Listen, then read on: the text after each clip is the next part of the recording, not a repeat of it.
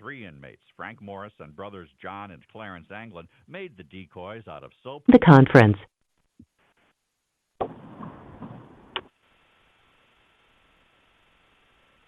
Good morning, everybody. Welcome to the second meeting of the State Bar Stakeholders Committee. We are here for purposes of determining the effectiveness and the future of the Legal Services Trust Fund Commission and the IALTA program. Before we get started, we'll take a roll call. Chavez Peterson. Okay, Copeland. Estrada. Fortescue. Here. Friedman. Here. Gershenson. This is Allison Merrilees on behalf of Leora Gershenson, but I'm participating as a member of the public. Hammond. Manning. Here. Maria Jimenez. Here. Martinez. Here. Morrow. Justice Ray. Reines. Present. Schreiber. Salag. Judge Seligman. Wilson. Has joined the conference. Okay.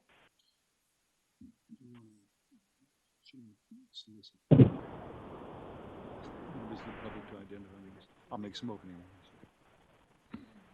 This is the second of 5 planned meetings of the stakeholders of the IALTA program administered by the Legal Services Trust Fund Commission and State Bar staff. The purpose of these meetings is to examine the IALTA program and evaluate its effectiveness. Initial questions of State Bar staff in a review known as Appendix I fixed on the role of the Commission, which is a diverse group of representatives of the judicial system, judges and lawyers who work within the system, and clients. At our first meeting, the work of the Commission and staff was presented in detail. Yet to be resolved is whether the Commission's function might be transferred to the trustees of the State Bar or some other body. Another question raised at the first working group meeting relates to the distribution of legal services to the poor. This is a fundamental question, as the enabling legislation directs the IALTA program to, quote, expand the availability and improve the quality of existing free legal services in civil matters to indigent persons and to initiate new programs that will provide services to them, close quote. There is no mandate as to proportionality, and one of the questions we'll be asked to answer this morning is, should there be? Staff presented a challenge to the efficacy of the program using case summary review data. Questions have been raised about the data that suggest that the Hispanic community and males are underserved. Should the IALTA program seek to deliver legal services in proportion to indigent populations? Is it valuable to measure that annually? Has joined the conference. What is our evaluation horizon? That is, should we expect proportionality, if at all, every year? If proportionality values were imposed on QLSPs and support centers, would that encourage them to apply selective screening? These and other values are going to be requested of you this morning. We have in place a process that funds qualified LSPs and support centers in every county based on indigent population. To receive grants, these applicants must demonstrate that in their hands, IALTA funds will be used to provide free legal services to the poor. The statutes add detail to that definition. These funds are, and I'm quoting, to serve the elderly, the disabled, juveniles, and non-English speaking persons, among others. How should we look at the client base when evaluating the effectiveness of the IALTA program? Are we able to determine what populations are not proportionately served by reviewing reports of what populations grantees actually do serve? Is there a false equivalency in that statement? Is that really a binary equation? Is it best to rely on CSR data? As presently constituted, does the CSR form ask the right questions? What other reports reliably inform the process of effective grant making? These issues are at the core of our second meeting. After hearing from members of the public on these issues, we will dive into a purposive analysis to best meet this statutory mandate. How should our limited funding be distributed? Does the complex formula result in disparities that might be remedied by making modifications to the program? It is often said that responsible leaders must rely on solid data in managing the organizations for which they have responsibilities. Decisions are best made when based on proper measurement of the matter. This is our problem. To best manage the IOLTA program, we have to collect data and then make decisions, but what data? Let's compare our program to others this afternoon. I hope you will ask questions of our presenters to probe alternatives. Please all participate in the agenda. We're going to have an opportunity for members of the public who are here today to speak to us, and we hope you'll take that opportunity because it's extremely informative. Feel free to ask questions of staff and commission members and to make comparisons to the alternatives that you hear presented today. This is a great opportunity to help many of our fellow citizens. Let's make the most of it. Now I'd like to call on members of the public who would like to be heard today.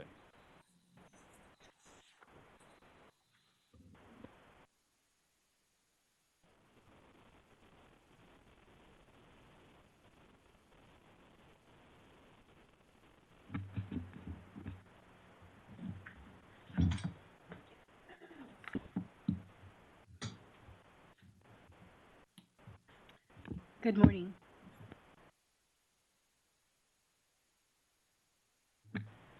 Technology challenges. Good morning. My name is Silvia Argueta. I'm the Executive Director of the Legal Aid Foundation of Los Angeles. Thank you for this opportunity to comment. I'm going to focus my comments mostly on the diversity issue that's been raised in terms of the agenda. But first I want to start by saying that LAFLA, as all of the legal services programs in the state, are essentially, we are anti-poverty programs. We rise out of the ashes of the civil rights movement and many of us before then. LAFLA will turn 90 years old next year. And we have been fighting poverty since the first recession hit this country in 1929. And I really want to focus on the fact that this is the 10th year anniversary of the Great Recession. And our communities are still feeling the devastation that took on 10 years ago. We are still seeing communities like South Los Angeles completely marginalized and unable to recover as the rest of the county, the rest of the state has moved on. And why I mentioned the recession is that because of IOLTA funding and the formula funding that we have received allowed us to be nimble and responsive during that crisis and in the past 10 years. That formula funding allowed us to look at the broader issues that were facing the various communities that were devastated. The African American community that remains in South Los Angeles and beyond, Baldwin Hill, Inglewood, and other places. The Latino community that had not achieved, was beginning to achieve housing stability and unfortunately was devastated by that recession. Has joined the conference. It's important to note that with IOLTA funding, we were able to be responsive. We were able to address not only the housing crisis, but its aftermath, benefits issues, employment issues, wage issues, immigration issues. Those are the tenets for which I think all of the legal aid organizations that received IOLTA funding use when a crisis hits. And I think it's important that we continue to look at these programs in a broader perspective because the numbers don't tell the whole story. If you were just to look at CSR data, it will not clearly give you the numbers of people that we represent because we do large cases. Many legal services providers do very large impact cases that IOLTA funding allows us to do. And those cases affect hundreds, if not thousands, of individuals at any given time. And that is something that we cannot see in the CSR data. We are reporting on impact litigation now. We are reporting on that, but it doesn't give you the full picture of all of the work that legal service providers do throughout the state of California. And I think that when you look at the impact we have, especially on communities of color, you have to look at the numbers both statewide and locally. So for example, in the county of Los Angeles, 24% of African Americans live below poverty, 25% of Latinos live below poverty. Our programs represent much greater numbers. Our neighbors at Neighborhood Legal Services, Bethesda Public Counsel, others, everyone represents more African American and Latino clients than those numbers show in terms of people living in poverty, because the need is much greater, because there hasn't been access to the fundamental economic benefits that others have in the county. So IOLTA funding really is that funding that is critical in allowing us to do broad work, strategic work that affects poverty in higher numbers. So I'd urge you to really look at the numbers, not just as that is all we have in the CSR data, but to really look beyond the CSR data when you're evaluating our programs, and more importantly, when you're looking at any changes or any information that you need in terms of what changes would have to be made to represent more. We are representing those folks. Unfortunately, the current gathering of data doesn't really paint the broadest picture of who we're representing at any given time throughout the state of California. Thank you.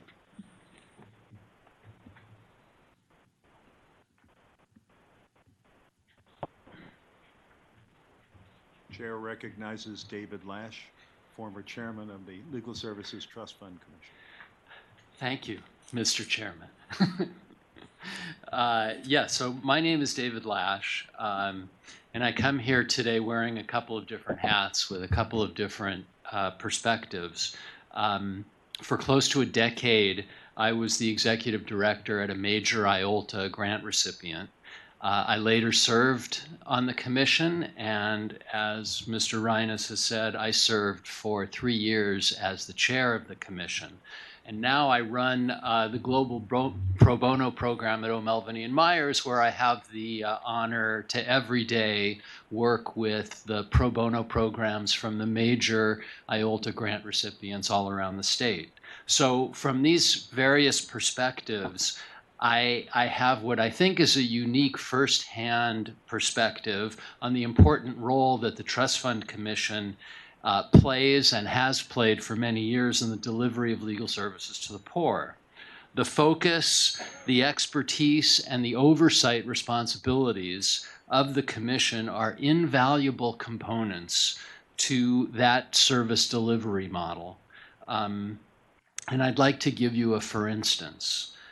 In 2009, when the recession was at its most devastating, the State Bar staff worked very hard and very diligently and made very thoughtful recommendations to the Commission about how to handle distributions during those very difficult initial desperate moments. The Commission then used those staff recommendations to significantly expand our work. We used our platform and all of the good work that the staff had done to get a panoply of insight and advice from the legal aid community, from the banking community, from judges, from the private bar, from client representatives, every stakeholder we could amass and talk to and get insight from. We used the Commission's very unique platform and ability to coalesce all of these stakeholders to get as wide a swath of input as was possible. And that discussion continued, that decision-making process continued over the next several years of very difficult financial times. We re-examined all of the distribution questions each year from scratch in deciding how to distribute those monies during those very difficult years. The result was an impressively fulsome decision-making process that was accomplished because of the unique position that the Commission holds in our community with its diverse makeup, its great experience, and its ability to gather and incorporate wide-ranging and important expertise. And just to remind everybody, it was a while ago now, the recommendation of the staff had been to withhold from distribution an unprecedented and very large sum of funding due to the difficulties in the economy. It was a sound decision. It was a sound recommendation. But after the commission's very detailed and thorough decision-making process, the commission decided on a very different approach. And what was adopted was a distribution philosophy that was designed to push out as much money as possible to the programs during this dire and unique moment, while at the same time pushing out more money, and as much money as we felt was reasonably possible. We also simultaneously had meetings and discussions with the legal aid providers throughout the state, preparing for later, possibly even more severe cutbacks. So we were giving out funds to the agencies to meet an incredibly unusual urgency, while at the same time giving them time to adequately prepare for possible later reductions. And it worked. That decision-making process came up with a plan that worked and that saved as much service and provided as much help to people in the most dire emergency as was possible, and it prepared everybody for the coming years. So I wanted to tell you that story because I feel like it's a good example of how unique a role the commission plays, but I also want to underscore not just that result and not just that particular problem. I want to emphasize the value of that decision-making process that the commission employs. With its expertise and its position, the Trust Fund Commission can gather, can incubate, and can use information in a most effective way that I don't think any other body is similarly positioned to do. That same thorough, expert-driven process has been used time and time again. I have seen it in all my years involved with the commission, used to address eligibility issues, disputes with grantees, revisions of the Trust Fund Commission regulations, distribution of discretionary grants, and many other issues, all of which were significantly informed by Trust Fund Commission oversight and expertise, plus the ability to access broad input that the Trust Fund Commission has proven it can reach and incorporate with great effectiveness. So I just want to say that from my various perspectives over the last 20 years, the role of the Trust Fund Commission is unique and effective. Thank you. Thank you, David.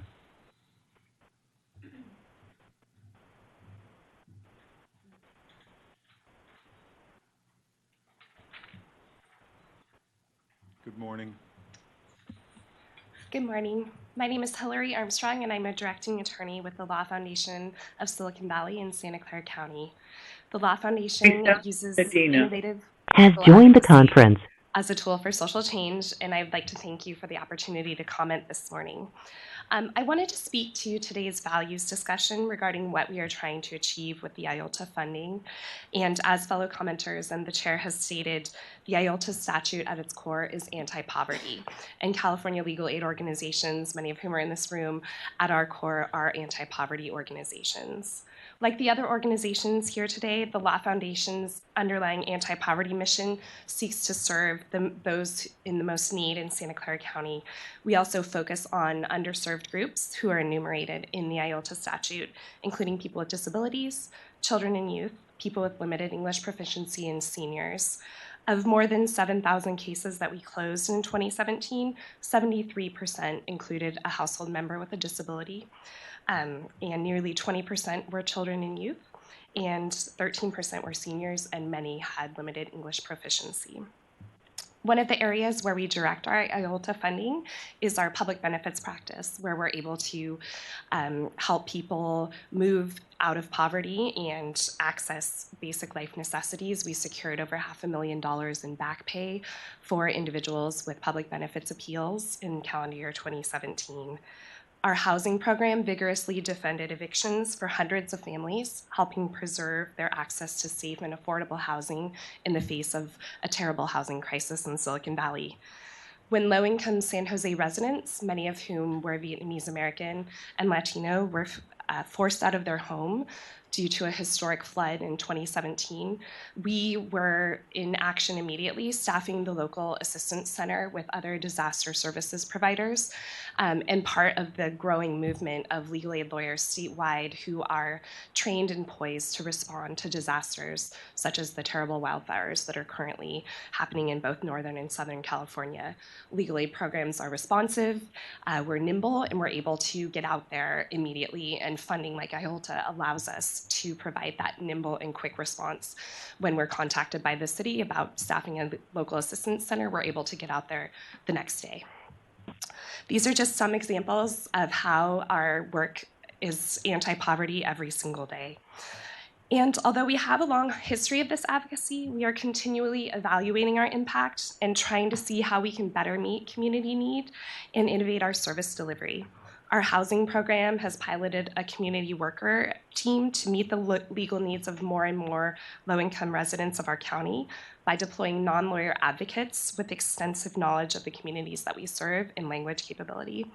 We're digging deep and working to improve our data collection and see who we're underserving, who we're overserving, and how we need to shift our priorities to meet the continuing needs of the community. We have rigorous case acceptance guidelines for those very limited resources of full representation that take into account many vulnerability factors enumerated in the statute and focus on serving households with low English proficiency, people of color, and people with disabilities. Thank you for your thoughtfulness as you consider the values of the IOLTA program, which provides this critical core funding for the anti-poverty work of California legal aid organizations. Thank you. Yes. We are working on that. That's a great question. And we have a callback system that includes anyone who contacts our office. And we are looking at ways to better track more demographics about the people that we're turning away. I think there's a balance in how much information you demand of someone that you're telling no to, but I think it's an important area to explore. Thank you.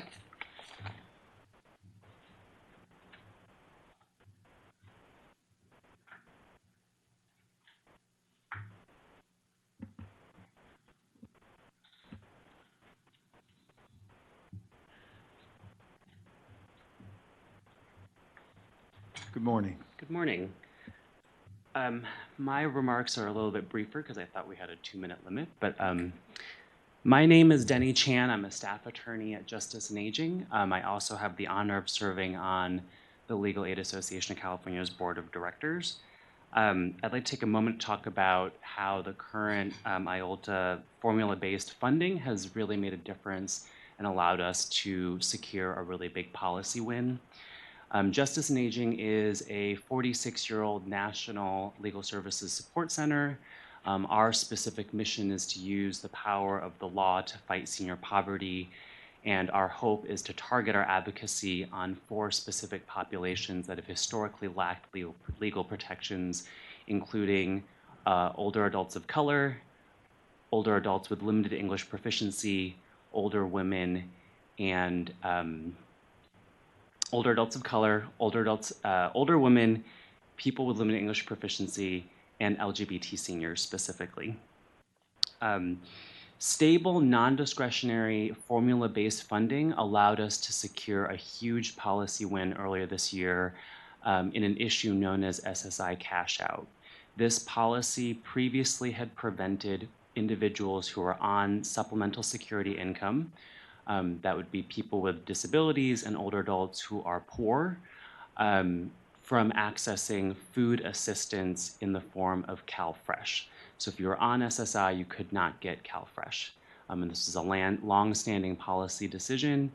Our policy advocacy in working with partners was able to successfully end that. So moving forward, starting next year, individuals who are on SSI are going to be able to access CalFresh benefits, meaning that their SSI benefits won't count against them. And what that means on the ground is that for over 500,000 older adults who are low income and on SSI in the state of California, they will now be able to have CalFresh. That means that their limited SSI check will go much further in covering basic necessities that we all need in a state as expensive as California. This policy win disproportionately has an effect and a benefit on communities in the IOLTA statute. 60% of the SSI population is women in California, and almost 50% are people of color. We continue to believe that stable funding, formula-based funding, has left the conference. Critically important for our future policy advocacy. It will allow us to score and secure future wins like ending SSI cash out. And this is particularly important as the aging demographic continues to grow in this country and also our state. The number of low-income seniors will continue to rise, and we believe that secure, stable funding will allow us to continue to fight for this population. So thank you very much. Danny, I hate to do this, but I have another quick question for you. Did you report this policy win on a CSR? I wouldn't be the person who did it, so I will double check and let you know. Okay, thank you. Thank you.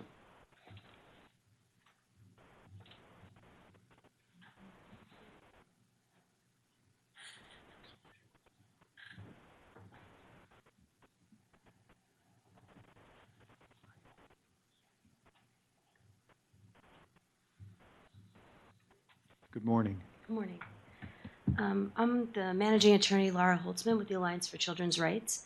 I actually just want to make one note. One of the attachments you have today talks about a number of the programs that have had funding for 10 or more years, and for some reason the Alliance was left out. I'm not sure why. Has joined the conference. Just want to note that we're a longstanding recipient of IOLTA and equal access funding. I just want to take a brief moment to note that the Alliance has used IOLTA and equal access funding for many years to fund programs that we find difficult to fund through other grant resources. Because many times discretionary programs are looking for ways to, when you go to other foundations, they're looking for what's new and exciting, and they want to fund those programs, and they're always looking for new things to fund, and they're not looking for the things that are your standard programs. So our services, which are definitely for poor, and we work primarily with children and in poverty and families in poverty and children in the foster care system. We have used our IOLTA money and our equal access money to fund our adoption program and our benefits program for those kids in foster care and our guardianship program for many, many years to ensure that those programs can remain stable and we continue to fund those programs. And just as an example, I want to say that the Alliance and Public Counsel on Saturday were at the courthouse along with many of our judges here in LA County who donated their time and finalized 211 adoptions on Saturday. And we did that because of IOLTA funding. And it's something that we've been doing for 20 years. And we have finalized at the Alliance over 15,000 adoptions over the last 20 years. And that is for children in foster care. And we have done that with the help of pro bono attorneys throughout Los Angeles County. And we would not be able to do that without the generous support of that has come from IOLTA and Equal Access. And in addition to that, part of our adoptions program is that we screen those families to make sure that they're getting the benefits and services that they're supposed to get from the foster care system, which unfortunately the county does not do the way that they're supposed to do.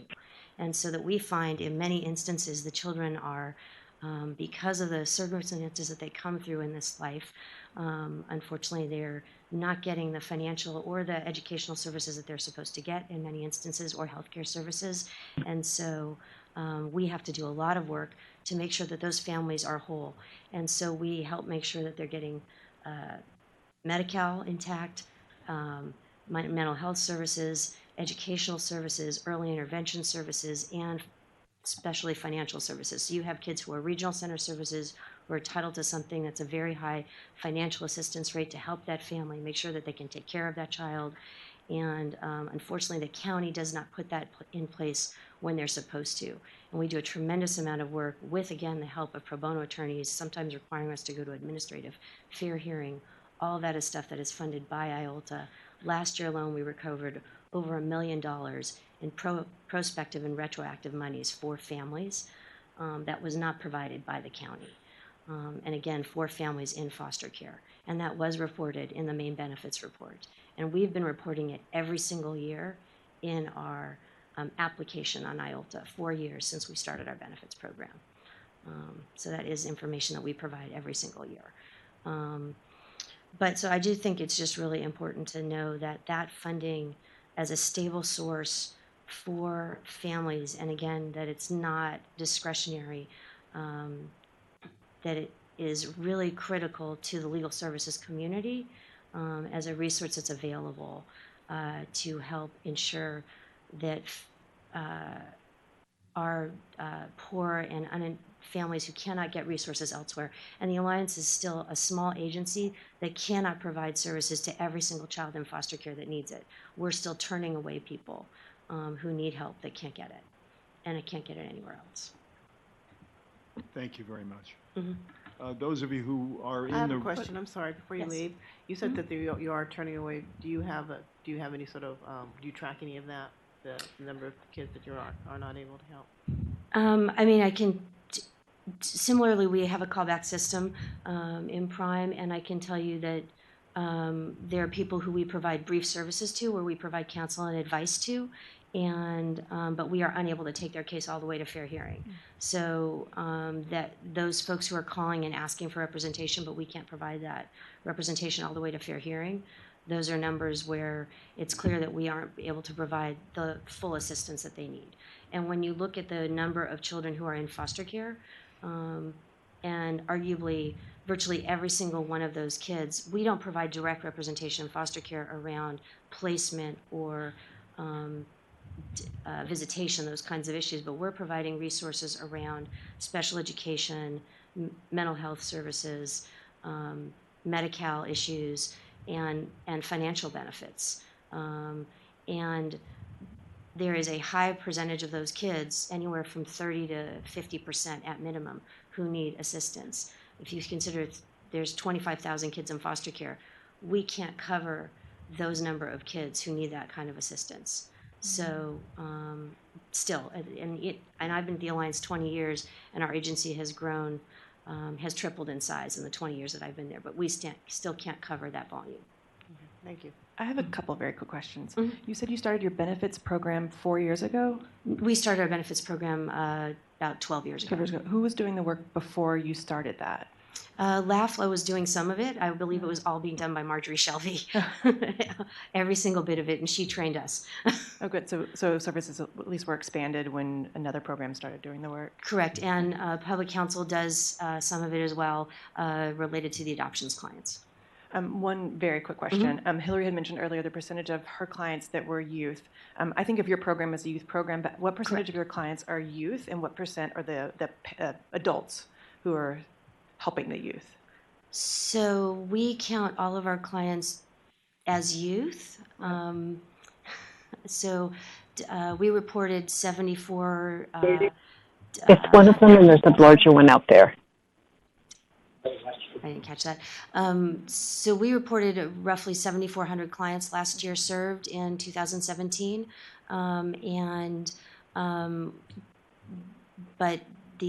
so our client is youth-based program,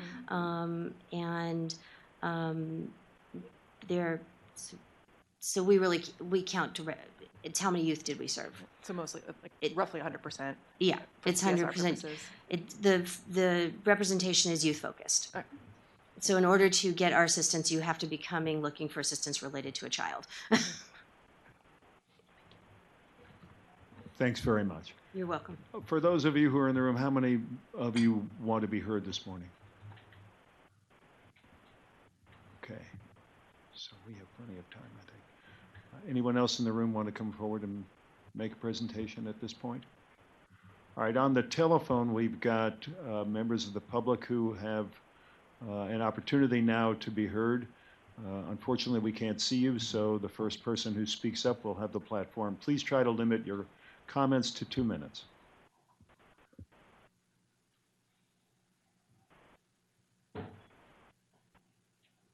I will go ahead. Hi, I'm Jennifer Wagner, the Director of Programs at Family Violence Appellate Project. We're the only support center dedicated to domestic violence law or any type of family law, as well as California appellate procedure. I'd like to make 2 points today. First, the policy and impact work done by support centers is a perfect example of crucial IOLTA accomplishments that aren't captured by the data at all. For example, we estimate that our policy and impact work affects conservatively over 9.2 million Californians based on CDC estimates of the lifetime prevalence of women and men, California victims of sexual violence, physical violence, and/or stalking by an intimate partner.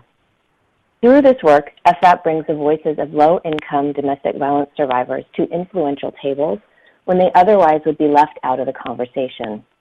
We were recently very involved in the passage of AB 2044, which strengthens California's custody statutes in domestic violence cases. We've been involved in 3 California Supreme Court appellate victories this year, including the Jamison versus Desta case, which many support centers and legal aid groups here today were involved with, which established the right of low-income Californians to have a record of their trial court proceedings. We also regularly comment on judicial council forms, family court rules changes, and appellate court rules changes. All of these efforts positively impact poor domestic violence survivors in every county in California, rural and urban, of every ethnicity. The second point I'd like to make is that the technical assistance, training, and advocacy support that support centers provide to the legal aid field programs amplifies the impact of their direct services work. Support centers serve urban and rural areas, people of many demographics, and people in every county. For instance, we just won an appeal in the 5th District Court of Appeal for a Latina mother who lives in Tulare County. She had a restraining order unjustifiably issued against her when she went to get a restraining order against her abuser, and custody of their children was awarded jointly to both parents. The Court of Appeal reversed the order restraining our client, and she is likely going to get sole custody when the case is remanded. Her case will help not only her family, but millions of Californians. And because we co-counseled with Central California Legal Services, we built their capacity and expertise to handle domestic violence appeals in the future. We're always ready to provide technical assistance whenever needed. We're building a statewide network of attorneys able to handle domestic violence appeals to protect millions of people, one appeal at a time. Support centers are the backbone of the legal aid system and a necessary component of the system of legal aid as designed. Thank you for the opportunity to make these comments. Thank you, Jennifer. The telephone platform is open for another presentation.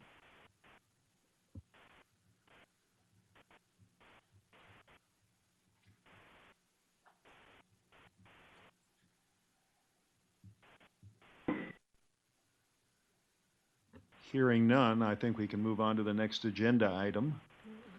I just want to be sure that any of the working group members that are on the phone, if you have any comments you would like to make at this time. Excuse me, Mr. Chair. This is Neil Dudovitz of Neighborhood Legal Services, and I apologize. I had my phone on mute, and I would like to make a comment if I may. Please go ahead. Okay. Neighborhood Legal Services of Los Angeles County is one of the larger legal services programs in Los Angeles. And I'd like to make 2 or 3 points. Number one, I think an important value that exists in the current system is the effort to stabilize, is promoting stability and flexibility in legal services programs. I think the trust fund is designed in part to support, augment, and stabilize the legal services community. Several previous speakers have made the point, have demonstrated how that flexibility and stability allows programs to strategically meet the changing needs of California's poverty population. Another example of that is one we're going to face shortly, which is the federally funded legal services programs in California are losing about $6 million of funding starting January 1. And in Los Angeles alone, we're losing over $1 million of federal funding for legal services. The strength of the Legal Services Trust Fund is one of the reasons we're able to continue functioning effectively in representing our clients despite this last-minute loss of important federal dollars. The second point I'd like to make related to that is, in my view, the biggest need that we do have here in California's programs is more funding. And so one of the reasons that people can't do everything today, that we're turning people away, which we do report to the trust fund, is there's not sufficient funding to meet the need. So I'm hopeful that this group will address that question in its report. And finally, I just want to note that I think it is important to look at programs like the Legal Services Trust Fund and using objective data, evaluate how well it's doing to meet its need or to meet its design. My sense here is that there are some things that can be done to make the program better. I'm a strong believer we can always improve these programs, but we have to be careful not to throw the baby out with the bathwater.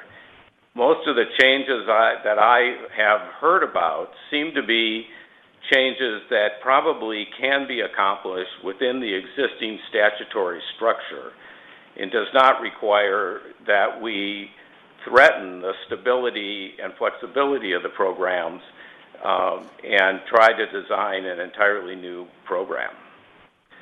Thank you. Thank you, Neil. Any other members of the public on the telephone or members of the working group on the telephone who wish to be heard at this time?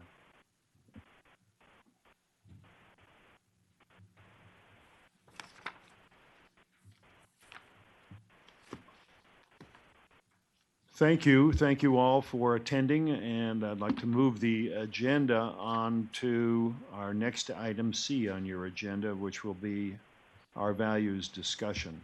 We've heard something about values. I tried to initiate that in my opening remarks, and I'd like to turn it over to the floor and members of the working group to freewheeling discussion of what it is we're trying to achieve with the Legal Services Trust Fund Commission, because once we have a fuller understanding of that, as Leah said in our first meeting, that may drive efforts to collect the appropriate data to measure the effectiveness of the program.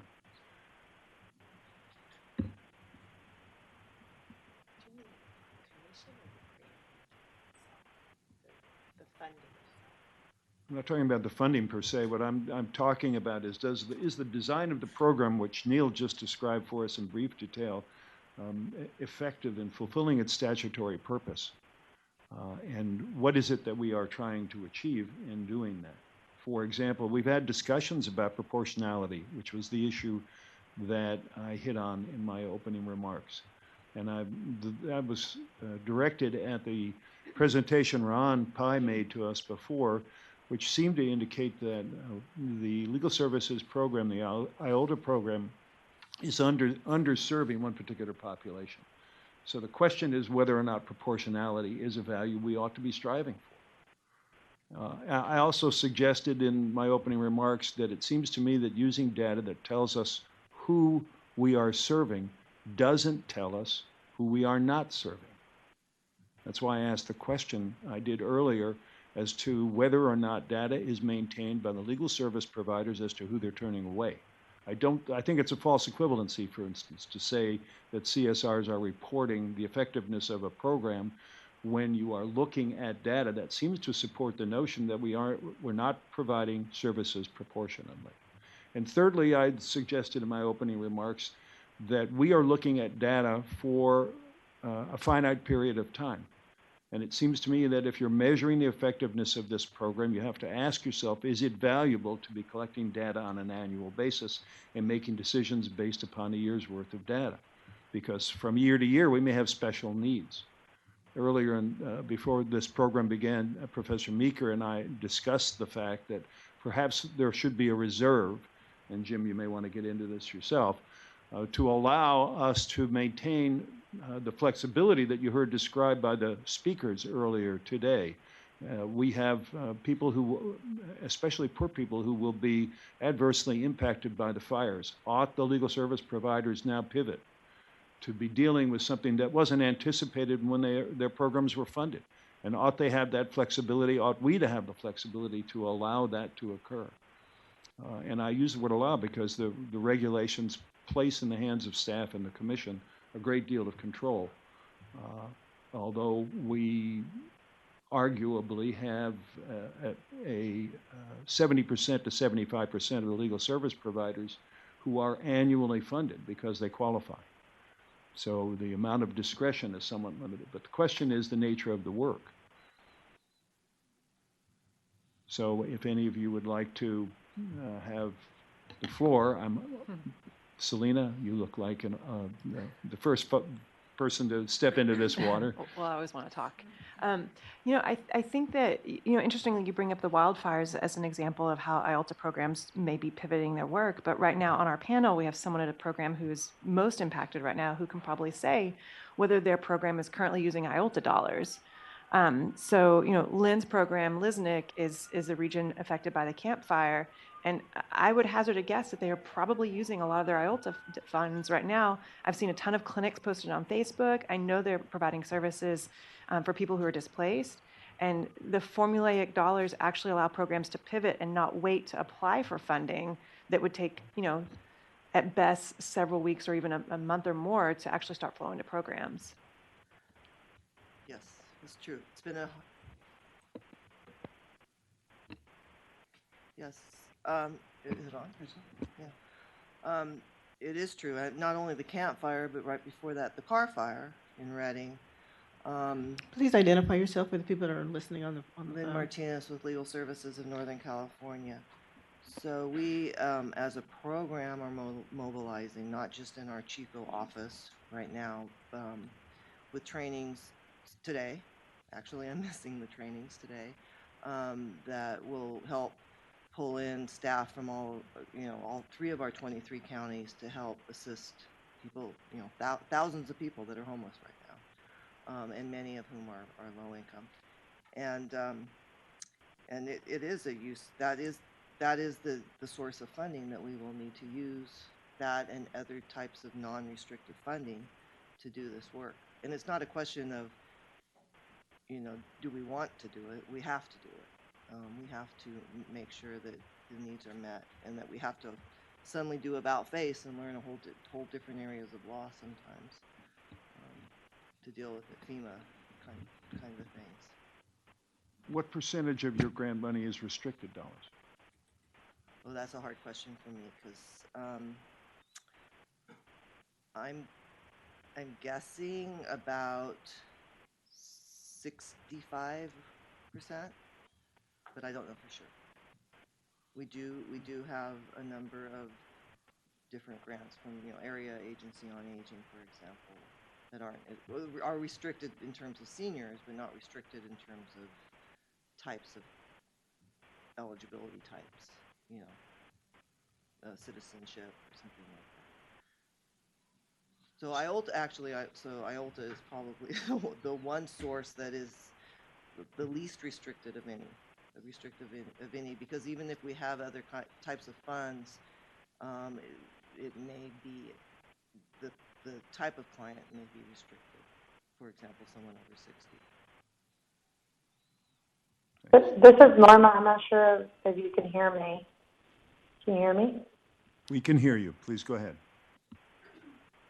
Hey, I'm Norma Chavez with ACLU in San Diego, and I actually apologize I can't be there in person. And I mean, I know that we're going to have a bigger has left the conference.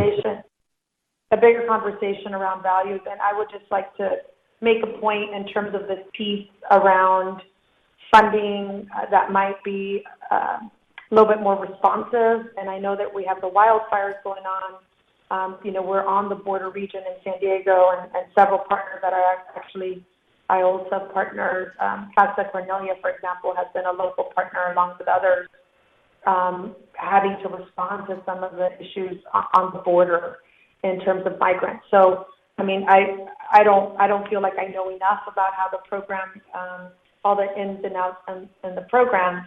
I would say that one, of course, we always need more resources for legal aid. That's no question. I do think that it'd be something for us to look at as we continue to have the conversation about, you know, how we can create like just a little bit of a pot, whatever that may be, a small percentage for some things that could be additional flexible dollars that can go and augment what organizations are already having to do in times of crisis. So it doesn't mean, you know, that the organizations that are already doing that don't do it. It's just like maybe those same organizations might have additional dollars or other organizations that they can tap into in times of emergency, whether it's the wildfires or the issues that are happening on our border, on our southern border. I had a comment. I actually came here, this is Vance Ray. I actually came here determined not to say anything, quite frankly, because I'm still trying to... Allison Kamai has left the conference. Trying to get a sense of what this is all about, and I will now say some things that will probably prove the wisdom of remaining silent, because I'm still struggling with you know, some really basic issues. When you talked about proportionality or lack thereof in underserved populations and disparities in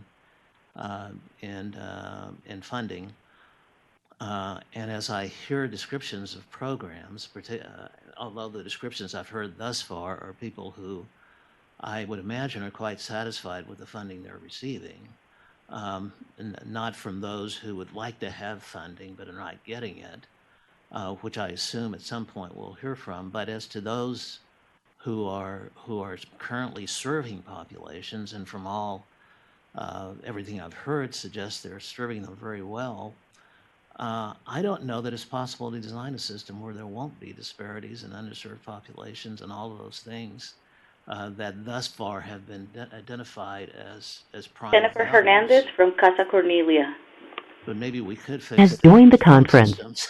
We don't. But anyway,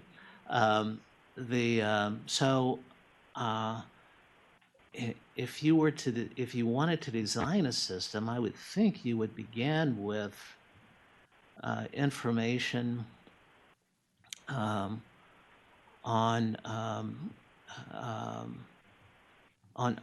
what do we hope to provide to the poor population in the state in the way of legal representation. What are the areas that we want to cover so that we can measure disparities and call them that if they are that? Who is currently being underserved, and in what ways are they being underserved? So you begin with an identification of goals and objectives, and then get a sense of how we are failing to meet those at the moment.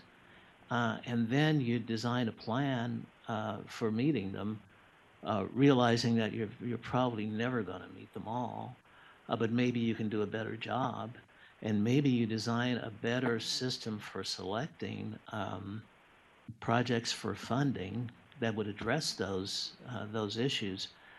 But until I have a better sense of of what's missing, it's kind of hard for me to suggest how to fill in the gaps. 'Cause I don't know where the gaps are yet.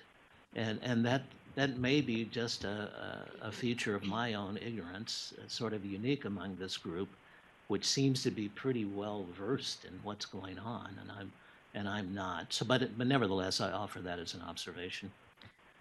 We do have someone on the phone, one of our working group people who would like to speak. It's Kaylin Hammond. If you want to, do you want to Yes, speak now? thank you so much. And I also wanted to respond to those comments as well. I work for Leadership Council for Justice and Accountability, and we are an organization who has applied for but not received grant funding through this program.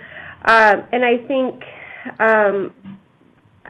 one of the obstacles that we have faced as far as the application process that also speaks to the values here is we do a lot of policy advocacy, which is in the application is listed as a type of legal representation, and then further in the application process we felt like we were told, well, what does that have to do with representing indigent clients? And asked to provide a nexus there. So I think that is something that needs to be explored, especially because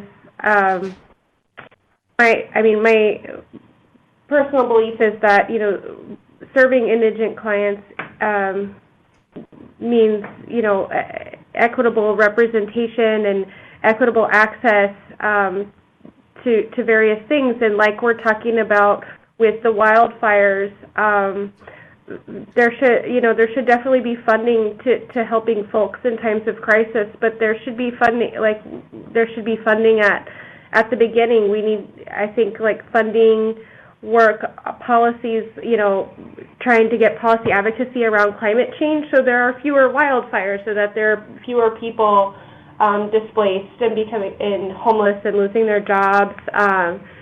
And everything like that. I mean, that's just one example. It's really hard to get funding for legal representation, for policy work and impact litigation. I think this program has the opportunity to be more robust and it has the opportunity to look at what does a client, what do you mean by a client? For example, we serve communities, we serve community groups, and even though the vast majority of the population is low income, it's really hard to see that reflected in any sort of concrete data. The census data on median household income, it has margins of error that are just as big as, they're $10,000. That doesn't really paint a very good picture of what the community is facing. And then also just the definition of having a community as a client was definitely an obstacle that we've faced the past several years. So all that saying, I'm happy to answer any of your questions, but I think there are more robust ways that we can better serve indigent folks throughout California. Thank you. And this is Corey Friedman from the Commission. Just in response to the last speaker, I wanted to say that there can sometimes be an issue with doing policy and impact work to demonstrate that the population being served is primarily people under the poverty threshold. For instance, if you do policy work that benefits all Californians, or a sort of a broad group that includes a lot of people who are over the poverty threshold. But the commission and staff are really working to try to get some more guidance to help programs be able to articulate how they serve that particular group, because we can't fund all policy work. It is specifically for people at the poverty threshold. Even if there's good work, you need to show some kind of tie to that particular very, very low income group. We do fund a lot of policy work and a lot of impact litigation, but of course there are some circumstances where it's going to be easier or harder to demonstrate that. And I just also wanted to say to Justice Gray that I'd like to reassure His Honor that his questions are not unique, that they are shared by the Commission and other members of this working group. This is Rich Reines. Kayla, you mentioned the phrase equitable representation, and I wondered what you meant by that. Are you still with us? Hi, yes, I'm still here. I'm just finding it really, it's there are a lot of folks has joined the conference. I've just seen a lot of folks being turned away from legal aid because they're undocumented, and I think equitable representation, not just, I don't only mean like in terms of folks, but also in terms of issues that we face. So, I mean, like the wildfire issue, we need to represent folks that are directly impacted and have, faced adverse effects due to the wildfires, but we also need to work with folks who want to see changes in their community to become more climate resilient so that these things don't keep happening to low-income communities and communities of color.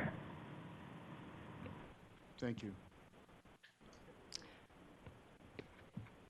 I'm Yvonne Maria Jimenez. I'm the grantee Neighborhood Legal Services of LA County. And I'd just like to take us back to the discussion on values and the comments of Justice Ray, what can we fix, Neil Dedovitz, and even Ms. Hammond just now.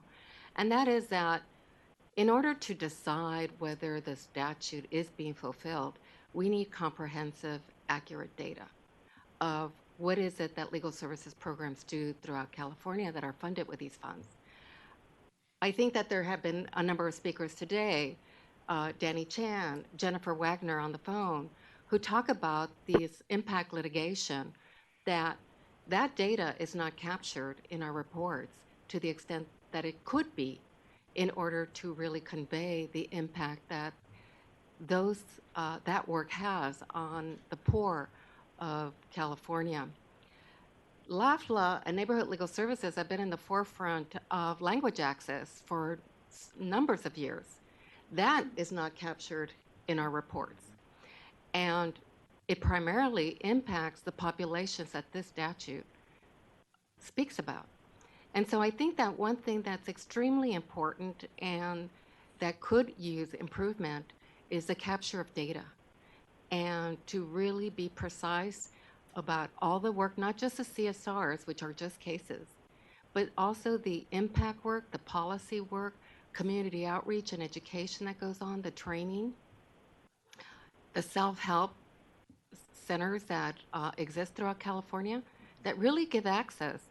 I'll tell you that our reports on self-help access centers shows that over 95% of the people accessing those services qualify for state bar funding under IOLTA and EAF and Legal Service Corporation. So I would really promote and advocate for us to capture the data that these legal services, of the work that these legal services provide in order to determine and assess if in fact we're meeting the purpose of the statute. Thank you.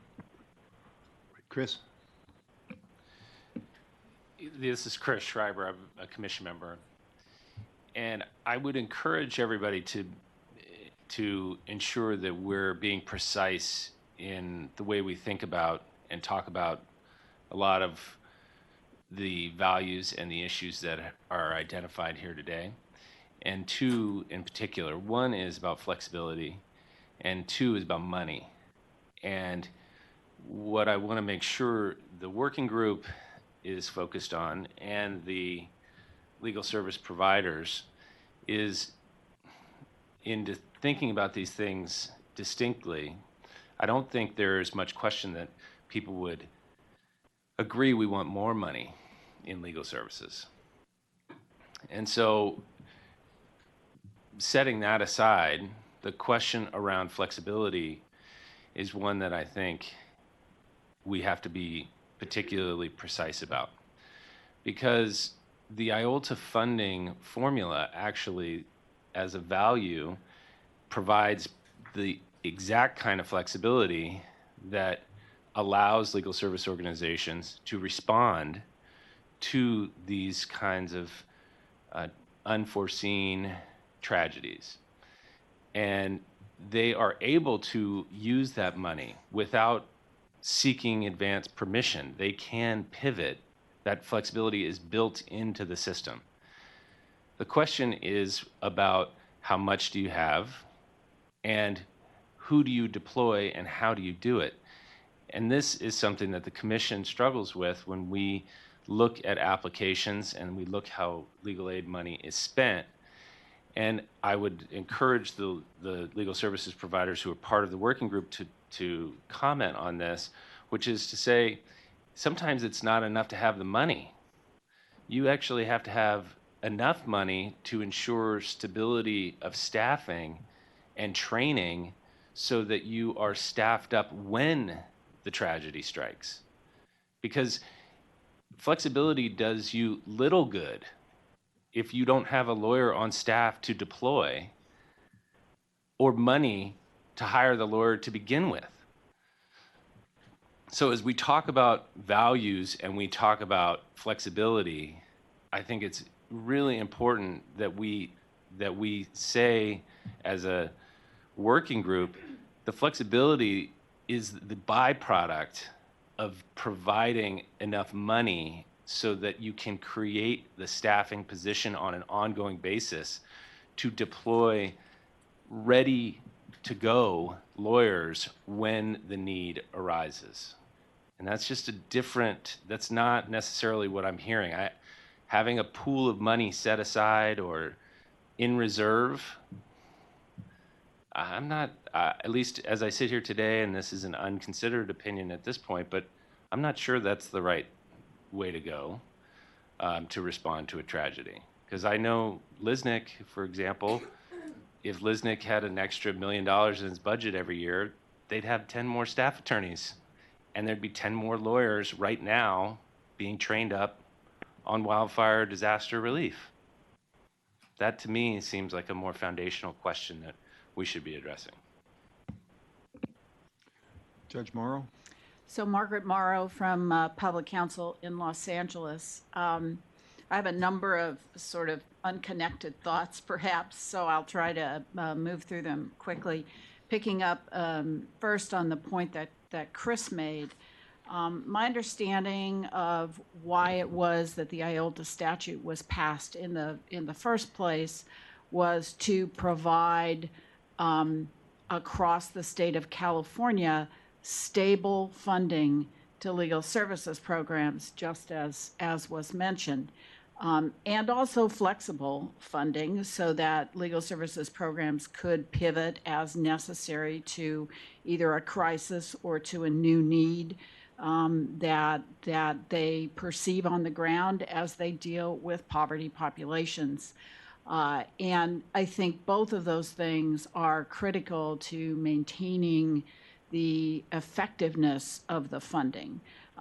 Chris is absolutely right. If you have a crisis, a wildfire or whatever it may be, and you don't have a lawyer on staff that you can deploy to work on that problem, but rather you have to go look for a lawyer, you have to hire a lawyer, then you have to train up the lawyer, the need is going to be infinitely greater than if you can take somebody who is on your staff, somebody for whom IOLTA funding is providing salary dollars, and say to that person, turn away from the work you may have been doing previously, go work on this crisis. So it's not just flexibility, but it is also stability in funding that is important.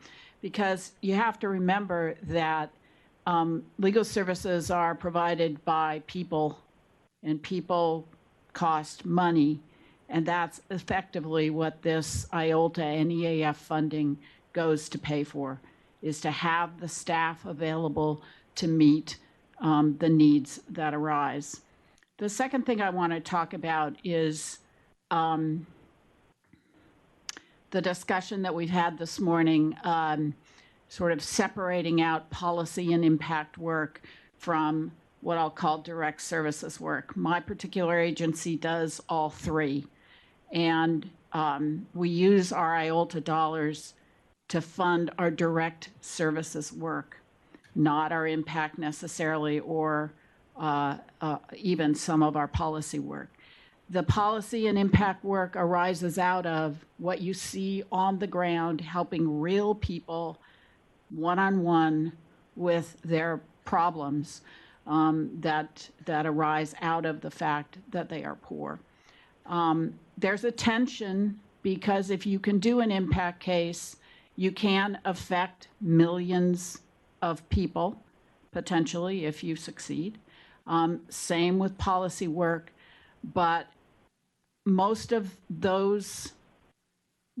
issues that are dealt with policy and impact work really come from the ground up, from what you see one-on-one with your clients. So I would hate to see this group or the state bar swing one way or the other. I think they're all important, and programs use their money differently. But at least from our perspective, funding for direct services is as important as funding for advocacy and impact litigation. The last thing I want to talk about is proportionality, as that term has been used.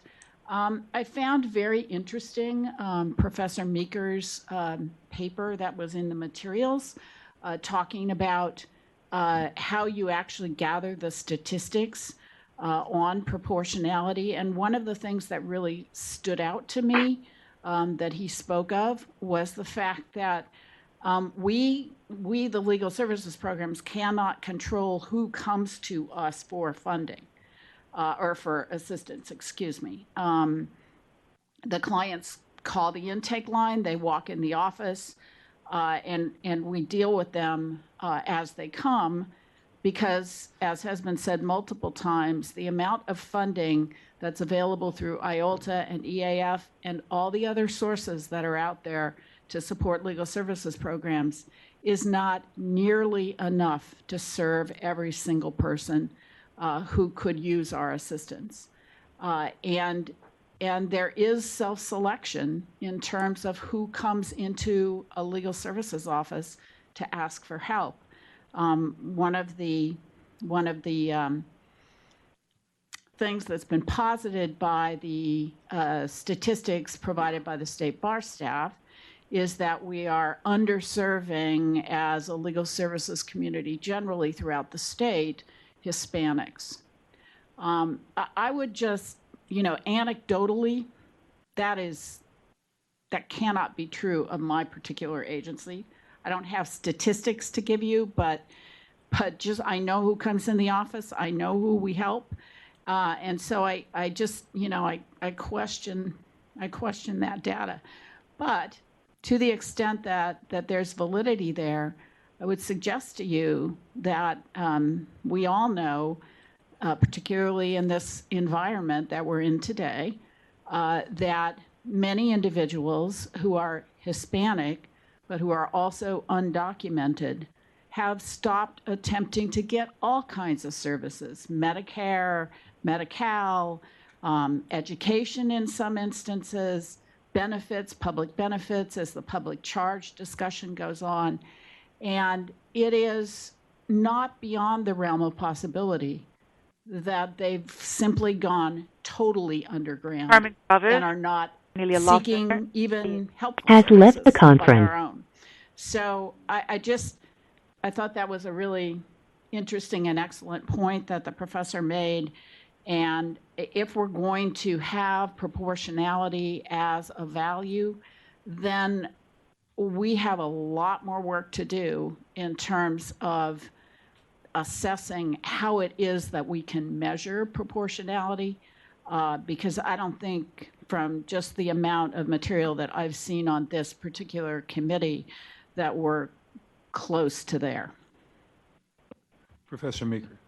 Yes, Jim Meeker, Commission member. I just want to follow up on a couple of things that were said. First of all, the idea that data has been shown that shows disparities. I think the data is completely inadequate to show that. So I don't want to start out assuming that there's disparities out there. It's just not there. And I'll save the specific comments to when we get to C4 on data. Two, I want to support Chris's observation on flexibility as well as stability. I think that's extraordinarily important. It's got to be a value that's preserved in whatever we come up with. Three, as a sociologist, I would argue that 125% of the poverty level is too low. You might be able to survive on that in the hollers of West Virginia. I don't think there's many places in California you could. I think it ought to be raised to 200%.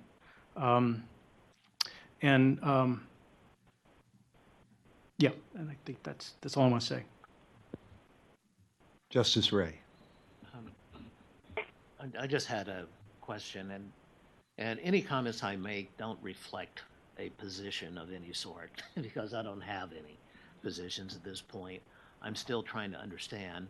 And one of the things I'm trying to understand, this discussion about flexibility as a value and nimbleness, and I wonder how that, whether that doesn't collide with the method that's apparently written in stone at the moment in statute that requires funding to be on a county-by-county basis. And when you talk about the wildfires as an example of the need for this nimbleness, most of those counties are in the district that I serve, the 3rd Appellate District, these small Northern California counties, and that includes Butte County, whose population, in the face of an extraordinary catastrophe of that sort, I would think would be inadequate to support funding of this sort, legal funding, for the extraordinary need for legal services under those circumstances. And I just wonder if maybe that's something that ought to be considered, and maybe it's already been, maybe the state centers fill in the gap there, but whether there's not a better way to, and I'm sure this will please no one, to allocate funding rather than, and on that county by county basis based on the number of indigent people in the particular county. I appreciate that in counties like Los Angeles and the really large counties, there's a large enough population base there to support large legal aid organizations with a multiplicity of functions, including what we've been talking about, public advocacy. But in counties like Butte, are there legal aid organizations that are ready to spring forth and address issues like wildfires? I just wondered about that. That's more a question than a statement. Are there? Yeah, I think our answer is yes, LISNIC, and also Disability Rights California. So there's larger organizations that have multiple county coverage. So they don't practice just in Butte, but they do cover Butte. So I know LISNIC and Disability Rights California are both doing work. So I'm the managing attorney. I'm Lynn Martinez. I'm the managing attorney of the Eureka office, which handles Crescent City, Del Norte, Humboldt, and Trinity.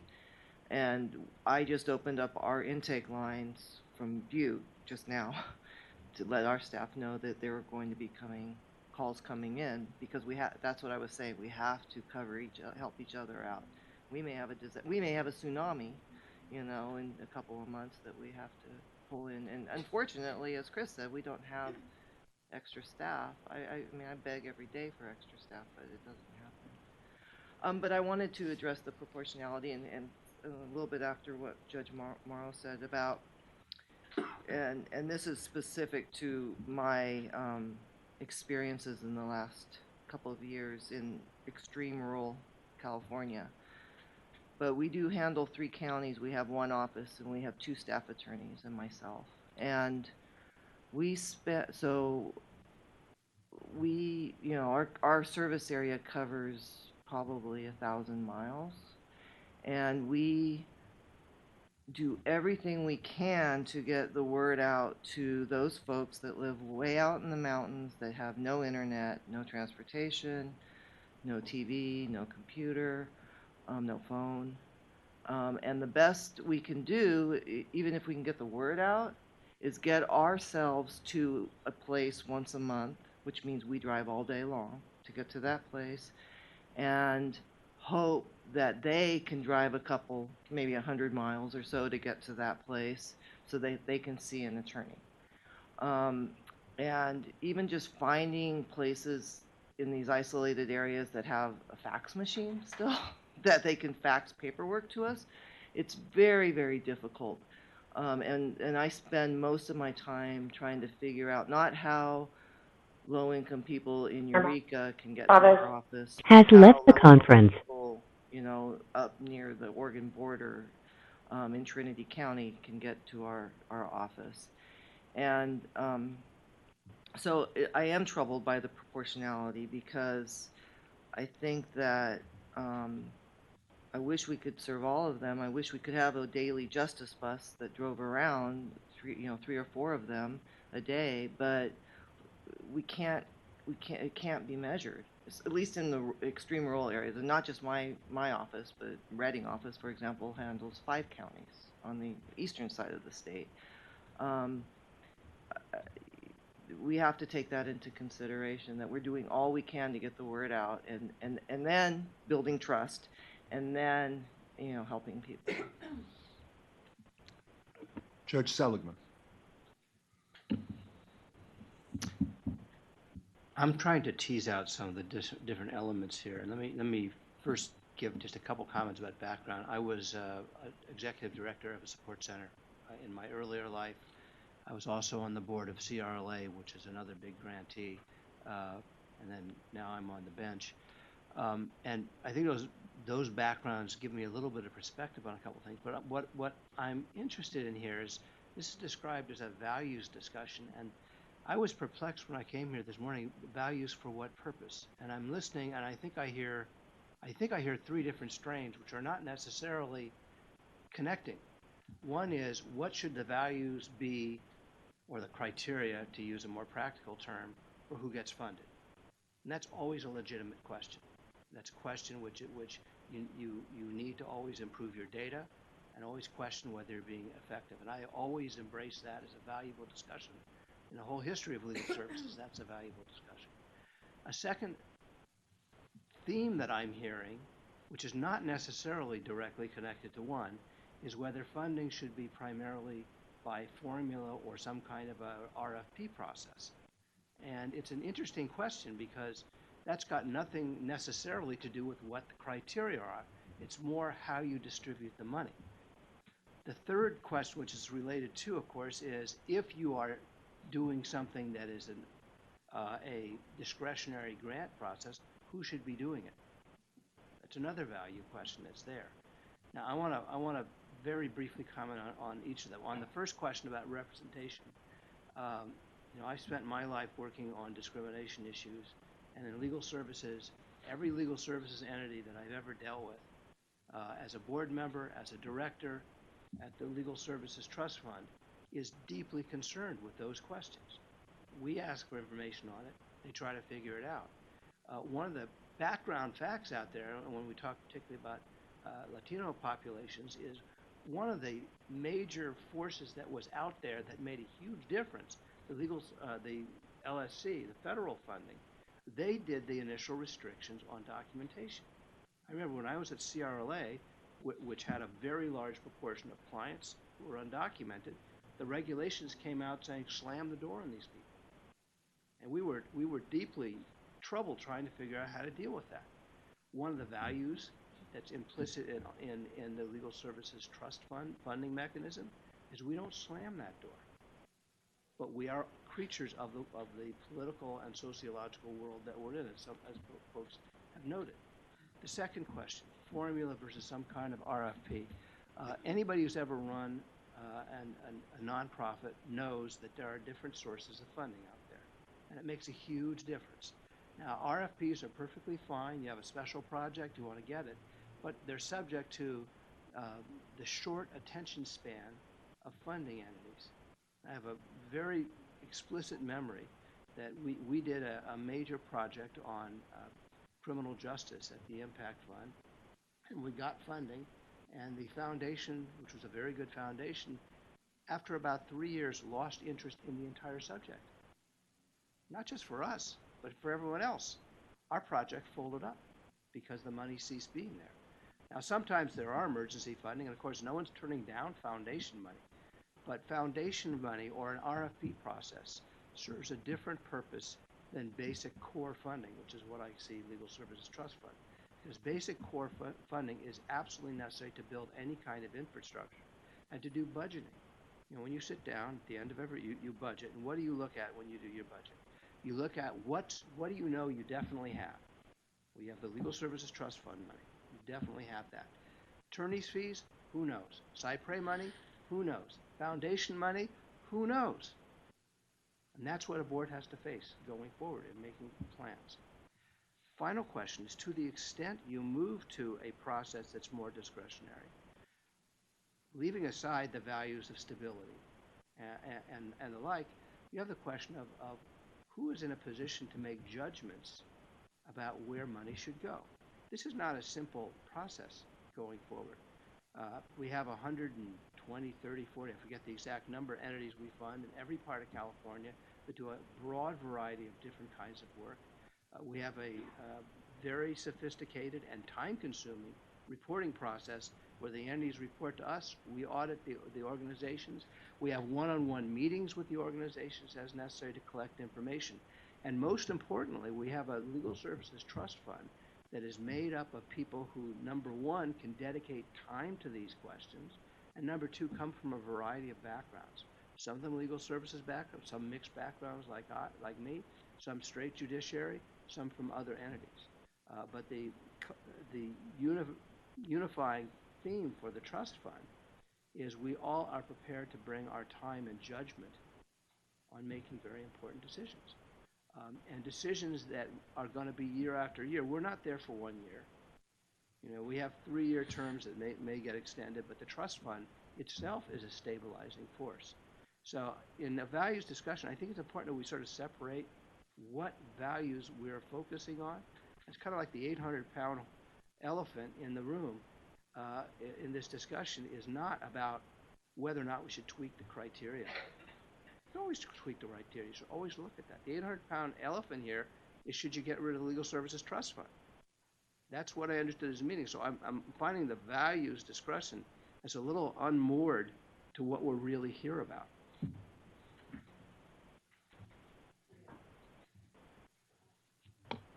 I wanted to talk about the values. I do think, Judge Seligman, that they are related, because the more discretionary your process is, I think that does suggest, at least in my view, the need for something like a dedicated commission. I would agree that the Board of Trustees could not handle a very intense discretionary process. So I think that the nature of the governance structure for funding allocations should be driven by the nature of that funding methodology itself. So to me, they are related.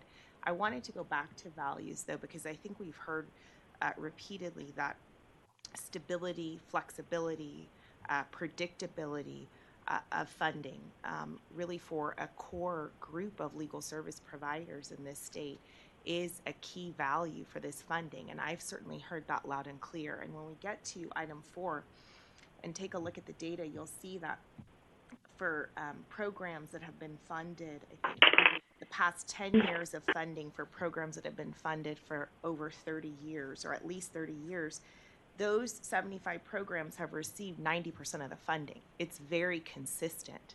And so I think that at the end of the day, the allocation approach has resulted in this core stable funding. And I wonder if that is the value, is there a way to change our process to streamline it effectively for at least those core programs so that you look at real stability and predictability, multi-year funding, a set amount, a much less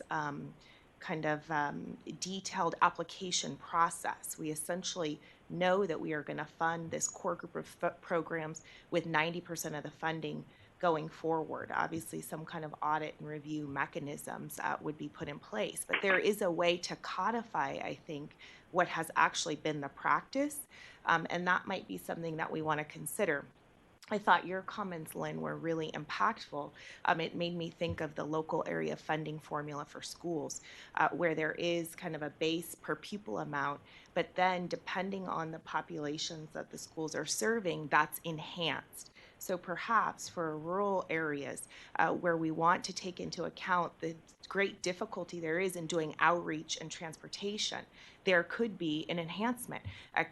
Programs that are serving in undocumented populations, in enhancement, taking that local area schools approach, mirroring it here would ensure kind of a core amount of stable, predictable funding, and then there could be enhancements to address particular challenges with populations served. So these are some of the things that I've been thinking about. I'm very interested for us to hear from Minnesota because they do have sort of a hybrid approach that I think, Professor Meeker, perhaps you were suggesting like a small pot of money that might be set aside for something more discretionary, responsive, with the core bulk of your funding going in a very predictable, stable, perhaps multi-year fashion.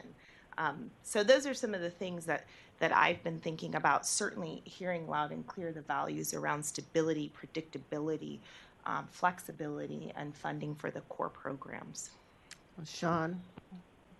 Thank you. So Judge Seligman, thank you for outlining those kind of themes. I think that was really helpful. So coming to this is Sean Seleg from the Board of Trustees. Coming to this again as someone who's new to this area and don't have a huge body of knowledge that a lot of people have brought to the table. I heard the earlier discussion, the emphasis on stability and flexibility for the organizations that are funded through the IOLTA process. I totally get that. And we heard a lot of good anecdotes about the work that was done, all of which is good work. But it seems to me that the values of flexibility and stability that we're talking about are decentralized to the various organizations. It's not something that the commission really furthers because it's handing out money largely based on a formula, as I understand it. So I think one of the things to consider if we're looking fresh at what the best organizational structure would be is that where we want the discretion and the flexibility to be? In other words, in these organizations that have been the recipients of funds for a long time. They're all doing good work. I haven't heard anyone say these organizations are not doing good work. But following a bit on what Leah said, the question then becomes, what is the commission's role if the organizations are getting this stable source of funding? They're the ones who are in a position to be flexible and reallocate resources that have been allocated to them. It then makes sense to think about what exactly is the commission's role in all of this, because at the end of the day, one of the things we're talking about is both the policy and the means by which we allocate a scarce resource, because the funds are not infinite, and we've heard repeatedly that more funds are needed. So that means no matter how you cut it, you're allocating a scarce resource, and we're looking at what the best means to do that is. So I throw that out, and I'd be interested in feedback from those of you who deal with this on a daily basis.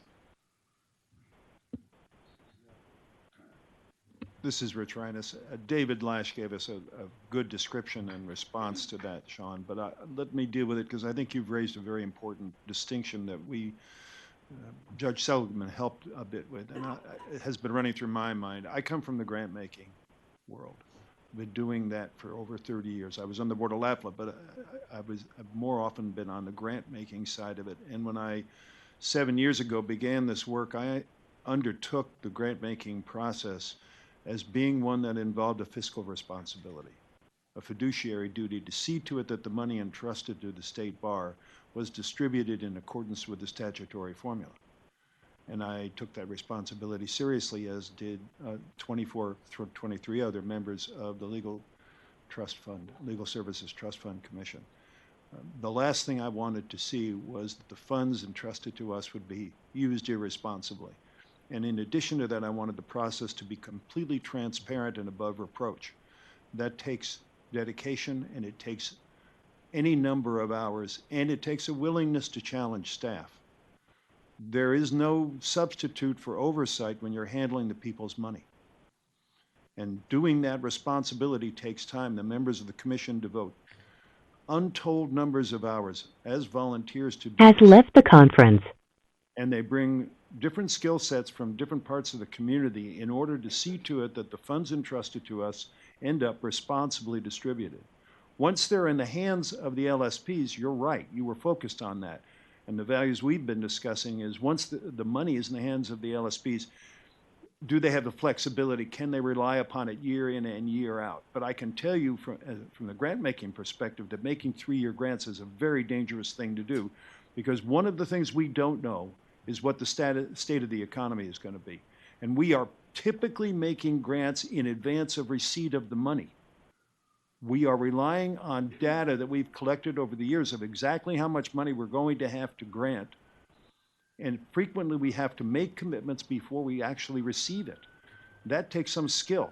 Staff does a fabulous job, but frequently, and David pointed out one example of it, when economic times were tough, it required a certain amount of advocacy on the part of commission members not to simply accept staff's recommendation, because many of us come from a world where we understood the importance of that funding.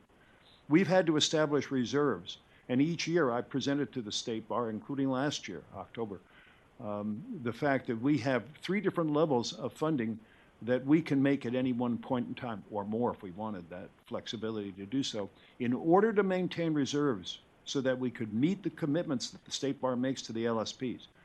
This isn't something that happens automatically. There's no formula for this.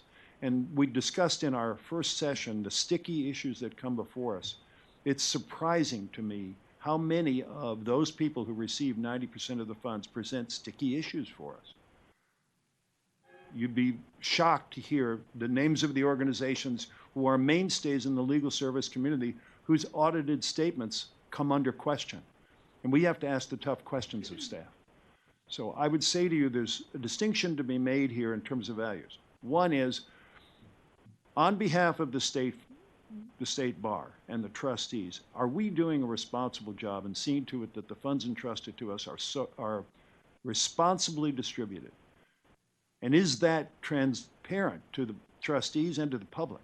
I think that's an important function. Those values are separate and apart from most of the comments we've discussed this morning.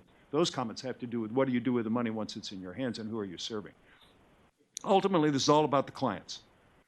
But the responsibility entrusted to the state bar by the legislature is one serious responsibility. And I think we ought to separate those two. I think we all kind of understand fiduciary duty and what we ought to be doing with that money and how it ought to be treated. So I want to set that aside, because I think you helped focus on that, as did Judge Seligman. And David gave us, I think, a very good example of how useful that can be to the community, and in particular to the trustees. We never want the trustees to be in a position where somehow the funds were misused. That kept me up at night. But on the other hand, once the money is in the hands of the LSPs, I think we have a great value that we can serve as a working group here in determining whether or not it could be improved. Thank you. That is very helpful. Sort of hones my thoughts a bit. So I think we can add to our list of functions what I would call an auditing function. You've described it, ensuring the funds are used responsibly and for their intended purpose. It takes me back to sort of a bigger question of putting aside misuse of the funds. for example, what I've heard here is there's sort of three large buckets of functions that are, I think there's a consensus that are appropriately funded by IOLTA and EAF funds, which would be direct services to individual clients, policy advocacy, and impact litigation.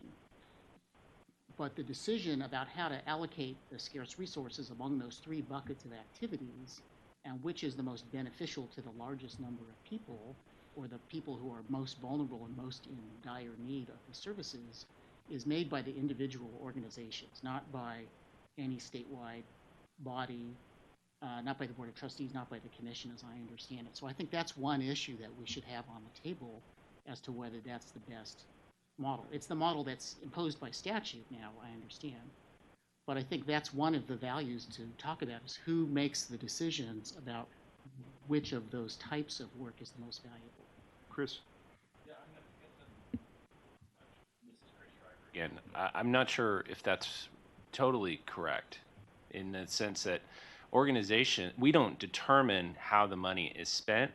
I think the point that Kaylin was making is that one of the inherent complexities and difficulties when you're doing policy advocacy work or impact litigation is putting that into a consumable form that meets the statutory purpose. So I want to, I guess, put a finer point on what you said, which is the Commission isn't making the determination, and I don't even think the legal services organizations are necessarily determining that this money gets spent on X, Y, Z in the way in which you sort of characterized it.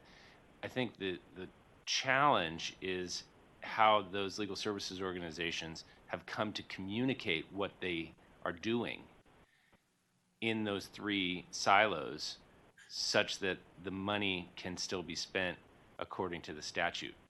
And your point, I think, raises a really important point, and again, I would solicit working group members who are members of legal services organizations to comment on this, which is, this is largely an infrastructure issue. The larger organizations like public counsel that are well established and have long histories of receiving this money, in some ways are more prepared to do that work of siloing their staff time.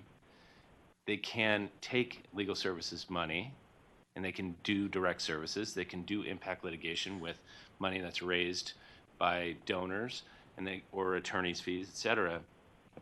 That is a tougher mountain to climb for a new organization. I don't think there's any question about that. But when we're talking about this working group, the thing that I think is really like stuck in my craw is that we haven't asked the legal services community to partner with us to solve a problem if we've identified a problem. In other words, if we say, hey, look, we think that there's an underserved community in the rural parts of California, we cannot throw money at the problem and expect a lawyer to emerge. We're going to have to partner with the experts in the field who have the existing infrastructure and expertise and experience to say, look, how do we serve more people in Trinity County? I mean, there's like basically two people who can answer that question, Gary and Lynn. I mean, I think that is really like a different way of attacking the perceived problem here. And it's not the way that I think we're going about it, which is.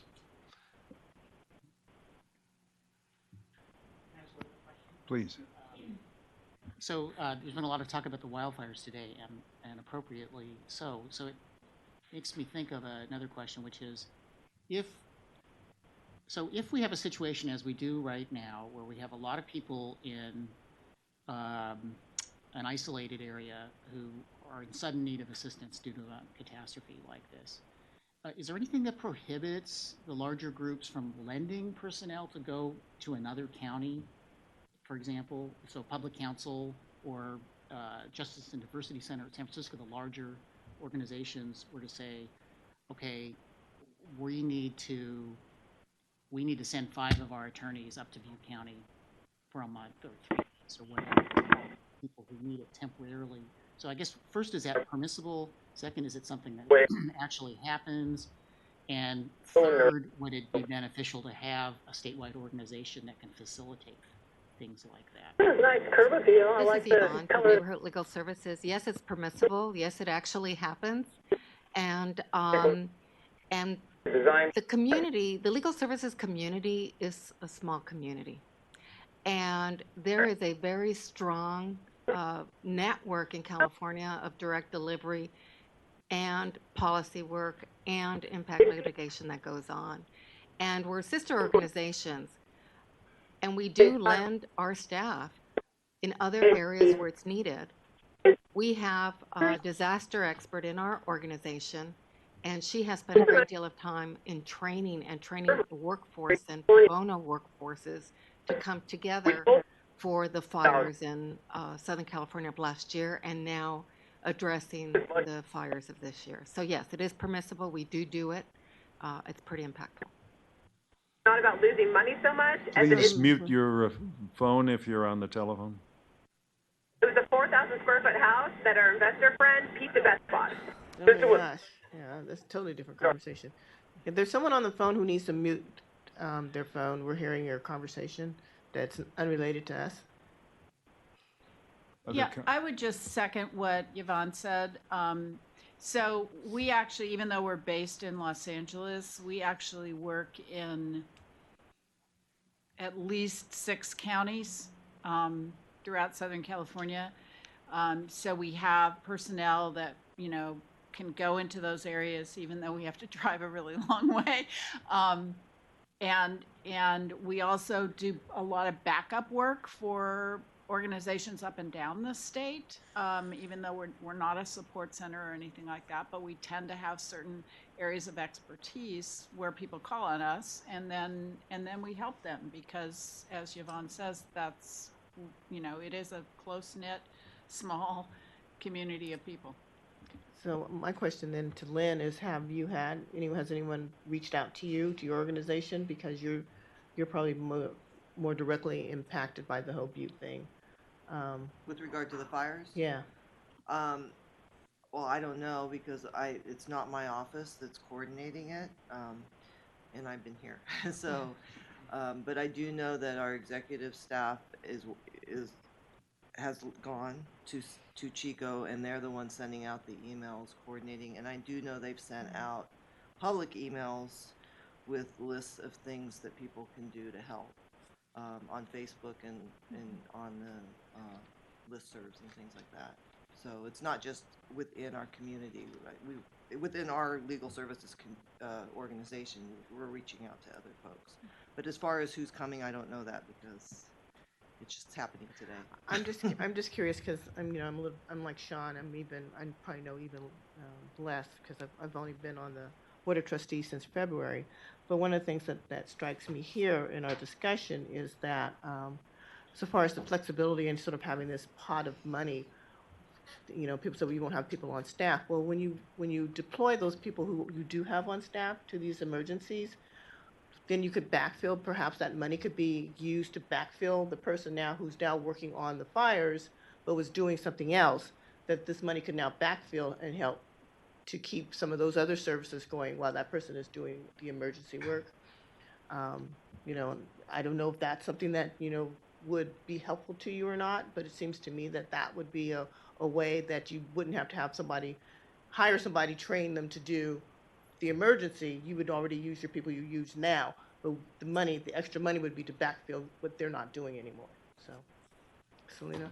Well, I don't want to belabor the wildfire for too long, because we have disasters across our state on all sorts of issues. But because the wildfires are currently, impacting all of our lives, we are definitely, this is Selena from Legal Aid Association of California, we are definitely on the ground helping LISNIC and other programs impacted, and largely through the support of the state bars, staff in the Office of Access and Inclusion. There's a Bay Area Resilience Collaborative that's been around now. Sharon Nim helped found it, with the support of Tila Chalmers and others.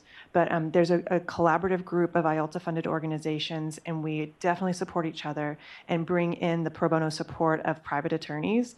We have hotlines that pop up, and Lisnick's pro bono director is actually on my board, and we work closely with them too, so that every organization, I think because the funds are flexible, there's not a competition for disaster funding. People work together, support each other, pop-up hotlines that people can answer remotely without leaving their San Francisco offices. That happened in the wildfires last year and will probably happen again, tomorrow. We pop up training resources. So State Bar staff, LAC, and other programs through our support centers make sure that the field programs impacted have the support. But then separate from the IELTS funding, there is disaster funding that's available. It's just slower to come by. Legal Services Corporation had, what was it, for 10 million or more in disaster funding that's now going to NLS and to CRLA and a few others. And also with the hurricane. So there is disaster funding available that's used more preventative to help build infrastructure. So there's money there. It's just not the IELTS money. Let me just respond to you, Deborah, regarding your comment. The fact is that I want to go back to what Chris said, there's not enough money to meet the needs of everyone. And yes, there is disaster funding. The IOLTA EAF funding provides stability, flexibility for us to turn on a dime and to address urgencies that exist. But even with that collectively, there's still not enough money to serve everybody. So I think that point needs to be kept on the radar. I'd like to go back to something that Chris said, and as a member of the working group, I am trying to figure out what is the problem we're trying to solve. So we have had a lot thrown out there of data, proportionality, the way the grant-making process is undertaken, but I'm not clear specifically what is the problem that we're trying to solve in order for us to really address it and come up with recommendations. So could somebody explain that? Greg.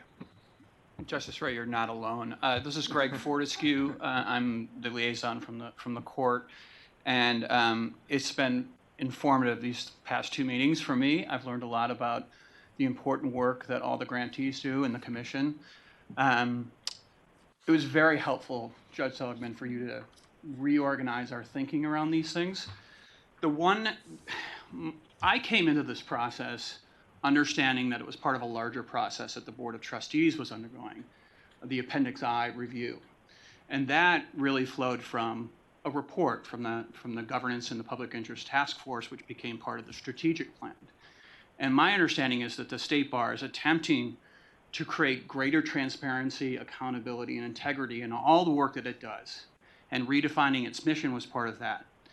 And what the discussion has been in this task force, I'm struggling because I'm sitting on 3 task forces right now. And this is where I begin my ballot.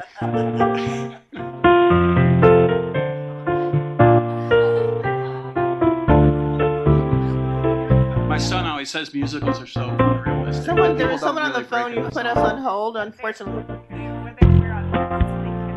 They can't hear us.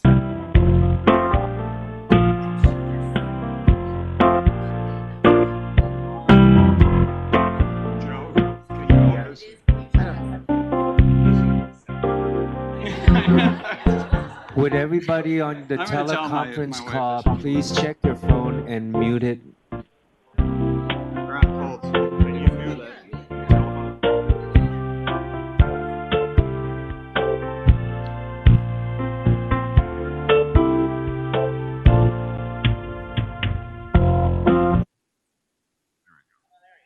Well done, Joe. Thank you. All right. As a liaison, I don't have your position of actually having to come up with some recommendations in a very short time frame. And so I have been struggling with exactly that question that Justice Ray brought up. What are we trying to solve? What problem were we trying to solve, as Yvonne had just mentioned? And the buckets are very helpful for me because there may be some questions about whether or not the formula needs work. And frankly, I don't think there's enough time to really reopen that question. I think it deserves a much more deliberative process. And this may not be the proper forum for it. That's just my opinion, just from what I'm hearing right now. Whether there's some funding should be discretionary or continue by formula, it seems to me, I have two thoughts on this. One, I'm hearing the advantages of formula funding, that it decentralizes a lot of the discretionary decisions to the grantees, and I think that seems to be very effective in a lot of ways. Obviously, we could use more money for these problems, but it seems to be working in that regard. At the same time, the sticky questions, Richard, that you had brought up that the commission handles, there seems to be an exercise of discretion that happens at that level. So that continues. And it was very helpful, Richard, your thoughts about what the role of the commission is, and that you take it very seriously as a fiduciary, that you're distributing these public funds and you want to make sure that you're meeting the statutory mandate. What I'm missing right now in the discussion is the way in which the commission interfaces with the Board of Trustees, because the statute really charges the state bar, and the state bar meaning the Board of Trustees, with this mission of distributing these funds. And what I am missing, the part of the discussion I'm missing, is the ways in which the board exercises its oversight responsibility to make sure the commission is fulfilling its mission. And it may be that we're just missing that part of the discussion, or that may be what we're supposed to be focusing on. Ways in which, because this is again, my understanding of what my assumption coming into this whole discussion was that we were going to focus on governance issues, not on issues of whether or not the IOLTA formula is properly designed, or the ways in which certain organizations are meeting their objectives or not, their primary purpose. But really the ways in which the state bar is meeting its mission, its predefined mission of meeting the needs of Californians and access to justice. Those are just my thoughts. I think probably the bar staff and perhaps the members of the Board of Trustees are the only ones who can answer that, as it's the bar that has convened these working groups. Well, I would think the commission also could answer that too, because the commission, what I want to understand is the ways in which the commission and the board work together. I meant the question of the purposes of the working group. That's what I was talking about. That's a question for the bar itself. Yes, the commission can definitely help answer your other question, but perhaps first we should resolve the goals here. I think Greg stated a major part of the goals is that there was a governance study, and the bar has to redefine its mission, is what we've been told, and that means we look at every part of what it is the bar does. And part of our charge is what the commission does, and how do we work together? How is it what the work that the commission does, how is that reflected in what the bar wants or the bar needs to also show the state that we're doing what we're supposed to do? So I think that what he said, how he explained it, I think is a large part as to why we are here. I think that the governance study dictated that we had to do something. The Appendix I review is something that had to be done, and we had to look at all of the other sub-entities. And this is one of the ones that we're looking at, and we are looking to see how we work together. What is that relationship, and how is that helping the bar do its job and do its function that it's charged with doing? And just to add on to the piece about looking at the funding formula itself, I think I said this at the first meeting, there were a number of conversations that I had a state bar staff had with legislative staff as part of the development of the 2019 fee bill that included the possibility of looking at the funding formula. The formula hasn't been looked at in over 30 years since it was first established. As some of you may be aware, the bar recently, last year, conducted several studies on the bar exam because the cut score hadn't been looked at in over 30 years. So a review of major sort of foundational frameworks upon which the state bar does its work is not unique to the commission or unique to the IOLTA formula, but it really is in line with the state bar trying to become a well-managed, well-run, transparent organization. So hence some discussions around reviewing a formula which had not been looked at since its inception. There were certainly a lot of anecdotes about challenges with the formula, the 125% being one of them. So in those discussions that took place around the 2019 fee bill, the conversation was this is not something that should be done during the sort of the fee bill process. Instead, it should be done outside of the process, perhaps in the fall, with a stakeholder group. So fast forward, you have the board's Appendix I review of all of its sub-entities. And that resulted in the board making a number of decisions regarding certain sub-entities, but at the request, again, of legislative staff, engaging in stakeholder processes with respect to the Trust Fund Commission and the Access Commission. So with respect to the Trust Fund Commission, you have two kind of topics merging together: a review of a statute that hasn't been looked at in 30 plus years, and a review of the Trust Fund Commission. And I would say that for me, even initially, they seemed like two separate conversations. But I really think that if we can kind of step away from some rather heated dialogue about this, we all can see that they're in fact very related. Because again, the more discretion there is in a funding formula, the more I think you do need a separate independent sub-entity from the State Bar Board of Trustees to work with staff to administer that methodology, because it is accurate that the State Bar Board of Trustees, from my perspective, does not have the bandwidth to administer $50–60 million of grant distributions based on a very discretionary formula, say an RFP-based type of approach. I would agree that the board could not do that. If we moved to a more purely formulaic approach, which I think is one of the interesting things that we've all learned from this process, those of you on the commission already knew this, but although we have a statutory formula, there is a lot going on there in terms of how you come up with the individual allocation for a particular program each year, and decisions are being made about who's eligible and who's not, and what percentage of their services are eligible and not. So if you move to a much more purely formulaic approach, then I would question whether or not you truly need any sub-entity between the Bar Board of Trustees and staff to effectuate that approach.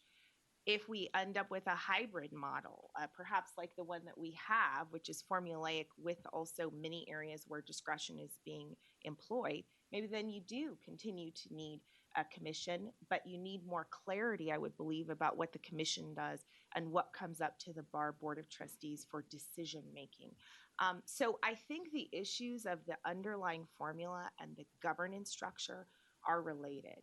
And I think this is an opportunity when you look at the outcome of the funding decisions that have been made and look at that consistency for many years, 90% of the funding going to the same 75 programs that have been funded for over 30 years. It does tell you that perhaps we could re-envision our approach, simplify it, at least with respect to those 75 programs, and then do something differently or the same with that remaining 10%. So I would view this as an opportunity to look at both issues. I think it's a little premature to end discussion on the funding formula issue, although I agree that we are unlikely to come up with final recommendations on that topic by January. But our brainstorming could lead to an improvement. I mean, is it so far-fetched to think that things could be improved after 30 years? I think not. So that's just my answer for why we're looking at both of those issues, my understanding of it, and how I do believe that the two topics are in fact quite related. I think that's a very good answer, actually. And when I agreed to be a part of this process, I thought, though I consider myself somewhat ill-equipped at this at the beginning to participate in that kind of discussion. I thought that was the discussion we were having. It was about foundational principles. So the opening statement that Richard made was perfectly appropriate in terms of let's look at the values that we're trying to effectuate through this process and through the structure that exists. And then you go on from that to ask whether the structure serves those values. So I think it's those are perfectly appropriate questions to ask. I wonder, and even the observation I made about the wildfires, and I won't go back to wildfires for any extended period of time, but the idea of being nimble and quick and the ability to deal with crises of that sort, is that something that the existing structure allows for? I'm still not sure whether it does or not. I know that these ad hoc solutions seem to be working. So probably maybe at the end I'd say, yeah, it's fine the way it is. But nevertheless, it doesn't, in my mind, it doesn't hurt to ask these basic questions before going on to a discussion about the specifics. So I'm sort of satisfied with the direction that we were going in. I wonder, though, at the end of this process, there are other meetings that are planned. What will be the agenda on those, and how will this progress? Just after this meeting today, what do we talk about next, and then after that? One of the things that we do plan to do at the next meeting is really open it up to grantees and people who are receiving grants and what they're doing, and opening it up more to the public, sort of a public forum, because it's very limited here. But having that sort of that dialogue with people who are receiving money, people who were not grantees, and why, and that kind of thing. We are working on the agenda a little later today. I don't know if Richard has something else that he would like to add to what the next agenda will look like, but we also are, because there's been talk about, well, we should talk to the people who are receiving the money. We should need to talk to those people, those providers, and that's part of what the next meeting will be for, is for those providers to say their piece too. Yeah, just to add to that, I think one of the things we want to focus on falls into Professor Meeker and Ron Pye's bailiwick, which is to ask the right questions of LSPs in order to collect data that is truly helpful to us in making a determination about the efficacy of this. That data hasn't been collected. We aren't asking the right questions. We don't even know what questions to ask. So what we really need to do, I think, in subsequent meetings is to focus on what we're really trying to understand. Is the effectiveness of this program? What data would be useful in making that determination? And as I indicated in my opening remarks, I'm not sure that 1 year's worth of data is going to be all that helpful. If resources are in one particular year focused on a particular community, it doesn't mean we're being ineffective. It may mean, in fact, we're being more effective, even though that results in a disparity. So I think that in subsequent meetings, we'll try to focus on what ought we to be asking of the legal service providers and the support centers, and over what period of time, how should we analyze that? And in the end, will it truly measure the efficacy of this program? I did want to mention one other thing in response to what you had to say, Sean. There's a third rail here, and it relates to the impact work that we do to some extent. I think we're entrusted with public money, and it ought not to be controversial if we can avoid it. And that is something that has raised controversy, just that statement. But it has been a concern of mine from the outset that we make certain that we're servicing the nuts and bolts needs of the community that we're intended to serve, the poor of California. That's not a controversy. The controversy is we don't have enough money to do it. But other than that, it's not controversial at all. But on the other hand, we have to be careful, I think, in looking at projects. You can call them non-discretionary, but at the level of the state bar and what its function is, once the money's out of our hands, it's out of our hands. And the use of that money is up to the LSPs. I think there is a concern that we have to constantly be vigilant. The trustees have to be vigilant, and those who work for them, the commission, has to be vigilant in looking at that from time to time. just an additional point. We are about to get to the foundational element of lunch, which I think is going to be served buffet style out in the corridor, right? It is set up. So why don't we do a working lunch so that we can get out of here at 2:30 or so before the Rams and the Chiefs clog the streets? Can we take enough of a break that those in the audience can go grab lunch and come back? At least 15 minutes. All right, let's return at 12:30 and we'll convene a working session.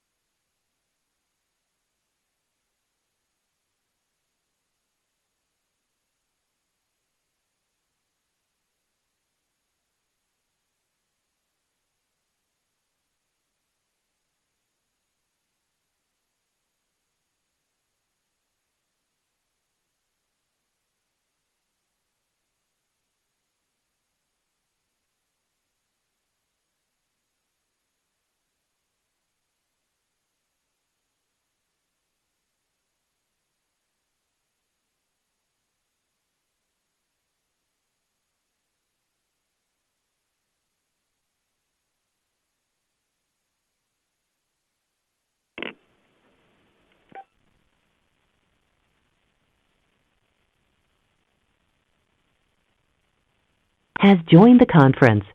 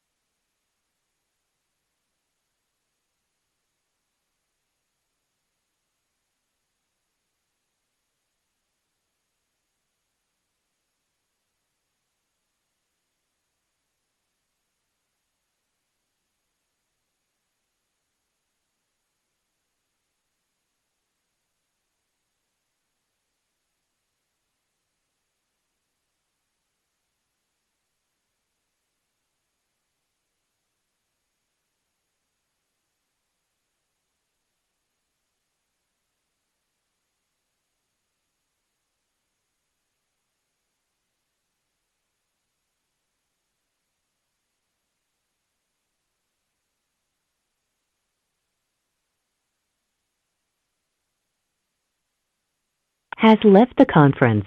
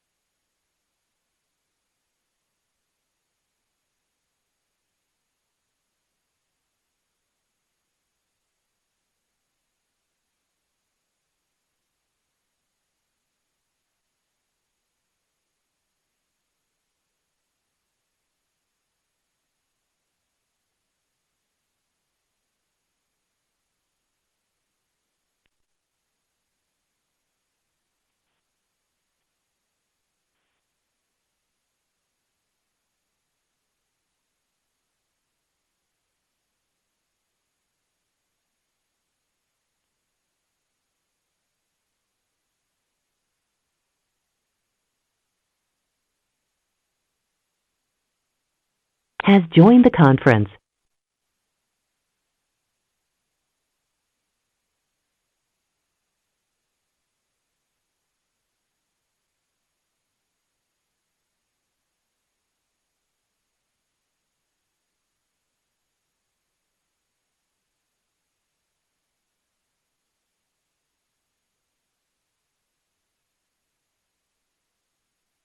Has joined the conference.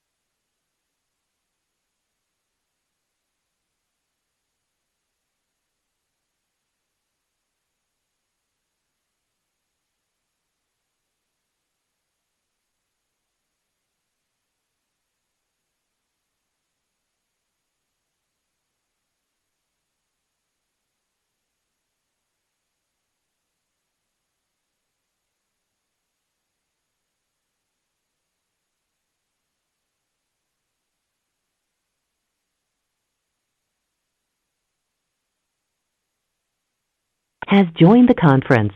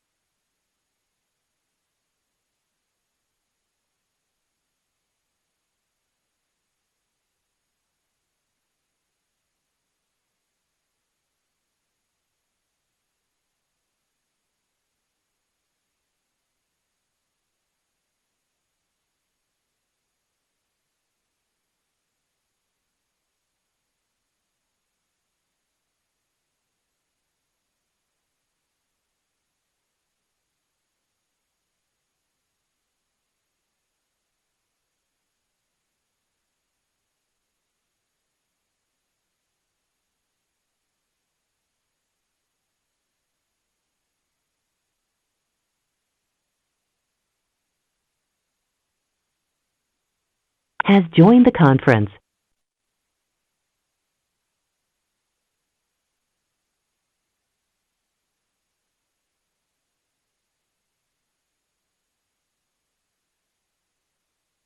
Jennifer Hernandez, Casa Cornelia.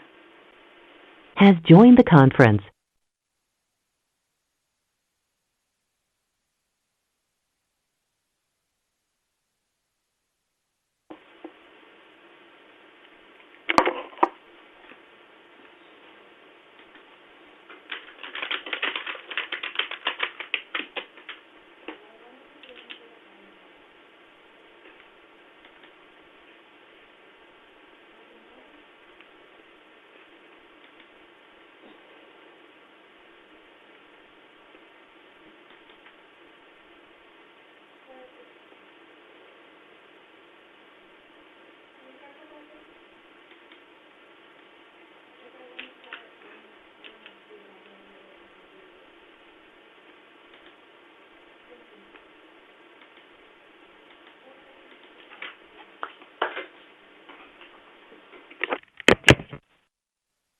Jennifer Hernandez, Casa Cornelia.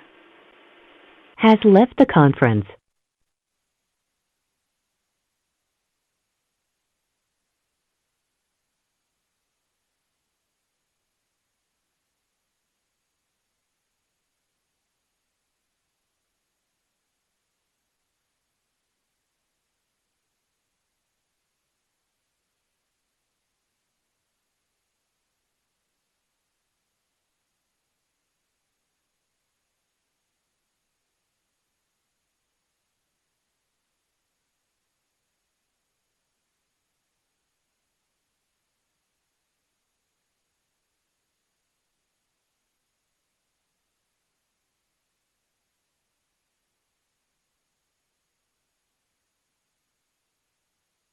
Casa Cornelia, Jennifer Hernandez. Has joined the conference.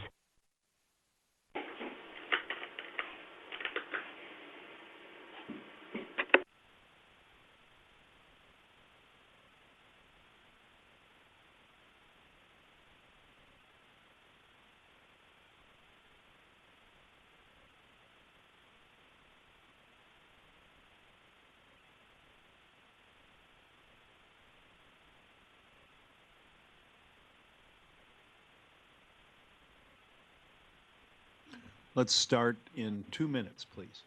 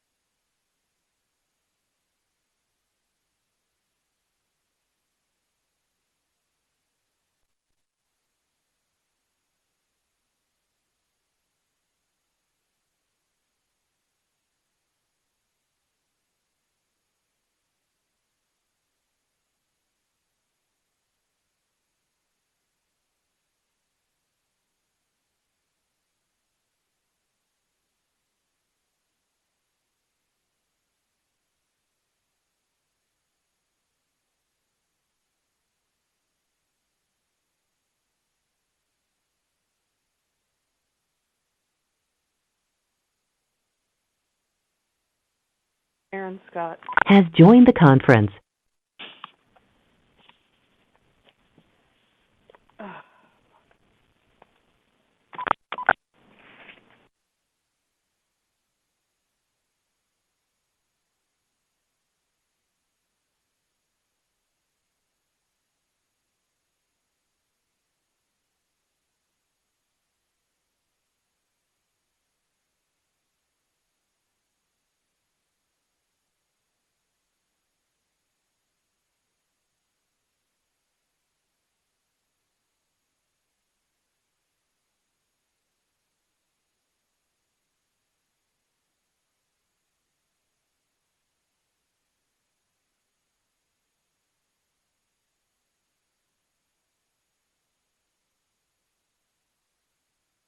All right, let's begin our afternoon session. We're about to begin with our examination of other state approaches to this problem, having resolved basically nothing this morning, but that was anticipated. I think I'd like to open up the floor for just a minute or two to anyone who would like to make a comment before we move on to examining the Minnesota program. I would just like to respond to what Greg had brought up earlier.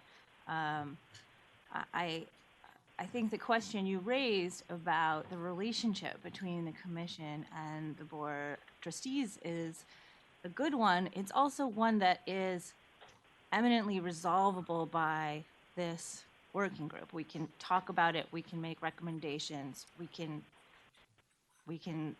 address it. And I think you are also right, Greg, that this body is in no way equipped to get into the nitty-gritty of suggesting changes to the IOLTA formula.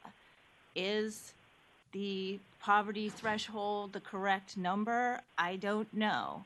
There's a justice gap study planned that's going to be completed this year. Maybe that will help tell us, but we don't know that yet. Is there a better way to serve rural communities?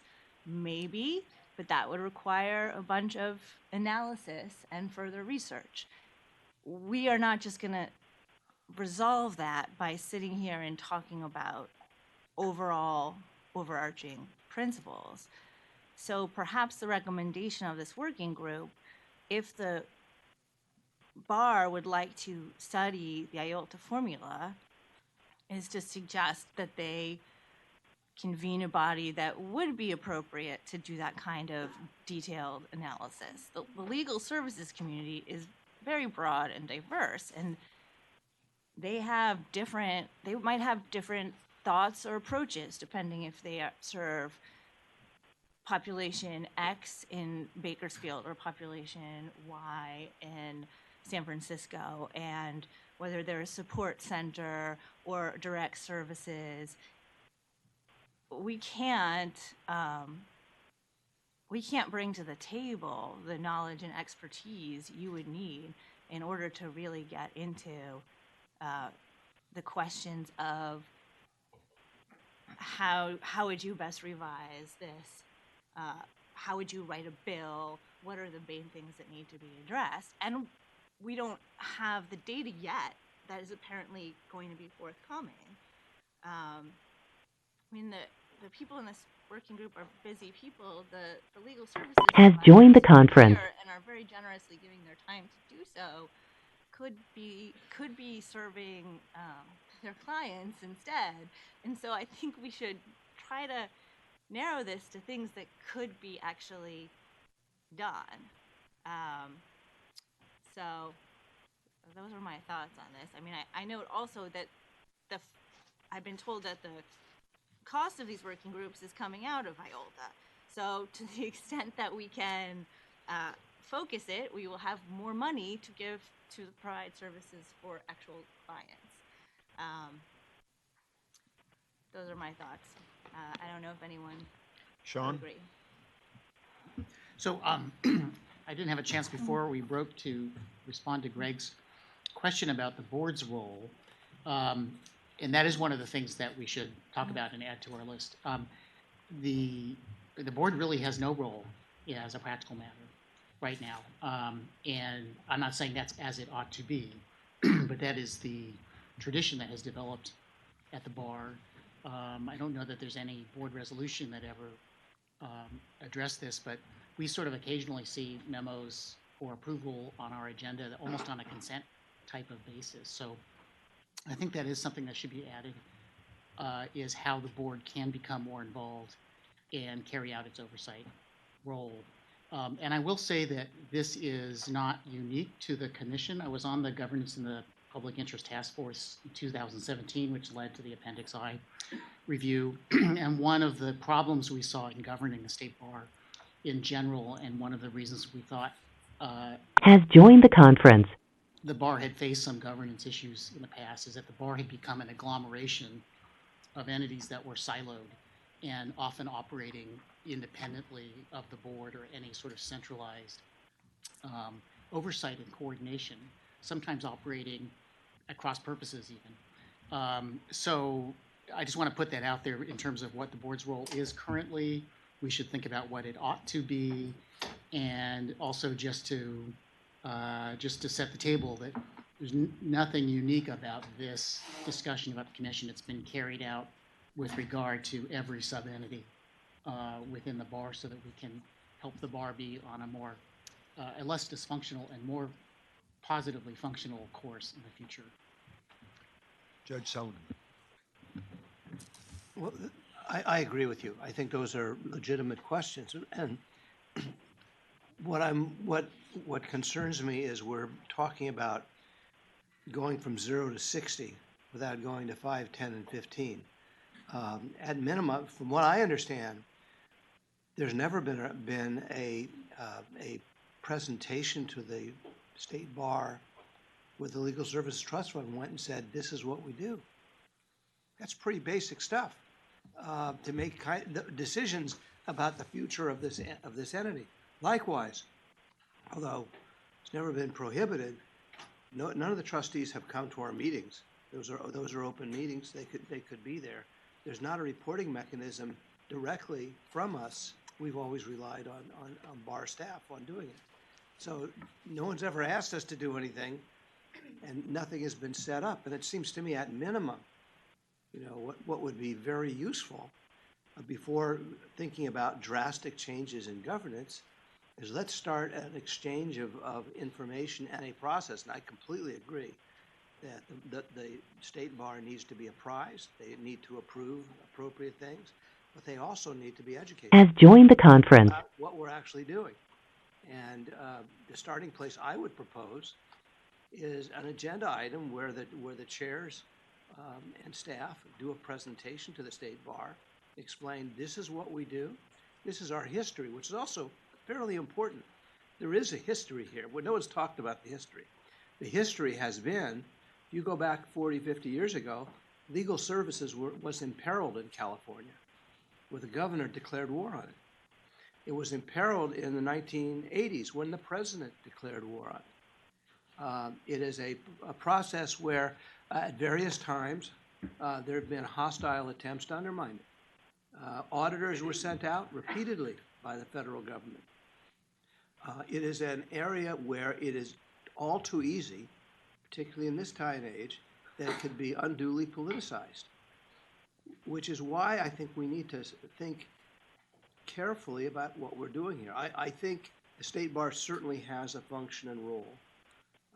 I think, my personal belief, I think the trust fund, separate and apart of all the other things we say here, serves a very important role that the state bar, that it's in the state bar's interest in having us do, having specialists dealing with this stuff, so that the state bar doesn't become the political lightning rod, where people who are here for short terms on the state bar, who've got busy practices and the like, aren't putting out the fires left, right, and some other place.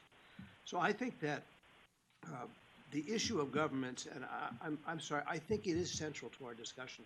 I don't think we're here because of a vague discussion about values. That isn't what anybody showed up at this meeting thought this was supposed to be about. And I think we've been sort of talking at cross purposes. There is a concern at the state bar about what these entities are doing. That's a legitimate concern. And the first step in dealing with that is setting up a process so the state bar gets educated. And the second step is set up a process so there's a interactive relationship between the trust fund and the state bar. Now, if it turns out, after whatever, the state bar is dissatisfied with how this entity is actually functioning, then that's a legitimate question. But frankly, from our point of view, our meaning the commission, we haven't heard anything from the state bar in literally decades. And suddenly you guys show up at our door and somebody raises the suggestion, well, maybe we should just abolish the commission. And our initial reaction is like, excuse me, what do you know about this? To be polite about it. And the answer is you don't know anything about it because no one has ever come to us. So I think there's a real fundamental disconnection in this meeting here because We all know what the real issue is here. And we're talking around and we're dancing around it. And it's an important issue. I don't want to say it's not important. The issue of governance is a very important issue. And the issue of the responsibility of the Has state joined the bar conference. is also a very important issue. I don't want to minimize. We're not an independent, separate entity. We're not off on a lark and a frolic. I understand that, but a process needs to be set up here, and we don't need to talk about whose fault anything is. But the reality right now is, State Bar has not taken any role, and doesn't know really very much about what we're doing, and both things need to be corrected. Go ahead, John. No, Sean. I just want to respond briefly to that. I think you're totally right. So you're kind of giving the flip side of what I said, which is the commission has like been left to its own devices, right? Mm-hmm. And so I think this is the place to begin that dialogue and sort of recreating the bond that should have been the path, the interaction between the board and the commission that really should have been going on for a long time. I would like to say that, I mean, I think that. Turn your mic on. Oh. Sorry, this is Corey from the commission. I would like to say that the commission welcomes board interest in access to justice and into the commission's work. And historically, the way it's worked is that presentations are made to the Board of Trustees, and they vote on dispersals based on the commission's recommendations, which is pretty much as you expect.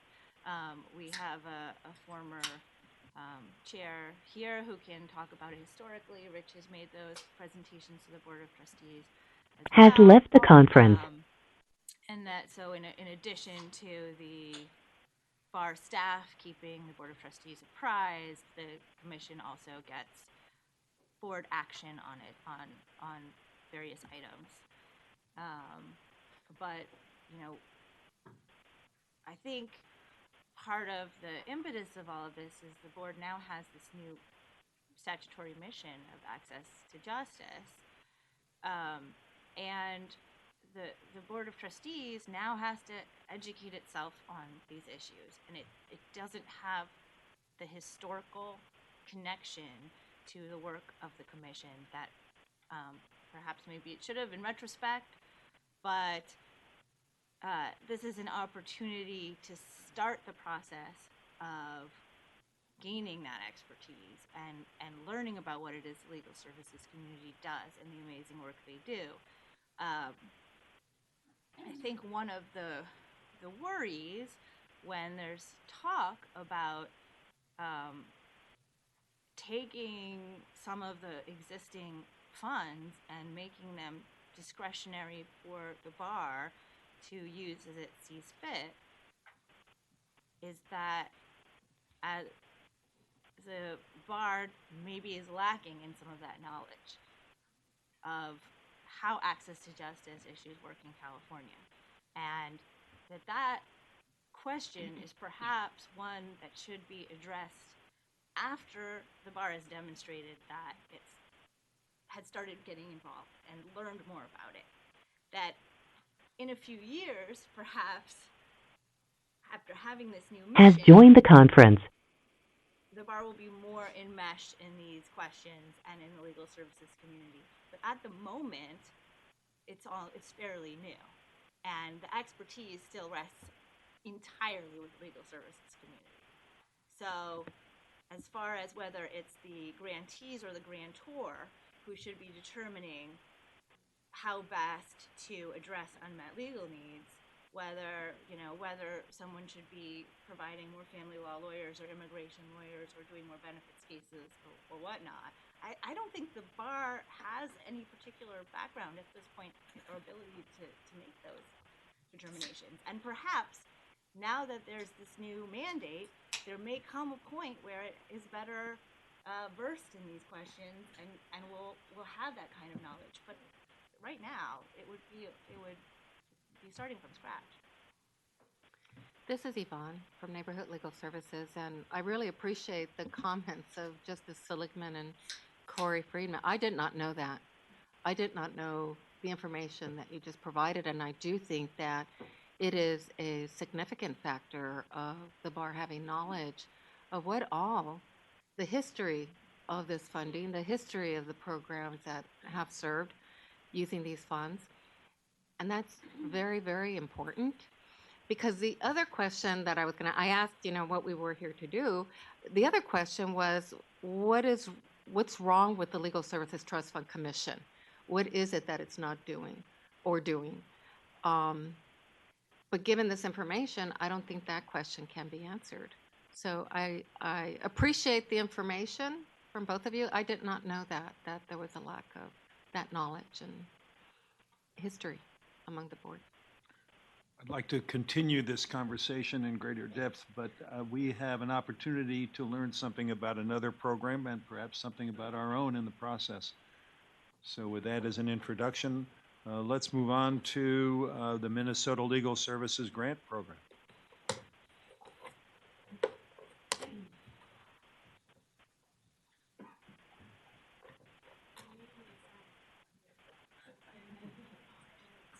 Has left the conference. Got to do this. Oh, now I'm amplified. Good afternoon. My name is Bridget Jernander. I'm the Legal Services Grant Manager for the state of Minnesota, and am happy to be here today. I have to say, when I first got the call, I was not sure exactly what Minnesota could provide to the great state of California, but I'm happy to tell you about what we do in our state, and hopefully, we'll work through some basic slides about structure, but I'm really hoping it can be more of a discussion. Your discussion this morning has been very interesting and touches on a lot of issues that we deal with in Minnesota, so maybe there's more commonalities than I originally thought. So the slides are a basic overview of my program, but I would appreciate any interruptions for comments or questions as I go. Just a little bit about me. I was an Equal Justice Works Fellow when I graduated from law school before moving to the Minnesota Supreme Court to work on access to justice issues. I've been at the court for 17 years now, 11 of those as the Legal Services Grant Manager. And so it is my full-time job to think about how we can best fund access to justice, all of the fiduciary duties you talked about, managing public funds and making sure that we're doing everything we can to ensure to the legislature for us is our largest funding source. So let me just go to that actually, it's the first slide. The vast majority of our funds are legislative. IOLTA is a very small part of what we have in Minnesota. The year I was hired was 2007 to do this job. At that point, we had $3.85 million in IOLTA funding. Then, as we've talked about today, the Great Recession hit, and it was a significant drop to the point that we are at less than $500,000 in IOLTA funding right now. So we pool our funds, legislative, $2 million a year from attorney registration fee funding, a mandatory $75 of every attorney registration goes to grants for civil legal aid, and IOLTA. I'm keeping the Bank of America money separate for these purposes. We decided in Minnesota to spend $1 million per year through an RFP process for 5 years on Bank of America. So we have 3 years into that effort and have 2 more years of Bank of America funding to go. So just an overview of our structure. We are somewhat unusual nationally in that I am an employee of the Minnesota Supreme Court. When I go to national conferences, IOLTA programs are often part of a bar or bar foundation or other organization. But I work cooperatively with the other lawyer regulation entities in the judicial branch. The Lawyer Registration Office is who collects the information about attorney IOLTA. They provide the data to our office to maintain our records. The Office of Lawyers with Professional Responsibility is who certifies our banks to participate in the IOLTA program, and then they give me that list. The Judicial Branch Finance Department does all the deposits and reconciliations. The Judicial Branch Auditor provides auditing services. And then it's me and one other staff person who are in charge of the legal services grant funding staffing full-time. The judicial branch does not charge any rent or IT support, and so we have a very low overhead. We work really hard to maximize the amount of funding that goes directly to our grant programs. So my salary, the salary of my program assistant, and the cost of our meetings comes out of those grant dollars, but otherwise everything else is comes from our court. I have a court order, I think, that was provided in your materials that sets up our structure and directs both the committee that I staff and me personally to focus on the client experience of accessing legal services statewide and the effective use of funding by grantees. So I really see it as my job. I fund 34 different programs. 19 of those are direct service organizations, and they're a patchwork quilt of the state of Minnesota, how they're laid out. We have a few statewide programs, but many of our programs, I always say Minnesota had a organic growth of civil legal aid. You would never sit down right now if you had a blank slate and design the system that we have. It's quite organic. That's the word I use. And so we're always looking, it's my job, I think, to look across all the programs to try to provide a statewide and systems perspective, because the programs themselves are doing amazing work every day and doing their own client needs assessment within their programs. But it's our role to look across the programs and make sure that the client perspective is represented. Okay, so there's a little bit about the statute. It was established in 1982. Ours is a lot less complicated than yours in that in our statute, the 4 largest regional programs that had carved up the state and were receiving LSC funds as of July 1st, 1982, that's who automatically gets the formulaic distribution. 85% of the legislative funding goes to those 4 programs. There's only 1 in every county of the state. So there's not overlapping programs per county. So that is clearly much different than your formula, and has been like that since the statute was put in place. So my job with that formulaic funding of 85% of our legislative allocation is to run the census data every 2 years. We have always used 100% of poverty. I don't know why, because our actual client eligibility guidelines go up to 200% of poverty. I think it goes back to how census data was tracked in the 80s, and 100% of poverty was what was easily accessible from the census data at that time. So we've always just stuck with 100% of poverty. But now we use the American Community Survey poverty data, the 5-year data that's provided. We update that every 2 years, rerun the formula, and give out the bulk of our legislative funding based on that formula to those 4 programs. I should actually say 5 programs, because there's a Native American specific program that also gets a portion of that funding based on reservation population for our 3 most northern Native American reservations, but 4 that are the general poverty law covering all 87 counties in Minnesota. Can I ask a question, Bridget? Yes, or please. You want to wait till the end? No, now is great.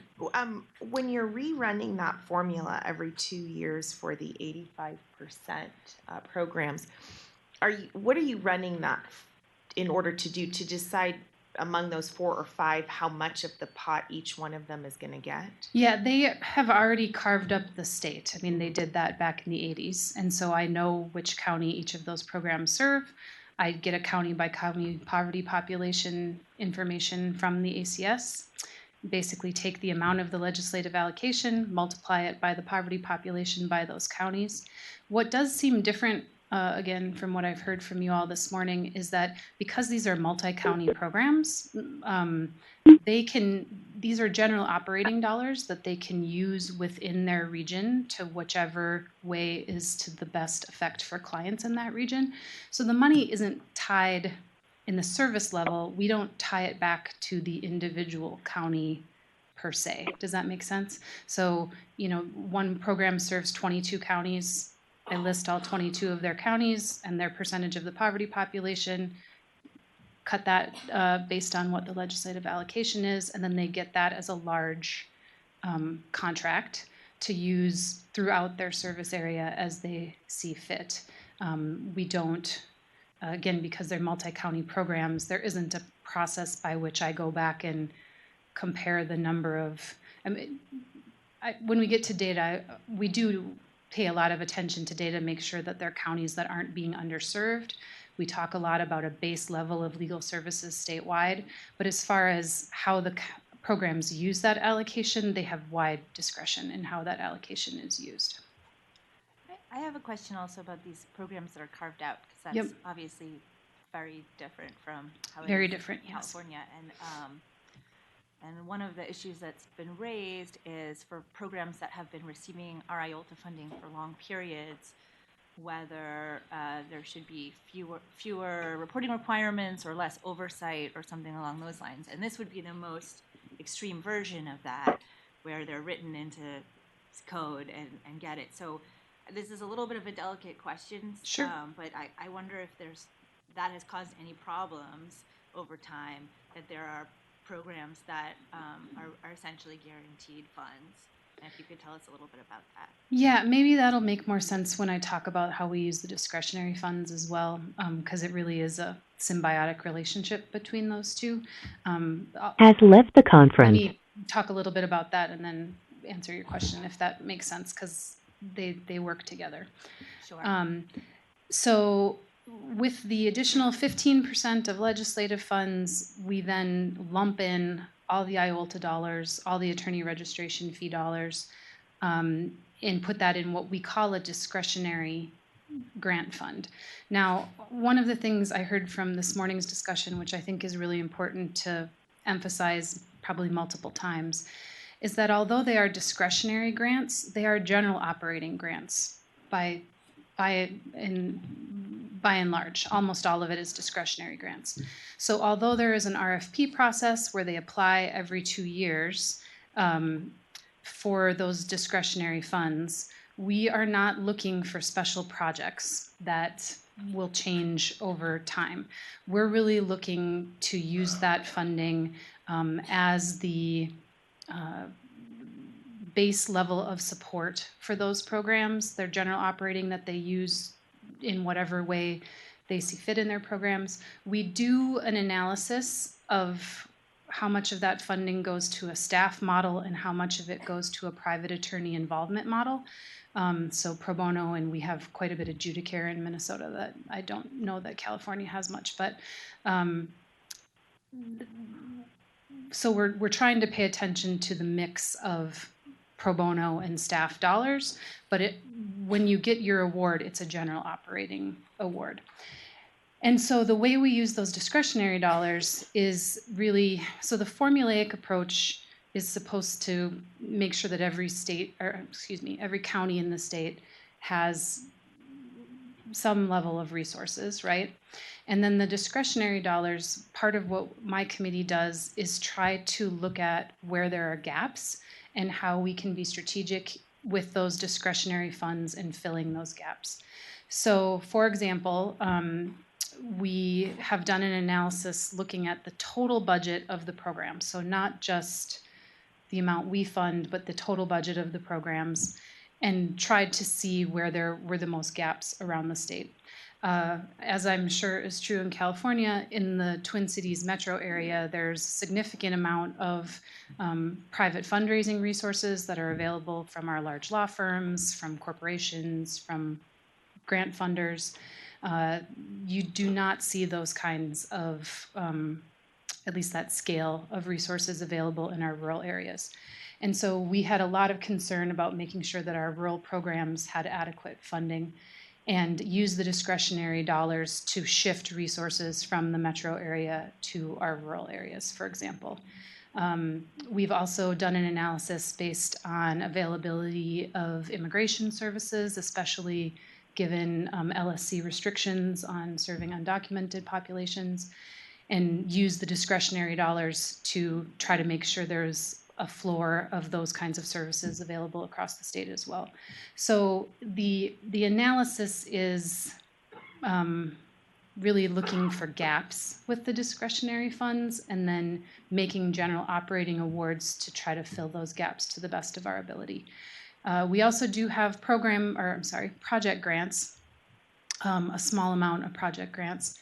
But we have said that the project grants need to be for the purpose of providing statewide support. So for example, the project grants are being used for statewide technology projects that we're funding. We have a Minnesota Legal Advice Online tool. I know every state has one, so I'm sure California has some statewide pro bono legal advice tool. The ABA wanted everybody to have one.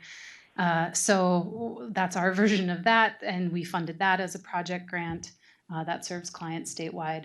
So really, there are some project grants, but our priority for those is always for statewide support as well. I don't know if that answers your question. Does it create tension? Yes, it does, especially in the years. I mean, there was a lot less tension when IOLTA was higher because there was a bigger pot in the discretionary grants. Like if the comparison of IOLTA dollars to legislative dollars, it used to be almost equal, but our legislative funding has increased dramatically and IOLTA funding has decreased dramatically. So that does leave a smaller pot of discretionary funds, and the programs that aren't eligible for the 85% funding have certainly felt the squeeze of that more. And so we try to be very cognizant of that. We did have to defund several small programs during the years that there were IOLTA cuts. One of the things that the committee made a policy decision on was that we want our grants, because we're a general operating funder where we're trying to provide this level of support, we want our grants to be able to at least fund a staff attorney. Like $5,000, $10,000 grants may certainly be helpful to many programs, but we made a decision during the IOLTA cut years that in order for us to really do as much client service as possible, we want to make sure that our grants are at least at a level that they could fund a position. And so that meant that some of the smaller programs, for a variety of reasons, we also want to make sure that we're not, in some cases we were 85% of a program's funding, and that didn't seem sustainable. So some of those policy decisions came into play and were very painful during those terrible, terrible cutting years, which any of you who were on the commission in that era will remember. Yeah, the Legal Services Advisory Committee. Yes. Oh, I'll repeat the question. So the question was, who made the decisions and what's their role? So the Legal Services Advisory Committee is our version of your commission. So it's a 11-member body that's defined by statute, with nominations from our State Bar Association, the Civil Legal Aid programs, and then the Supreme Court has the final say in who's on that committee. So all of them have different backgrounds in legal services, but none of them can have a fiduciary relationship to a grantee. So you can't be on the board of directors or a staff person at an organization, but almost all of them have either been pro bono attorneys or at one time in their life were staff or directors of programs. That's who made the policy decisions on that. And we report to the Supreme Court. So the court was kept apprised of those policy considerations, but has never intervened. Okay. I would like to ask a question. Hello? Sure. Yep. Yeah. Please go ahead.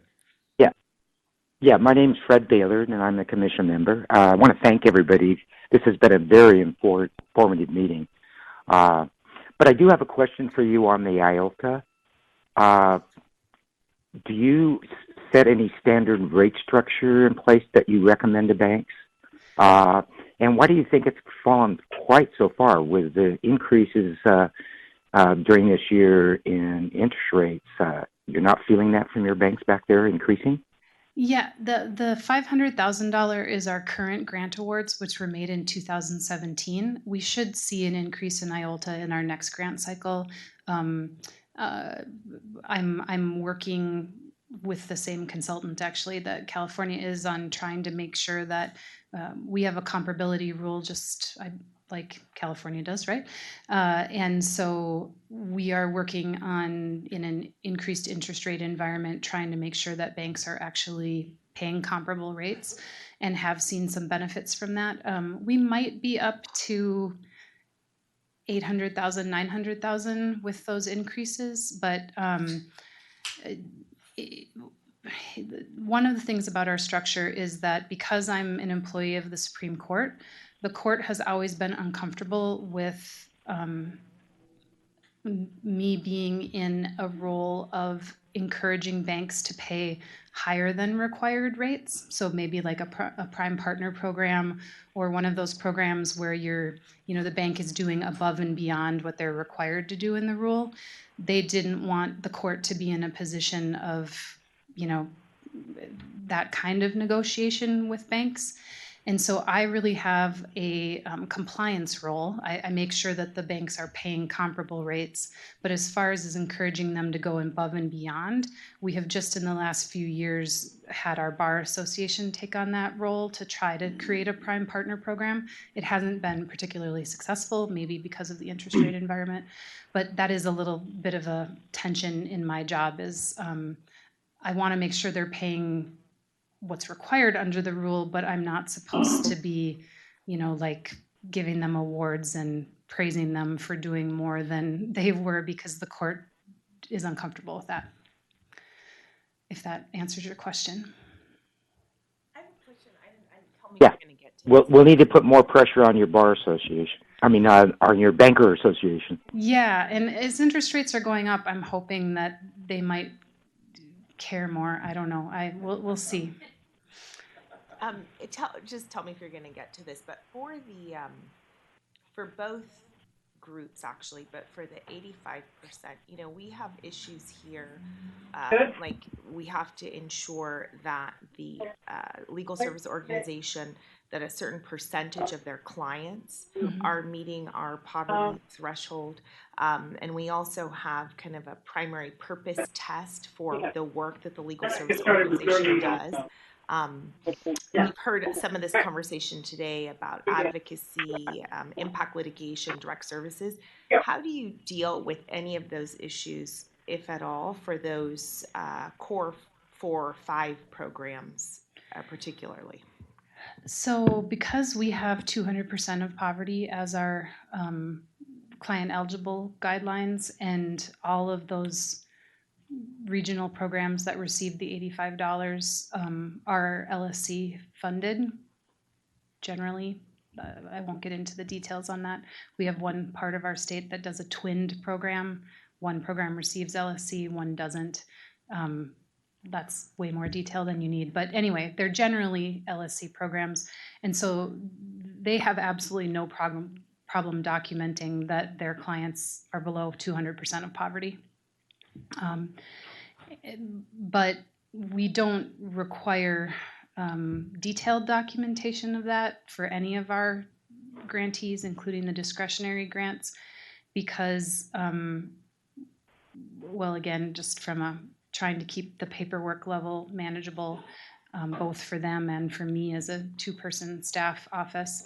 The only analysis we do at the time that the grants are being made is to ask them what percentage of their clients are below 200% of poverty, and then make sure that our grant isn't more than that percentage of their overall operating budget.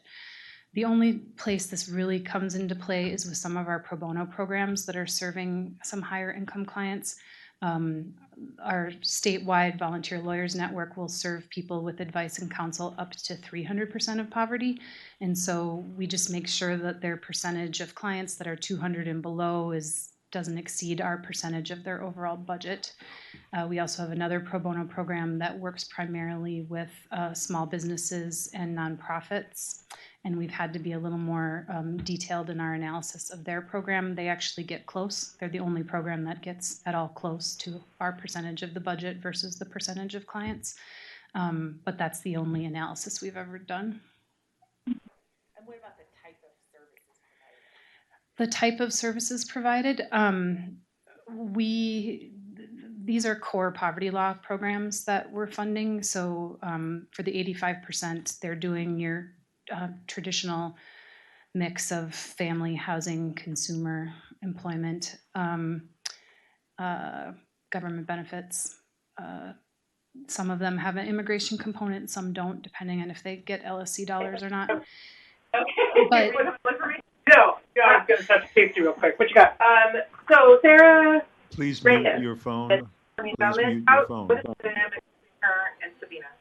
She's Sabina's boss. Oh, okay. Okay, good. All right. So, because we I can was hear you on the phone if We can you hear you. are talking and are not on mute. Thank you. Okay. Well done, Bridget. I'm a parent and I sit in so many meetings like this. I can't even tell you. It's like deja vu, just in a different city. Yeah, pretty soon the hold music is we have a joke about how bad the hold music is in the Minnesota Judicial Branch. It's this like 3 bars of piano music that plays over and over and over. It's really painful. Anyway, so we were talking about case type analysis. So we do pay a lot of attention to that, again, but more from the standpoint of trying to tell the story of legal services in Minnesota from a high-level perspective, not so much from making the grant awards, if that makes any sense. So my job with data is really to look at trends. So, we have, we started collecting statewide data in 2006, and we collected on a calendar year basis. And obviously we require the grantees to provide all of their case information regardless of whether it was funded by us or not. We were trying to see the big picture of how services are provided across the state. And then we're looking at trends. So during the Great Recession, consumer cases went up substantially and they have dropped substantially since then. So we try to use that data to have a better conversation. Did the consumer cases go down because of a change in client need, or was it a reprioritization? Like when you see big changes, what does that mean? So we have those conversations with the grantees to try to understand the forces that are at play, but we really don't use that data to make the grant awards. I have a question on the funding from the legislature. So it looks like they provide the bulk of your funding for your services. And bulk, yes, it's a big so bulk.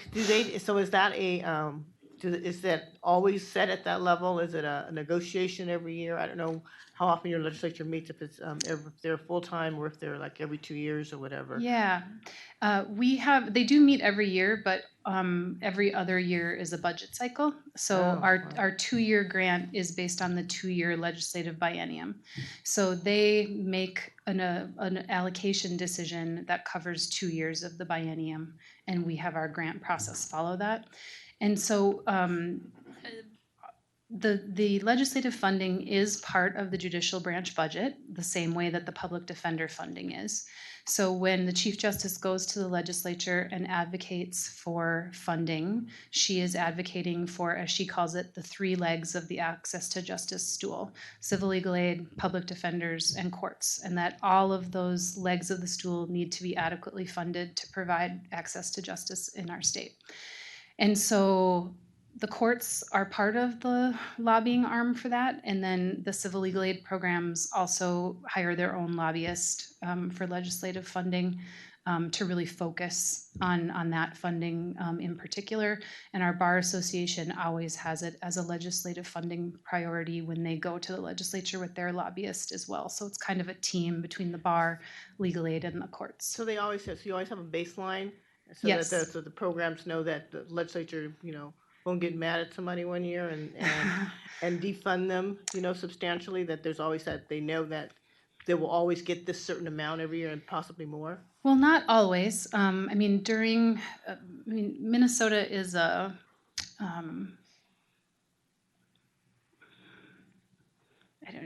sometimes people compare us to Wisconsin, our nice neighbor to the east, and they have decimated their civil legal aid funding. The small amount that there was there, it became very partisan in their state. It was terrible to watch. And for whatever reason in Minnesota, we have worked very hard to make clear that access to justice is a bipartisan issue. I mean, our Chief Justice was appointed by a Republican governor. I think you would describe her as politically conservative, and she works very hard to make sure that it's a bipartisan issue at the legislature. The only time that there was some politics that got enmeshed in our funding was the question of how much funding is used for immigration cases. And whether state funding should go towards state court cases rather than federal cases like immigration. And so we had a discussion about that at the legislature. They put restrictions on the funding for 2 years that then went away when there was a change in leadership on one of our committees. So there's been a little bit of politics in the since 1982 when this went into play, but mostly, thankfully, we've been able to make a clear bipartisan argument for the benefit of the services. And then this year, this next legislative session that's starting in January, we're requesting a 15% increase at the legislature. So we'll see what happens. The money that you get from the lawyers' fees, is that voluntary or is it a? It is mandatory, and honestly, I don't think most lawyers know they're paying it. Oh. Yeah, it's just it's not laid out. It just you pay. I think I paid $278 this year for my license fee, and 75 of that went to civil legal services. Wow. You paid 275 went to legal services? No, 278 was my total fee, and then 75 of it went to legal aid. That's a lot, though. It's a lot. That's a lot. Yeah, when we talk about that funding source at national conferences, people are like, it's mandatory and it's $75? Yeah. Yes, it is. And so actually it had been, originally it was $50 from 1995 to 2009. And then as IOLTA funding got decimated was when the court raised it to 75. It's a half hour of a big firm legal. Half hour? 0.2. Can you describe for us the reporting that you require of your Sure. grantees? Yeah. We have a very ugly Excel spreadsheet that you all are welcome to look at on our website. I made it up, and I am not an Excel expert by any stretch of the imagination, but it seems to do the trick, again, for the primary purpose of having what I consider to be the 10,000-foot view of how legal services are provided in our state. So we track every county in the state, services by case type and service delivery type. So that's advice, brief service, extended representation. And then by service model, so staff, pro bono, judicare. We also track demographic data, and we worked with our grantees to come up with a basic outcome measures data that we started tracking probably 5 years ago now, 4 or 5 years ago. And those outcome measures are at a pretty high level to be able to cross different kinds of programs. So, you know, they had to work for our immigration program and our child advocacy program and domestic violence programs. So they're pretty general when you look at them. But they talk about, is a client in improved housing because of your advocacy? Is the client safer because of your advocacy? There's a group of 5 of them. And then we also track, which has been the most helpful measure with our legislature, when we started doing outcome measures, we added on the funding component so that programs are now tracking the amount of dollars that are protected on behalf of clients because of their work, and the amount of new dollars that are brought into the pockets of clients because of our work. And that tracking has been very helpful because it exceeds the amount of the legislative funding. So when we talk about kind of return on investment kind of discussions with the legislature, that's been very helpful to have. But again, the way I use that data then is very much from a trend analysis. So when we get into the discretionary grant cycle, we have interviews with all of our grantees, and I will ask questions like, I see that your consumer cases went down significantly over the last 2 years. Can you tell me more about that? What happened? What changed? So it's more of a discussion kind of usage with the grantees to look at trends over time and have them be able to explain. We do also track, again, to go to a lot of the discussion this morning, impact litigation work, community education work, lobbying, legislative advocacy work, but that's not tracked on the Excel spreadsheet. We really have that in a narrative form in our grant Has application. joined the conference. And then again, use that to try to tell the whole picture of the impact of a program, but we don't track it, for example, on the Excel spreadsheet. We just haven't found a way that it lends itself to that. And can you describe for us the role of the Bar Association in the Commission's deliberations, how they interface? Sure. The Bar Association is responsible for nominating 4 of the 11 members of the Commission, with Civil Legal Aid nominating the other 3 of the 7 attorney members. We work very closely together. We do not have an Access to Justice Commission in Minnesota.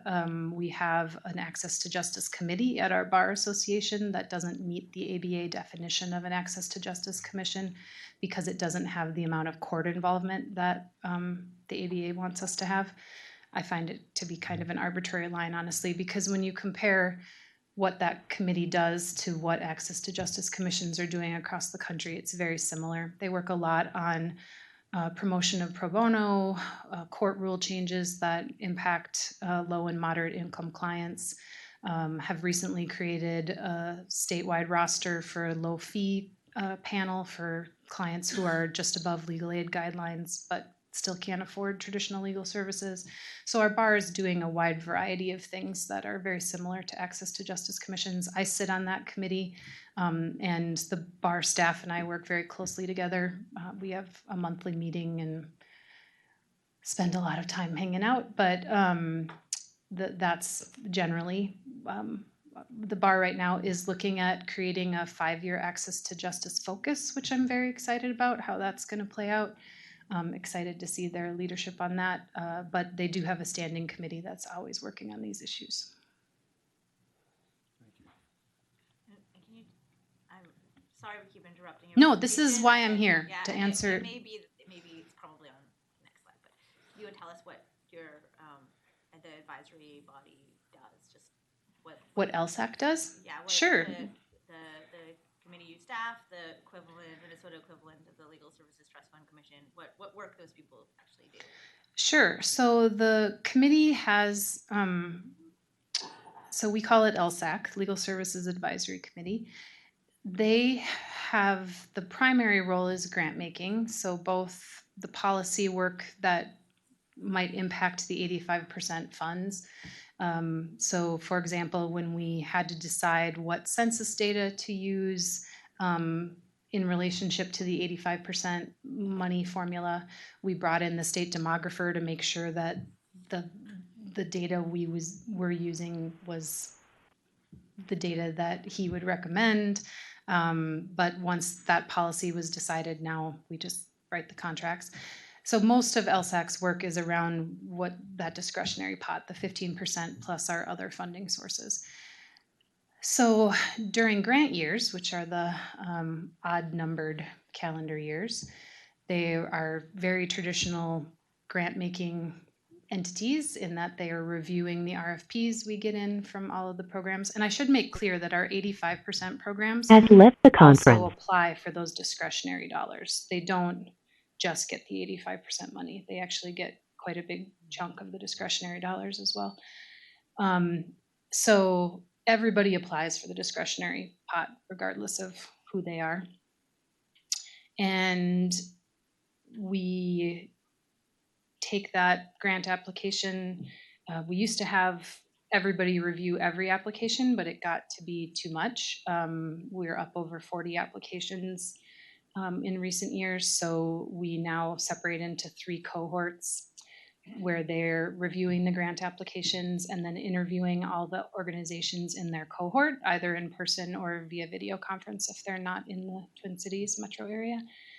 And during that interview, before they get to the interview, they're supposed to have scored the application based on our scoring criteria. They do the interview, ask any questions or clarifications, and then after the interview, the cohort does what we call a calibration, where they talk about their scores and try to make sure that everybody understands where other people are coming from. Those scores then get used when the full committee comes back together and makes the final grant awards. And so it's a pretty traditional grant structure. And then on the not grant making years, we work more on statewide policy and planning. So we've been directed by the Supreme Court, for example, to look at coordinated infrastructure across all the programs. What could we invest in that would take some administrative costs off the programs? So we're looking at whether there's a technology hub that we could create that all the programs would benefit from. We're looking at a centralized intake model. We're looking at a triage portal, which many of you would be familiar with. So that's our high-level statewide planning work that we do in the not grant years. And when you're talking about with the discretionary grants, filling in the holes that weren't provided by the formula, I'm not talking about the statewide project-based stuff. Yeah. The other discretionary money. Where do ideas for where those holes are come from? Right. So that's actually part of our scoring criteria. So we do an analysis based on region as part of how the applications are presented. And then it's my job as staff to take the grant application and do the analysis to look for gaps. Although we try to do that, I mean, you talked earlier about transparency and the importance of transparency. We tried to do some of that gap finding in conjunction with the grantees when we set the priorities for the funding cycle. So, for example, this year, in talking to the grantees, the biggest concern is around staff retention. Since the economy has improved, the staff retention, or actually the staff leaving, numbers are higher than they have really ever been for some programs. We had one of our major 85% programs lose 50% of their attorneys in the last year. It's a huge number and devastating in terms of your ability to provide high quality services and the loss of institutional knowledge and training and all that stuff. So that clearly is a high priority area right now. So we are trying to weave that into our grant priorities for the next cycle. We can't, with just the discretionary grants, get every program to be able to increase their salaries, for example, but we can try to coordinate with other funding entities. For example, I mentioned the Bar Association is looking at access to justice initiatives. We're trying to have one of those initiatives be a statewide fundraising campaign to increase legal aid salaries to be more commensurate with public defender salaries, for example. In Minnesota, there's quite a big gap between civil legal aid and public defender. So if we could close that gap a bit, we think that would help with retention. We're also looking at increasing funding for our loan repayment assistance program, for example. So since that's the priority that the grantees have established, we're looking for ways to weave that into our funding priorities. So it sounds like, and please correct me if I'm wrong, so it sounds like the ideas of where to send the discretionary money come from the legal services programs, and then the money you give is unrestricted, so it can be used as they see fit. Is that, am I saying that right? Well, they help us with the funding priorities, like trying to get as many dollars as possible into stabilizing salaries. But they're not all going to be happy about how that ends up in the discretionary grants. I mean, there will be some programs who say, hey, that was our priority, but we don't think you made the right decision. But they definitely weigh in at the priority stage.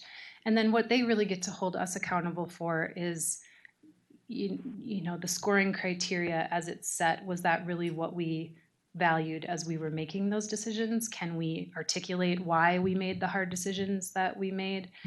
We work a lot on a transparent process at the end where every grantee gets a grant memo that lays out why the decisions were made that they were made, and what they could do in future grant cycles that would address some of the concerns, for example. So we try to be super transparent, but that doesn't mean that they're always happy. I do have one other question to ask you. This is Fred Baylor again, member of the commission. I know you have the B of A grants from the settlement as a separate. Can you kind of address how you're dealing with that and trying to meet the spirit of the court when that settlement was given? We have the same issue in California because we got part of that money as well. Sure. We were very literal in our use of the Bank of America funding. Having attended many national conferences with other IOLTA programs, I know there's a wide variety of how this was done across the country. So I don't mean to say that the way Minnesota did it was right or wrong, but partially because our legislative funding is robust and bipartisan, and because I'm a state employee, when that check came, it went into an account at the state of Minnesota, right? And so I did not want the legislature to be like, ooh, where did this $5 million come from? And why should we keep funding civil legal aid when there's this big pot sitting there? So we made it we made a very conscious decision to say that is very restricted funds, and that under the terms of the settlement, it can only be used for community economic redevelopment legal assistance or foreclosure prevention legal assistance. And so we did an RFP that was specific to those two areas. We did it for $1 million a year over 5 years. We're funding a variety of projects that I would be happy to give you more detail about, but include everything from small business legal assistance, work with nonprofit community development organizations, working with immigrant small business owners on both their immigration side of things so that they can bring family members to join them in their business, as well as having a pro bono component where our large law firms really love the small business development pro bono. So the immigration program is working on the immigration paper side, and the pro bono component is working on everything from leases to other kinds of legal issues that arise in the small business context. Farmers, we have a large immigrant farming community in Minnesota, and we're using a big chunk of the Bank of America money to support immigrant farmers being able to ramp up their services and all the legal things that go along with being at farmers markets. Anyway, it's a wide variety of projects around the state, but that was what we did with it. Thank you, Fred. I just wanted to say that we had the exact same concerns in California when we got the bank grant settlement funds, is that we were concerned that our legislature, who at the time we were asking for more stable equal access fund money, would see what was $50 million and say, you don't need money. And I remember at that time, our State Bar Board of Trustees president said publicly I saw it in a lot of different media, this bank grant funding is really limited, and it doesn't go towards eviction defense, it doesn't go to restraining orders, it doesn't go to child custody agreements, it doesn't go to all of these things that we need ongoing funding for. And it really helped, because I think that the legislature could have said, you don't need the money. Yes, exactly. And in some states, they did use the Bank of America money really just as additional general operating funds for civil legal aid, because, there's a colorable argument to be made that everything legal aid does can fall under the category of community economic development. But we were more limited in our state. When LSAC meets and you make the assessment about where the gaps are, is it a geographic gap, or is it a subject matter of law gap? that you're It's assessing, or both? both. Plus, for Minnesota has a very strong pro bono culture, and so it almost always includes geographic, case type, as well as the balance of staff versus pro bono. Over a third of the cases closed in Minnesota are closed by private attorneys. That's a huge percentage from what I understand nationally. So we are always trying to make sure that we're also looking at gaps in that, because there are some things that pro bono programs can do very well and some things that we should not be putting them in the position of being the first line of defense on. And so when I first started in my position, there was quite a, again, that was in the heyday of IOLTA resources being higher than they had ever been, and there was a lot of tension between how much should go to pro bono and how much should go to staff. And we've worked really hard over the years to talk about the fact that there needs to be a much more symbiotic relationship between those two models and how to best leverage the strengths of both. I think we've come a long way in that, but one of the things we're looking at is whether we've had increased pro bono funding and decreased pro bono cases closed for the last 2 years. Pretty significant increases in pro bono funding, actually. And to see particularly large drop in extended representation cases by pro bono attorneys, we're having a very blunt conversation with the grantees about whether in the pro bono world, if there's the law of diminishing returns. I mean, at some point you create a strong enough pro bono program to get your, you need to have an infrastructure for those people who are going to volunteer no matter what. They're pretty easy to find. Then you've got that next layer of pro bono attorneys that, with some encouragement and training, you're able to bring them to the table. And I think we probably hit that funding level a few years ago, and then we funded to this next level. And I don't think that we're seeing a return on that. And I have been very blunt on saying that I think those dollars would be better spent on staff attorneys. At some point, you're chasing, something that is too hard to get. So we're having that kind of discussion about priorities as well. So that's another gap area. And Bridget, is that only with respect to your discretionary grants? Yes. So the 85% program,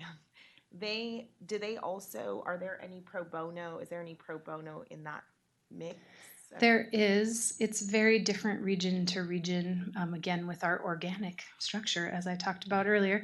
The northwestern part of our state was I don't even know who did the pilot project, but at some point in the 70s, someone probably from OE, the Office of Economic Opportunity or whatever it was called in that time, wanted to have a pilot project about Judicare attorneys. So that whole region is covered by Judicare, which is a contract model. If you're not from, doesn't really matter where I am on the slides. Judicare is the idea, it's based on Medicare, right? The idea that we don't expect doctors to serve low-income people for free. They get paid a reduced rate to provide those services under Medicare. Judicare is the same thing for lawyers. It's not pro bono. They get paid, but it's a reduced hourly rate. Right now it's I think it just went up to $70 an hour in the northwestern part of our state, for example. And I find it to be incredibly beneficial for a rural area where we've got 22 counties that are covered by that program with 3 offices that are many hours away from each other. And using Judicare attorneys in the local communities is almost like private attorney legal aid. They can do both. They get a voucher from the program to be able to choose what private attorney in their community they want to pick. So there's some level of client choice there that actually gets amazingly good reviews when you compare client surveys in Judicare to client surveys in pro bono, because clients often wonder why pro bono attorneys are doing things for free for them, and it can't be as good a quality, right, if it's free. We hear that a lot from clients, even with the amazing pro bono attorneys we have. So anyway, Judicare, I love it for rural areas. I think we spend a lot of time trying to make sure that there's a mix of pro bono and Judicare in every region, particularly for extended representation cases, because again, trying to find like that magical unicorn attorney who's going to take a contested divorce case in Crookston, Minnesota, why not just pay them $70 an hour and have it be part of their practice? It also helps us maintain attorneys in rural areas, et cetera, et cetera, et cetera. Anyway, I like Judicare. So that we have that in Northwest. In Northeast, there's actually a separate volunteer program from the 85% program. In the Southern program, they're together, and in the Mid-Minnesota Legal Aid program, they're separate. So every region is different. And so that's partially why with the discretionary dollars, we're looking at the whole big picture and trying to fill in, okay, in the Southern region, they already pay for pro bono this way. So how do we do kind of a formula to try to add on and make sure that the 85% gets supplemented appropriately for the region, because there are such different models around the state. Looking at these regional service areas, am I interrupting? Please, go ahead. These regional service areas, I just wonder, it looks really interesting. How have you ever, are these the same folks who've been providing the services since the program began? Have you ever terminated anyone or changed service providers? The statute says that the programs who get the funding are the programs who were eligible for LSC services on July 1st, 1982. Okay, well, that ends that then. Okay. So there has been some talk, sometimes, as always happens in this dynamic world of ours, people get frustrated with the statute, and there might be some talk about amending the statute. We call that the nuclear option. We try very hard not to amend the statute because you never know with the legislative process what you're going to get on the other side. So we have not done that, but there are times, to be blunt, that if we were talking about the discretionary dollars where I would be more comfortable raising concerns with operations, for example, than I can when it's a formulaic grant. But it's all kind of a matter of degree. They're all doing good work. We haven't talked much about the role that I play in actually more the auditing function. So for every discretionary grant, we do that as a reimbursement grant. So they have to spend the money and then get reimbursed for what they spent. And we have an invoice form where they tell me what they spent the money on, and then I have to do a reconciliation with their financial statement to have a basic idea at my desk, it's a paper review, that they're actually spending the money the way they said they would. But again, it's a general operating grant. So really all that means is they're spending it in a way that supports a healthy, functional program. It very rarely does things come up. But sometimes they do, and I am required to do site visits at organizations that are at $250,000 grants or more. And that's right now 12 different organizations. And sometimes we find things. We've had organizations where the founding executive director got a little too comfortable with how she was running her program and started hiring family members for things that were clearly not appropriate. And then one of the family members started using their Sam's Club card to buy things for his friends, and we were able to identify that and get the money back and stopped funding them until both the director and their board of directors had turned over. That's very rare. I don't in any way mean to say that that would be a common thing. In the 30-some years of this program, something at that level happened once, but it did happen, and we had to be responsive. We've had a few subgrants that people weren't able to document kind of where the money was going once it was subgranted, and so we just worked to kind of tighten up the reporting that happened there. Again, just when the legislature asks me how the money is being spent, I want to be able to tell them in a very transparent way. And so if there's a subgrant where it's kind of going off into the ether, I didn't feel like I could be as responsive as I should be, so we were able to close up the reporting requirements. But I work very, very hard to have a strong relationship with the grantees. I mean, I have kind of a weird job. I'm the I'm the funder / auditor, but I also do all this planning work and try to be very much a part of the access to justice community and making sure that we're serving as many clients as possible. I don't know that you have to ask the grantees how well of a balance we strike between those things. But I do think with how much input we get from them in our priority setting and just really having an open door policy Has whenever left they the have conference. concerns, I hope they feel like it's a transparent process. I know that when I started, I mean, we've put a lot of things in place in the last 11 years. It used to be the 11-member committee. There were some people who felt like it was kind of their job to represent their part of the state and bring home the money to their region. And so we had to do a lot of work to talk about the importance of a statewide perspective. They're not there to advocate for a particular program or a particular region.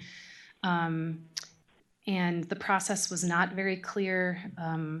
There was a public meeting where all the grantees would come and you might get a question at any time. And this is when they were making the final decision about giving out the money. You could get a question at any time. So if somebody didn't like your program, they might ask like a really hard, nasty political question and make you look bad. And if somebody really liked your program, they'd throw you a softball and you'd get to talk in glowing terms about your amazing clients. It was terribly dysfunctional. So I was we can't do that. I mean, it was clear that was bad. And the grantees were all very frustrated because they couldn't tell why anything was happening. So by creating a much more transparent process where they're involved at the priority setting, but after that, it's a clear, hard. I mean, these grant decisions are hard decisions, but at least we can be very clear why the decisions were made the way they were. I think that's improved. Yeah. Sorry, I feel like I'm kind of babbling at this point. Other things I do to try to provide technical assistance to the grantees. We have a very strong corporate council community in Minnesota with headquarters for Target and General Mills and those folks. And so I've really been working to try to bring those resources to bear for the programs. We are working on an HR project right now where 3M is providing HR services to all of the grantees to try to help them with something they don't feel like they can have, especially with the staff Has turnover left the issues. conference. We're talking about ways that employees can feel more recognized and supported, and just kind of the modern HR model around employee recognition and things like that the legal aid programs, because they're just trying to serve as many people as possible, don't always carve out resources for. So can I try to bring some pro bono resources to help with that? That's an exciting project. We do technical assistance around evaluation, where we're paying for an evaluation project so that they can better tell their story to private funders. So we're trying to look for ways, again, that we can invest in things that will benefit all the programs. And what else do we do? Business process analysis. That was another thing where we brought in Seyfarth Shah, did a pro bono project to provide business process analysis training to all the programs, and then they were partnered with a corporation to help on some project. They thought that they could improve business process analysis in the program. A lot of them used it for intake, but for other things too. Anyway, so trying to just find ways that, and I also work with the, when you all are talking about the balance of should some money be set aside for special projects or disasters, we've struggled with that as well. We've really decided that it's our job to be a strong general operating funder, really that floor of services, and we have not carved out special money for emergencies, but instead have tried to partner with foundations to be there for the programs when those emergencies happen. That's actually a lot easier to get private foundation dollars for that kind of emergency situation, we found, at least in our state.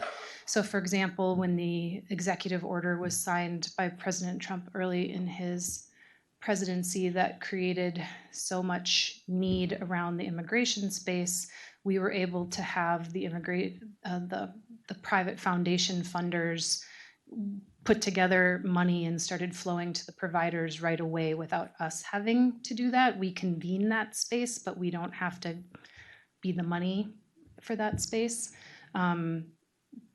Because again, nobody else is doing this kind of general operating funding in Minnesota, so we felt like that was our most important role. And I do try to, we have a funders forum, for example, where we convene private foundations 3 times a year to talk about the importance of funding legal services and what the needs are, and they've been very responsive. Thank you, Bridget. This has been very helpful. You're very welcome. Any other questions for Bridget? No, I just want to thank you too. Yeah, It's very informative. I think each state can learn from each other. I know everybody thinks California is big, and so what do we have to learn from anybody else? But obviously a lot based on what you just told us. So thank you. I appreciate it. It's my pleasure, and I just want to acknowledge how important all the work you're doing is. And again, being in a lot of similar meetings like this, it's important to just have that client and service provider perspective, and good luck. Thank you. Fred, did you have a question? Bridget? Yes. Yeah, I had one last quick question. Sure. Sure. And again, thank you so much for what you shared today. It's been very informative. You're doing some great work there. Kudos to you. But I do have one last question on the Bank of America settlement, because in my eyes, it's been pretty specific what the judge put down as criteria of what we had to use those funds.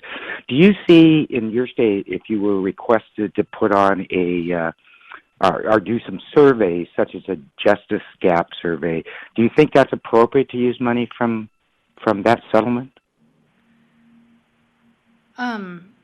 I'm not familiar with how you're framing your justice gap survey, so I don't know that I can weigh in on that specifically. I can say that we are using a portion of the Bank of America money for the evaluation project that I mentioned. We're focusing on the actual Bank of America projects, but we did bring in an outside evaluator with those funds because we're worried that when the money goes away, we want them to be able to tell the story of the impact of this funding to possibly be able to continue those projects. I don't know. Again, we've been very conservative with our Bank of America funds. I'm not sure what our committee would do, but in Michigan, they used it to pay for their statewide hotline. So, I mean, everybody's using it for very different things, and I think every state kind of has to assess based on what your needs are at the time and what argument you can make. It's a very weird pot of money because nobody's going to come back to us and audit it. I mean, and it may be unique in that there's been a big deal made at the national level about, it's very clear that the current Department of Justice is not going to be entering into similar settlements anytime soon. So it may be a very unique situation. Every state has had to weigh the pros and cons for their own state, and that's all I'm going to say about that. Thank you very much. Thank you. Appreciate your coming all this way. We are...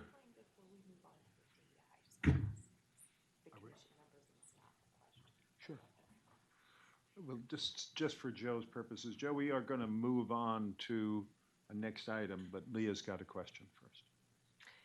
So I was just wondering, I thought Bridget's presentation was really interesting, and really for staff here, Dwan and commission members, my question is this kind of discussion about identifying the statewide service delivery approach, the statewide needs and how they're being met by the combination of providers and service types that we have, because we obviously do also fund pro bono programs. We do a number of different things. Is that happening in California? And to the extent that Bridget described it, is staff bringing that type of analysis forward to the commission? So I'm just wondering, because I certainly haven't seen it. I haven't seen that come to the board. Sort of a statewide overview of this is the need that's out there, and here's how we're filling the need with the various entities that we're funding and mix of service types.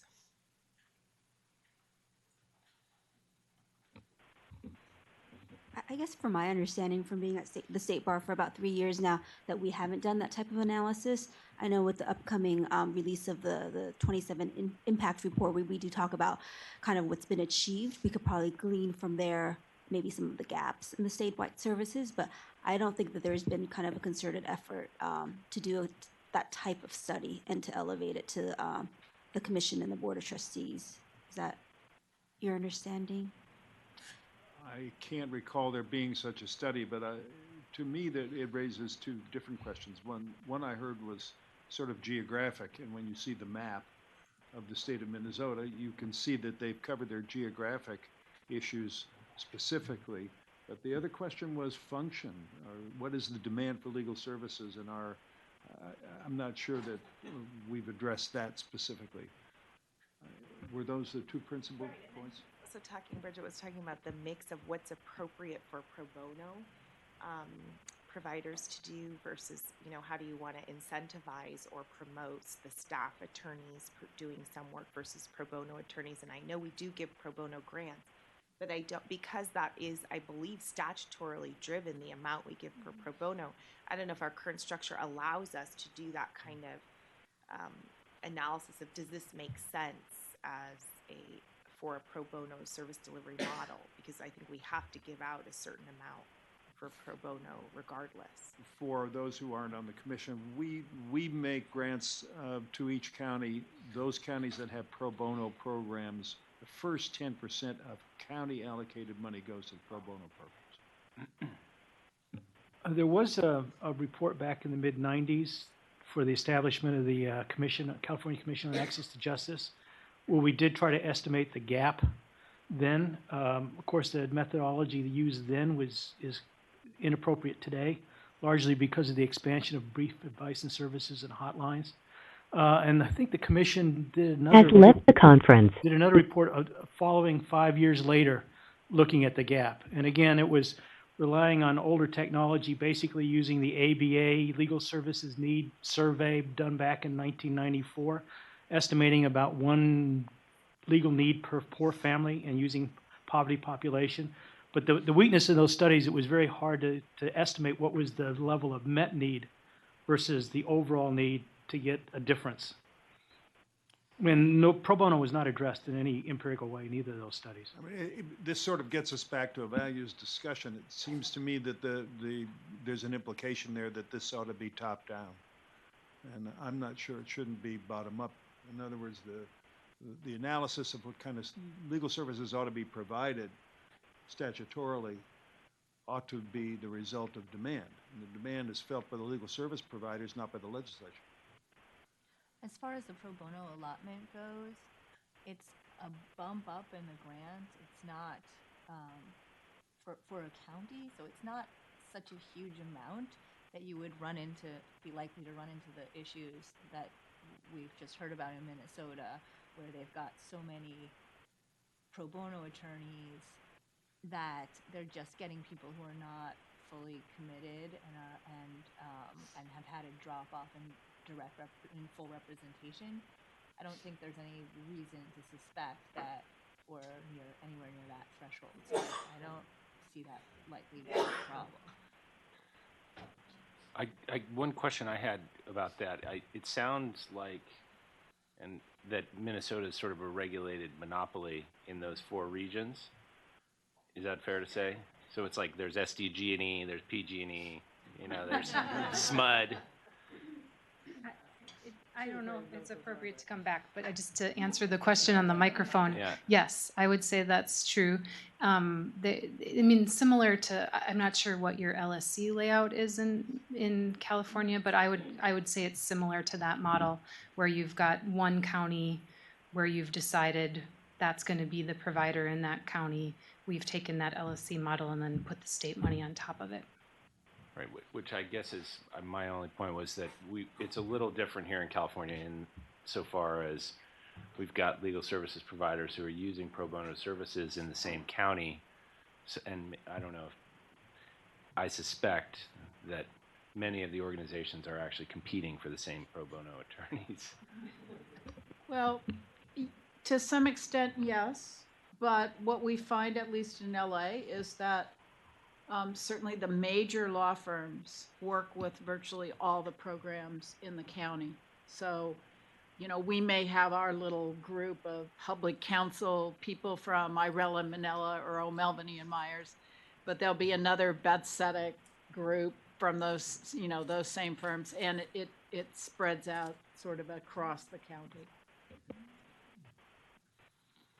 All right, I think we're ready to move on to what is now item 4, a deep dive into our data. And we have Ron Pai to help us through this material. So I don't know, did we announce that the woman from Calendallan could not be here? She had a personal emergency, and that's why we're skipping over that. Okay, so I don't know if we made that. Oops. I don't know if we made that announcement clear as to why the Calendallan's not here. She couldn't make it. All right, Ron. Yes. Hi. I was looking for the slide. So just to help frame this whole item 4 is follow-up from our first meeting. The first part of it, Ron is going to do just his additional analyses on the demographics of clients served. And then we'll move into the funding information, much of which was requested by ledge staff. Dr. P, while it sets up, can I ask a question about the data that you pulled? Yes. While they're setting it up, I was curious if when you pulled the data from the client served, if you broke it out by age, because there's a very, very big difference in the demographics of the IOLTA funded clients based on age. So I didn't know if you did a little bit more of a dive into that. California is less diverse as you go older in the population, and of course the youth of California are much more diverse as actually are the clients of IOLTA funded programs. So I didn't break it up by age. Okay, if you group everyone together, it's really different. Yeah. So today, just to give you an update about the data that I presented last time. 2 things that I presented last time. Primarily, it's about the issue of disparity. One is surrounding geographic disparity. The other is demographic in terms of a gender, race, ethnicity. When I went back and looked at the data on geography in terms of the allocation, I found out that the result that I showed, which caused a lot of confusion, was the data that I used for American Community Survey. There was a 1-year difference. Instead of a 2015, there was actually plugged into the allocation formula. I used 2016. Without knowing that difference in the year of the data, I just probably went a little further than what's warranted in the data. But then, coincidentally, I found some correlation that I wouldn't expect to exist when the data is just a 1-year difference. So unintendedly, I found some very interesting patterns, which is really not the focus of the initial presentation. I just went back and then did a little more.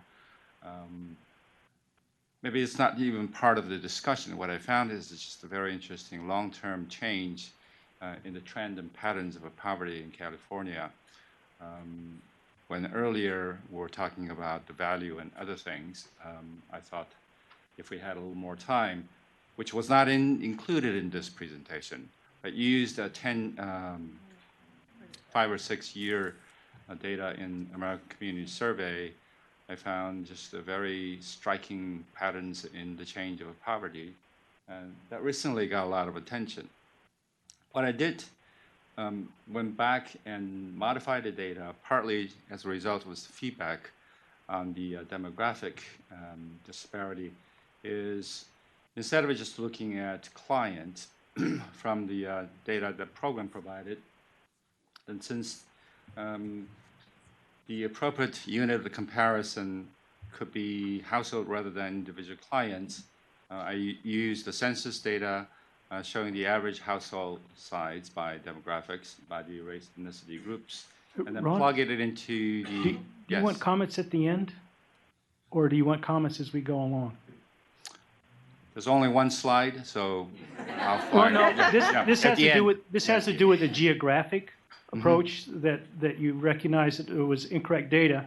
I just had a comment that the classification scheme done by the Office of Rural Health Policy, Rural Urban Scheme, is an inappropriate way to analyze rural and urban counties in California. For example, in that scheme, they labeled Imperial County, Madera County, and San Benito County, Sutter County, and Yuba County. They label those as urban, yet according to the MSSAs, they have actually no urban poor at all. They're completely rural poor.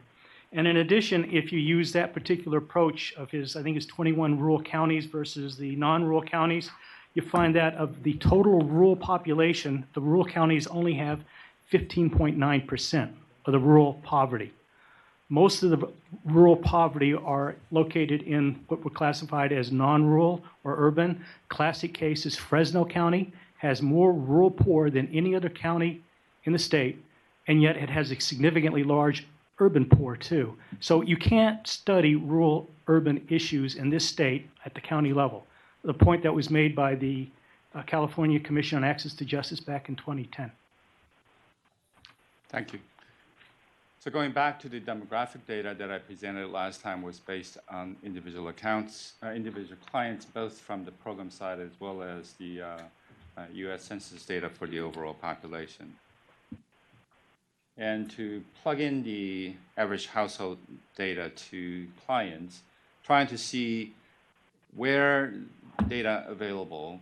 And then, of course, this is not by no means to provide a definitive picture of whatever disparity we are looking at, to see whether changing the unit of analysis, using the data from clients to extrapolate to the household side, the disparity comparison that we saw last time still exists, and if it does exist, to Has what left the extent conference. the disparity is.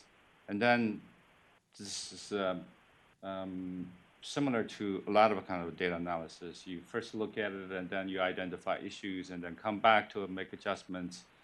And here, there's improvement certainly in the specific population. We looked at Hispanic population that are served, and it increased in terms of the client population, the overall percentage. But compared to the overall California population, it's still a little below in the proportionality. And that's the only adjustment I made. And in terms of the purpose, my own personal view, certainly I'm not involved in the larger conversation, is the sequence of discussing these issues, oftentimes it's driven by what you want to know. And once what you want to know has to do with the value. And from there, you can begin to dig into more details in order to get back to the initial question of what you want to know and what's the value that's driving all of these issues. So to some extent, this is an example of trying to make connections between all of those issues, values, and what's the emphasis, what's the priority, and what's the kind of data. Any questions at this point? I have a question. So for both of these charts, whether you look at your previous version or the one that's extrapolated to households, if the bar's belief apparently is that the Hispanic population should receive a greater proportion of, should be a greater proportion of the clients. If you look at the other categories that have been provided, white, black, Asian, and other, it appears that the bar is arguing that the black population is overserved, which seems a surprising argument to me. We do know that over the last 10 years of the financial crisis, that the African American community has been particularly hard hit. and that it may have some significant legal needs, but perhaps perhaps you or someone can explain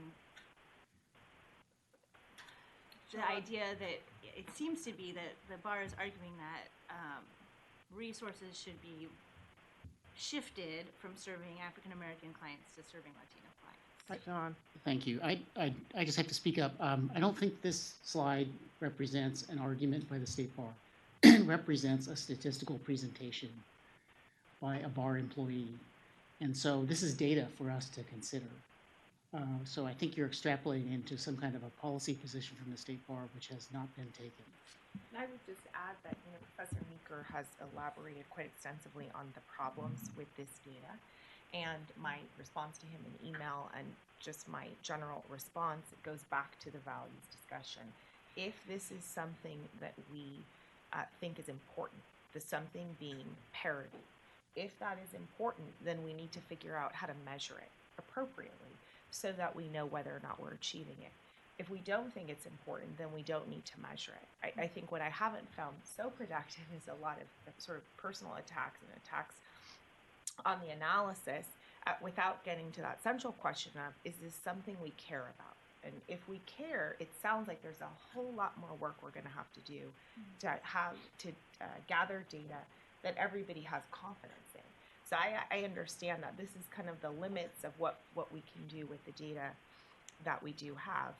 But I agree with Sean, it's not an argument at all. I think it's something certainly that I would hope would be a value in our grant making. I think it's really, really important.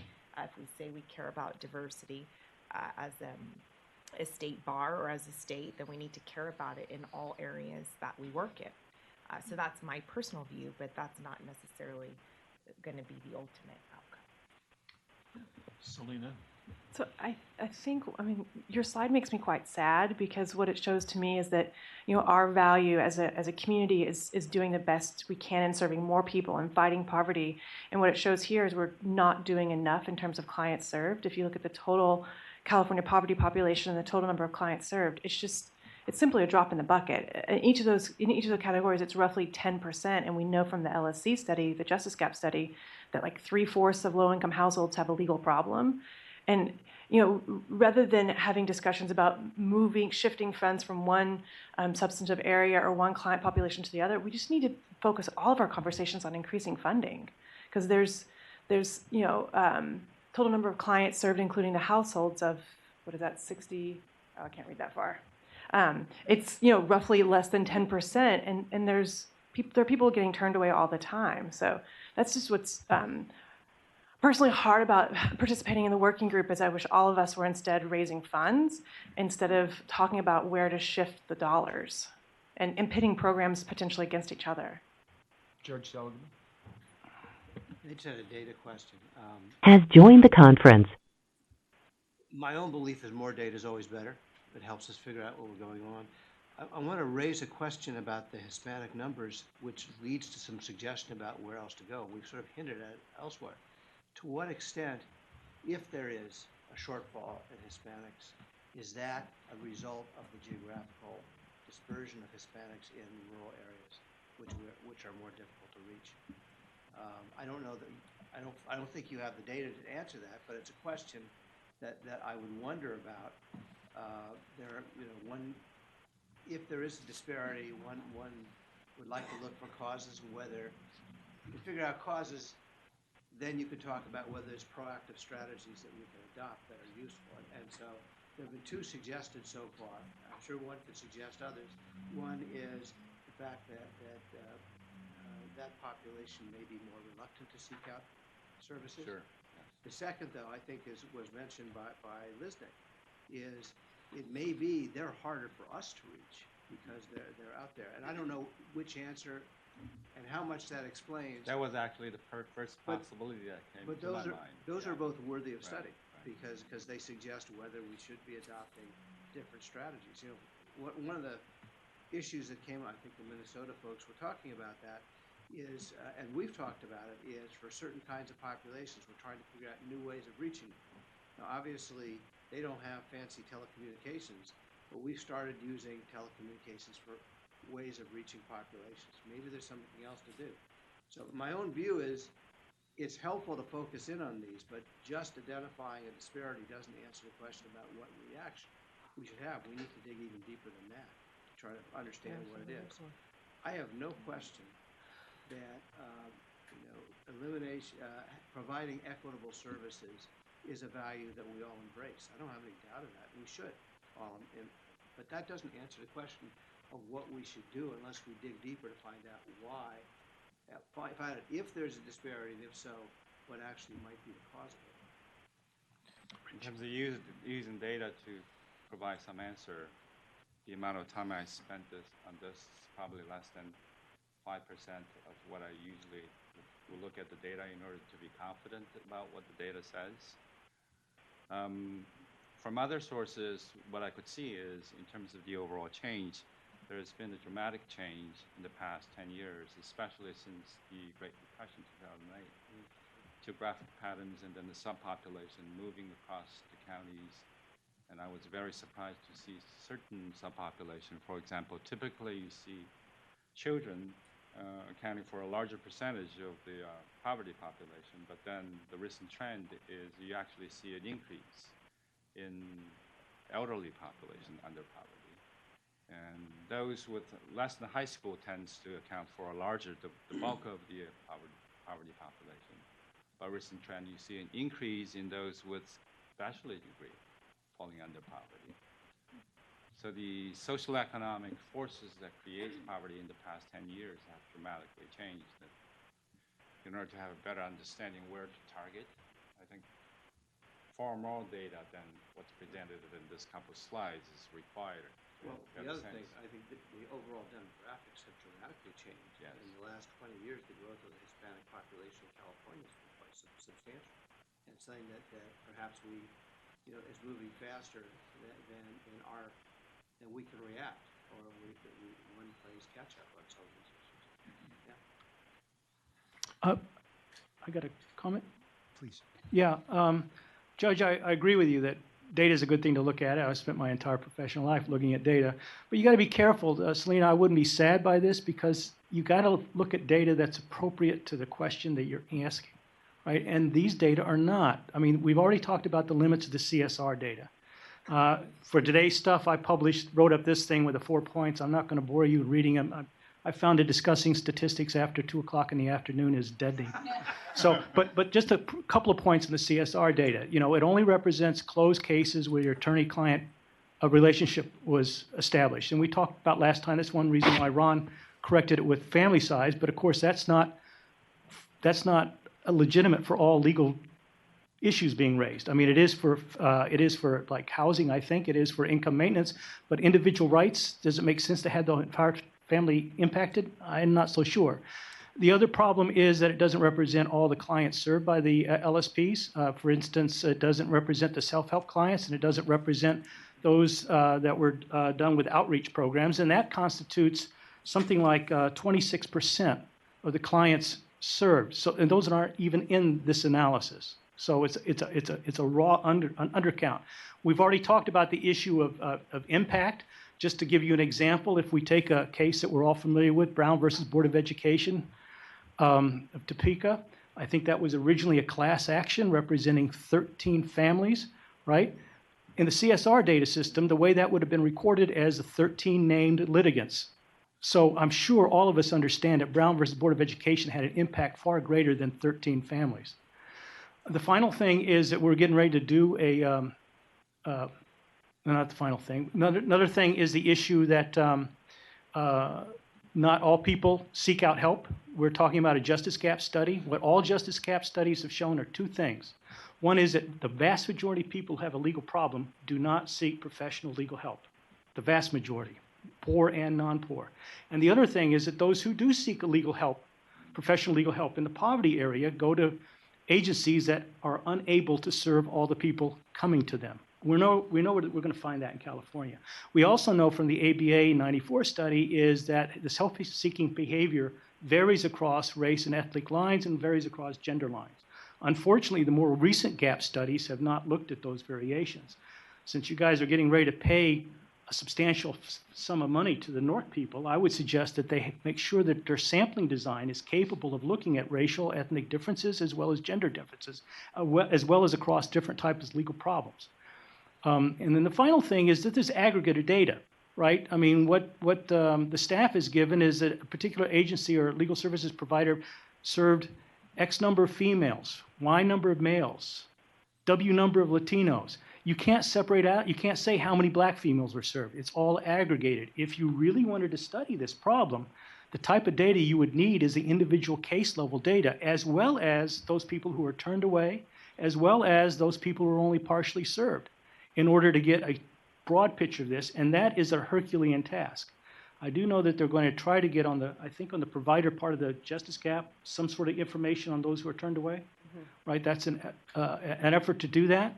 I think that's a laudable effort. My issue is getting all of these agencies to record data the same way.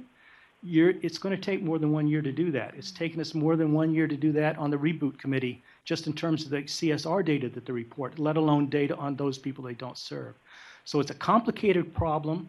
It requires extensive data and an extensive effort to analyze the data appropriately. All right, so it sounds like you're saying it's not worth the effort.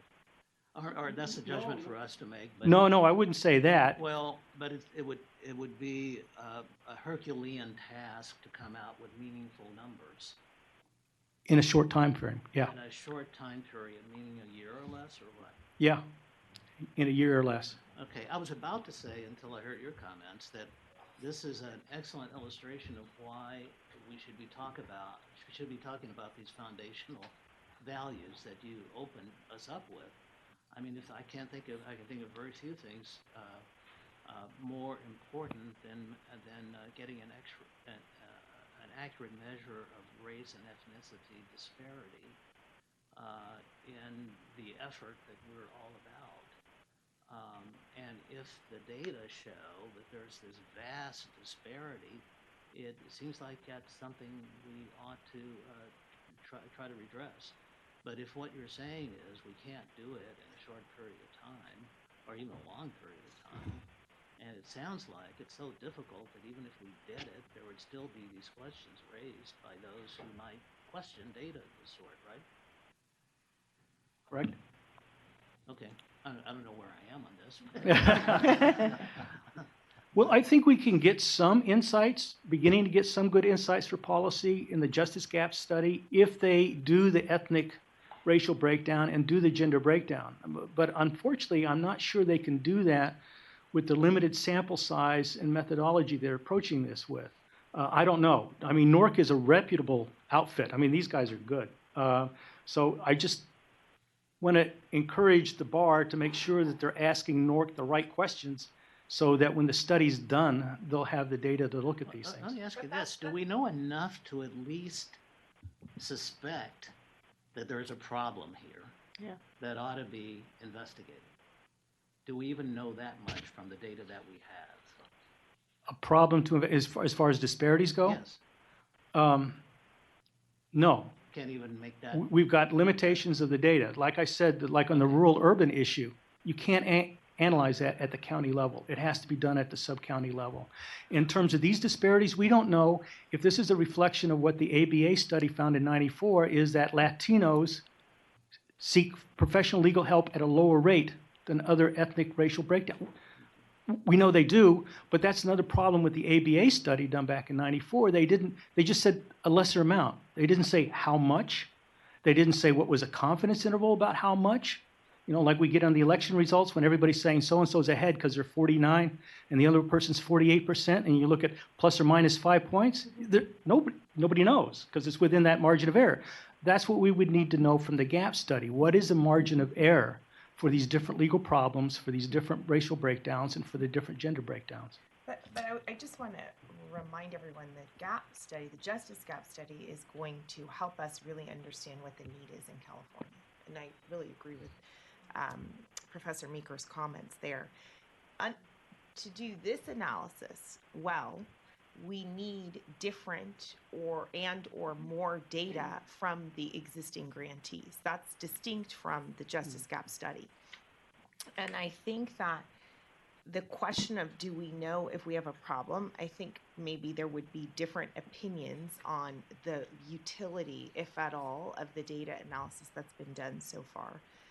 But the question is, if it is something that we think is important, then we need to figure out how to measure it. That's my question.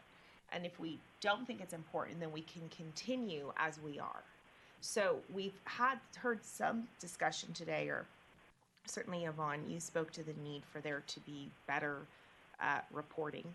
And I think if we are going to look at reporting requirements, if we have this as a value in mind, we need to talk about what kinds of data would we need to collect, again, in order for people to feel comfortable with the analysis, knowing that it's not going to be perfect, but presumably it will be better than what we have now. And that's the decision point. Could I ask a question about this justice gap study? What's the timeline on that? And what are the questions that NORC has been asked to answer? And is one of those questions whether or not there is some kind of disparity in the delivery of legal services to various ethnic or racial groups? No, I don't know. Are you familiar with the 2017, the Legal Services Corporation Justice Gap Study? So it uses the intention, or at least the original intention was to use the exact same methodology to apply it in California. So you'd have, the benefit of being able to compare your California results to the national study.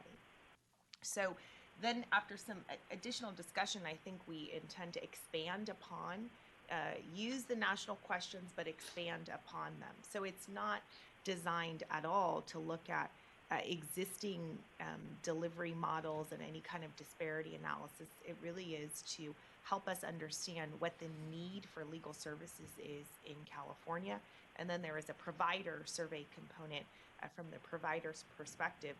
Who are they serving and who are they having to turn away? And when do we get it? December 2019.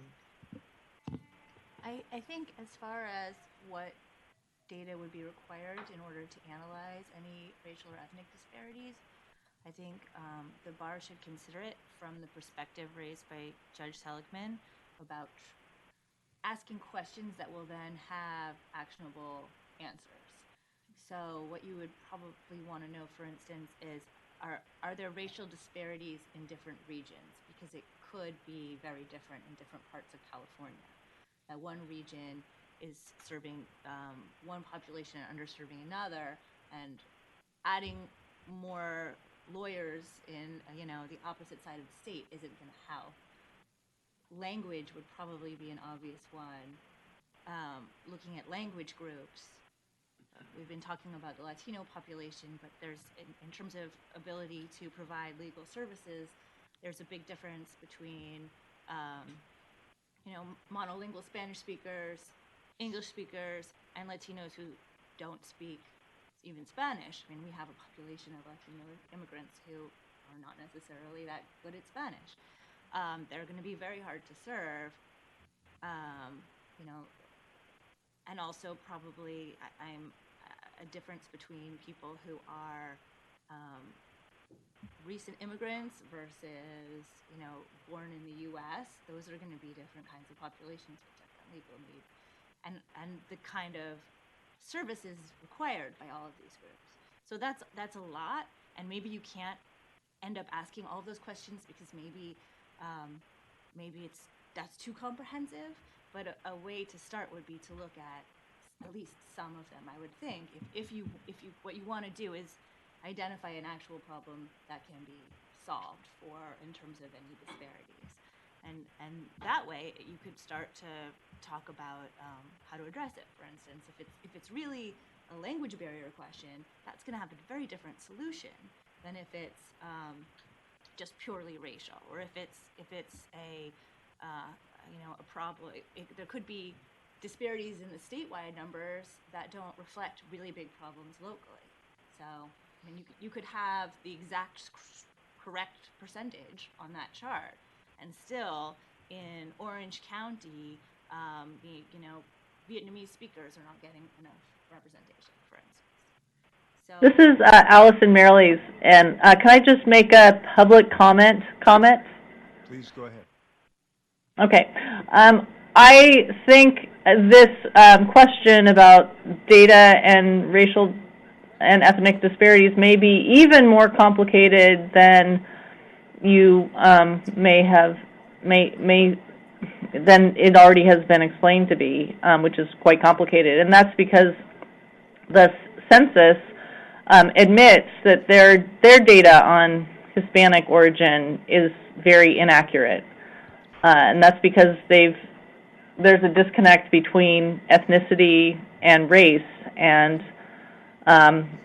these questions are being, have been studied by the Pew Research Center, and there's proposals to revise them. But I think just because we have numbers and we have apparent disparities may not mean that there's real disparities. I mean, there could be far more people being served or far fewer. And so I would just caution about using numbers rather than using real experiences from providers in the field. Thank you. Chris. I just wanted to respond to Sean's point. I think it's true or numbers are neutral, and they sort of are amoral in many respects. The morality that we attach to them is really where our policy decisions come from. So, as a starting point, I guess to bring it back to the questions that we were asking right after lunch, I just want to tie this slide into what the working group is doing now. Because I guess what I don't hear is any dispute from anybody in the legal services community or the bar or on this working group that suggests that more data isn't better. What I hear is that we don't have the data we would need to make any policy determinations. And so that leaves me sort of to wonder whether this working group is a little bit premature, or if there's another way to have this discussion that is not top down. I guess I'm left to wonder why the presentation is made as a disparity if it's not intended to suggest that we should do something with it beyond what I think everybody already agrees we should do, which is to study it, to get more data, and then to act accordingly. So I don't know what's next for us to do, because I don't think anybody's here suggesting we have what we need to do something with. I think what we would do is when the time comes and we want to spend some time afterwards planning the next agenda, talk about what are the data needs? What else should we be collecting? Not just to address this issue, but a host of other issues that have been brought up, not accurately capturing impact litigation, all of that. I think that's where this folds in. I think that's it. Yeah, I don't think. Can I ask a question though? Because then that makes me wonder, like, what does that serve in terms of the bar's governance of the legal aid community and of the trust fund commission, on the one hand, and then on the other hand, what does that have to do with the IOLTA funding formula in terms of what we would do as a working group? Because if those are the two tracks that we're tracking as part of this working group, and we're spending all this time, then what are we getting out of a discussion of what data we should collect? That it feels more appropriate, if, at least from where I sit, to be a conversation between the commission and bar staff and the legal services providers. But could I offer an observation from where I sit? And I'm still abysmally ignorant of a lot of things. But notwithstanding that, I'm not persuaded by your suggestion, which I think is a suggestion that this is a worthless endeavor, because it doesn't Has joined the conference. it doesn't lead directly to a set of recommendations that would alter anything. I came here thinking that the point of this was not necessarily to effect some radical change in how business is being done, but simply, as it's been confirmed to me by the executive director of the State Bar, that it is time to take a look at this.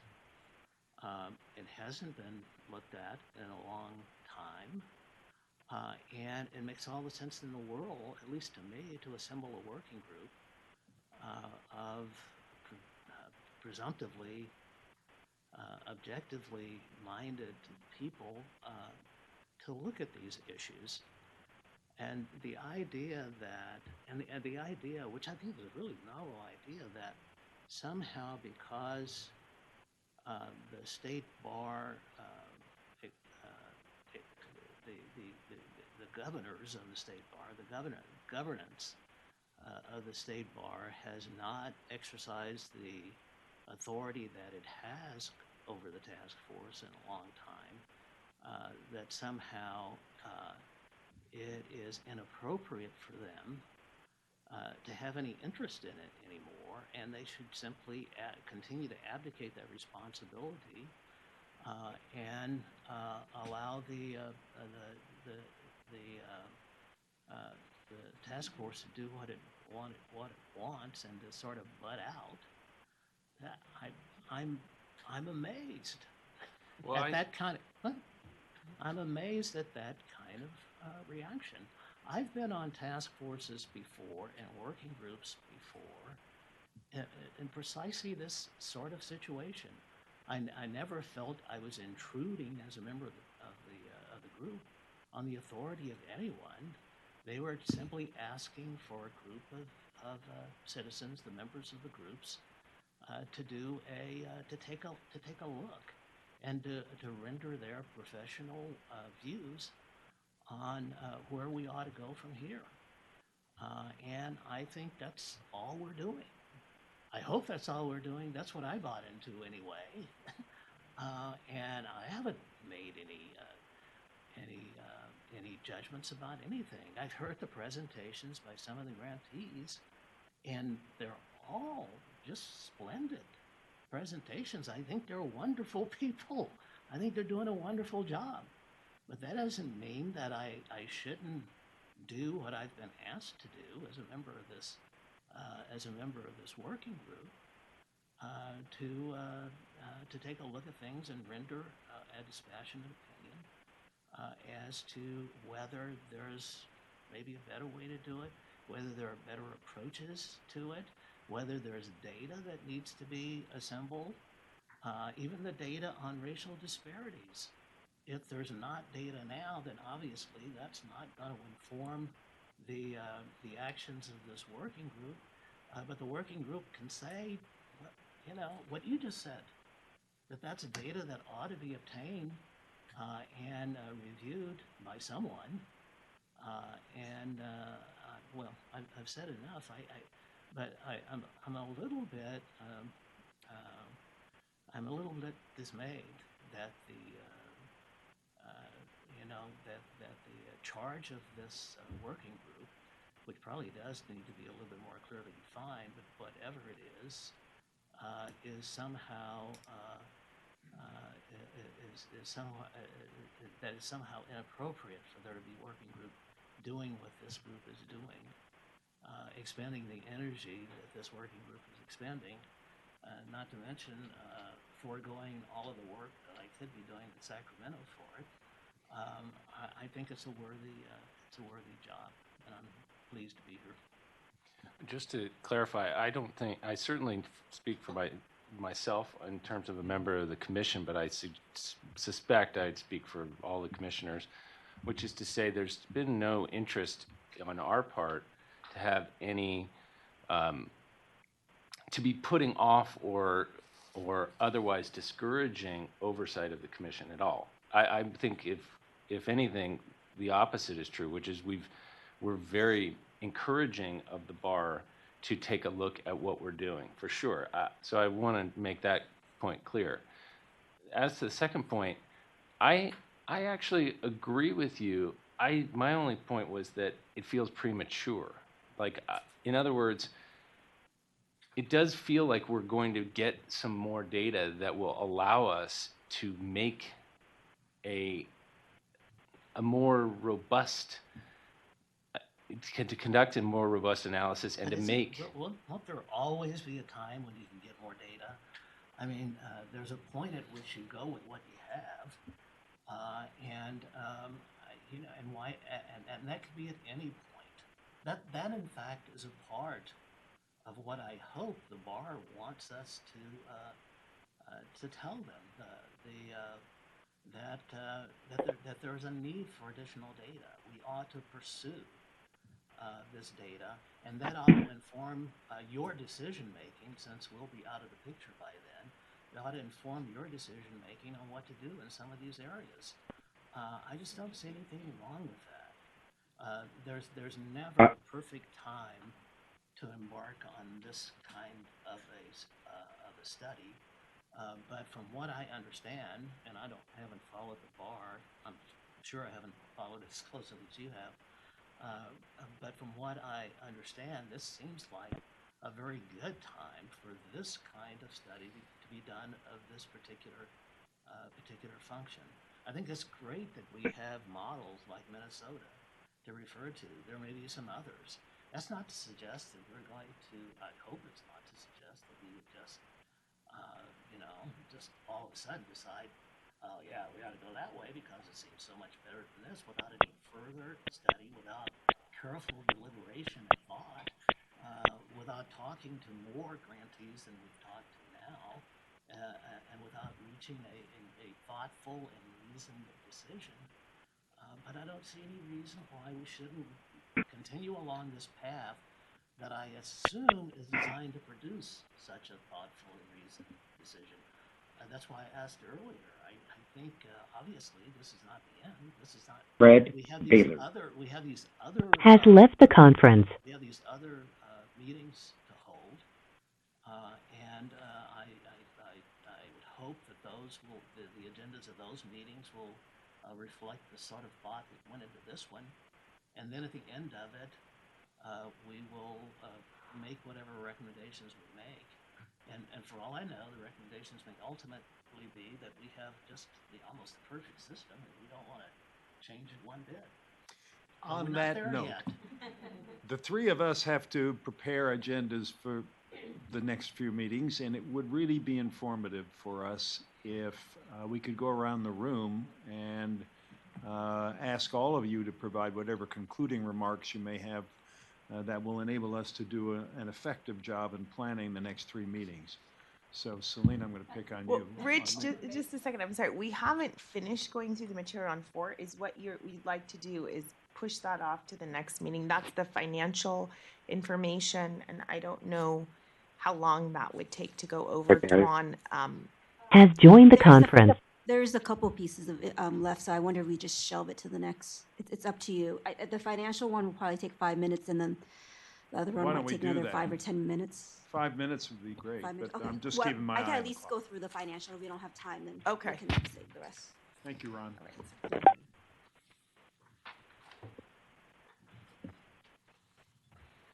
I would like to make a statement if there's time. Fred, let us. That was Fred Baylord, I think, right?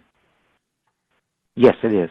Fred, let Duan make a presentation now, and then as we go around with concluding remarks, we'll include you for sure. Okay, appreciate that. Thank you.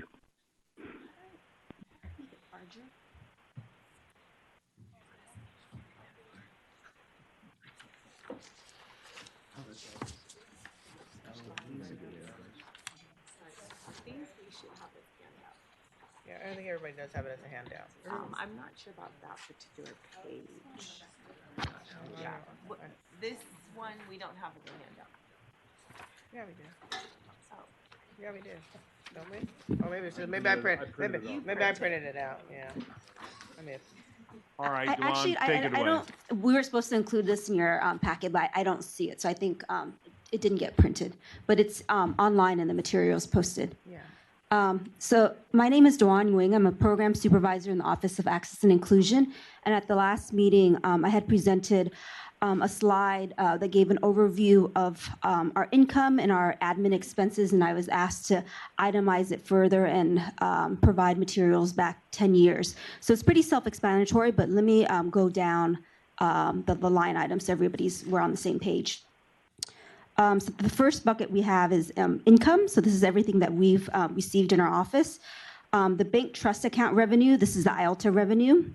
And you'll see that, you'll see the dip in 2009, and this goes all the way through 2017. It doesn't include 2018 and 2019, which is when we'll see the rise in IELTA funding again. You can see in that the difference between IELTA funding in 2008 and 9. Yeah, that's a significant drop right there.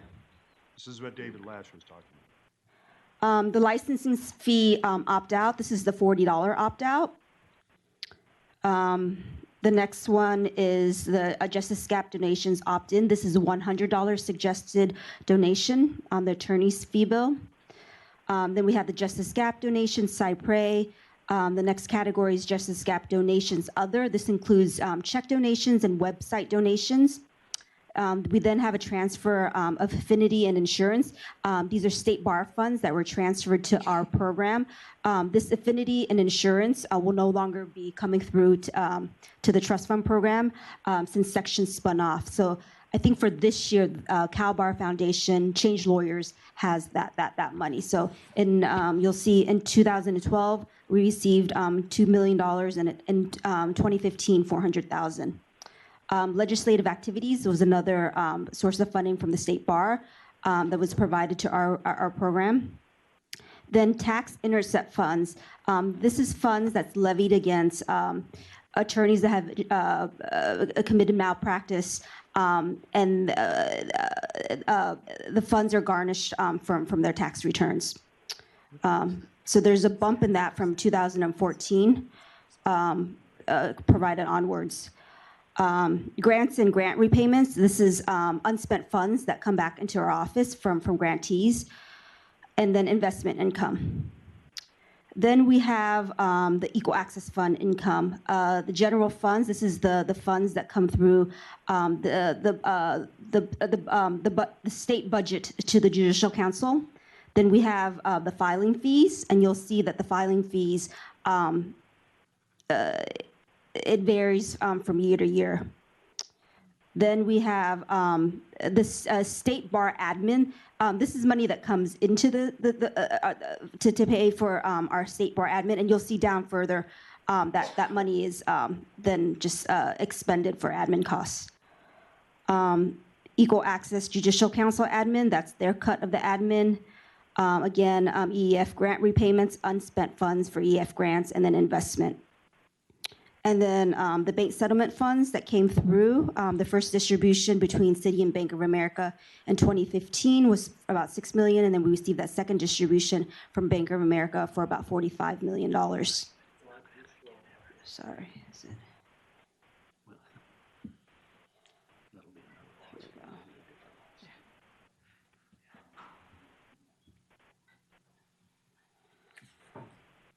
Yeah, so that's the 45 million there. And then grants and grant repayment, we had some unspent funds that returned to us, and I think part of that funding was some activities that were non-qualifying that we required a grantee to return. That last category in bank settlement is the investment income. So we got 155,000 in 2015. 287,000 the following year, and I believe this year our accountant has reported about 500,000 in bank settlement investment income. Then the next category is general and admin expenses. So it's broken down between admin for IELTA, Equal Access, the State Bar's admin costs cut, and then Judicial Council's admin. And then you'll see that there's a line item for Equal Access One Justice LAC. We have a contract with LAC to provide statewide services to our programs, and that's from equal access money, but it's a contract between the State Bar and LAC. There are other contractors in that line, by the way. Other contractors in that line? Okay, sorry. We don't get that much. And then the bank settlement admin. So that didn't start until we received the bank grant settlement.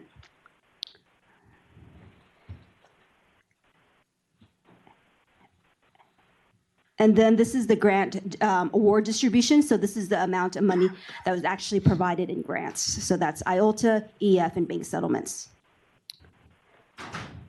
And I should note that around 2013, we administered the California Attorney General mortgage foreclosure grants. We administered those grants, but the funding didn't come straight to us. They went straight to the program. So that was about another $9.5 million that we didn't include in this because the money didn't come directly to the State Bar. And then the last kind of category, the year-end net positive.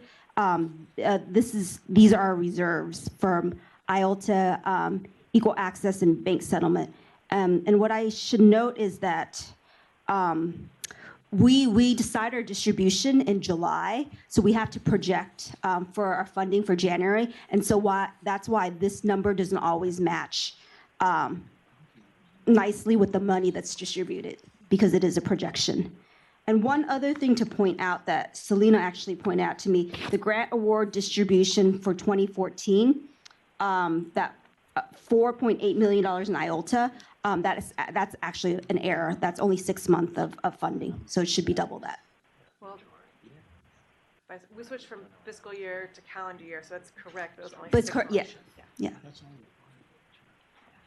So are there any questions about the funding? It's pretty straightforward, so. Thank you. Okay. We're gonna do this roundup, let's do it. What? Is it? Yeah. Thank you, Dawn. She's not done? No, I thought you were gonna run that over to the next meeting, no? She can. All right. I thought she was just gonna do this and not do the other.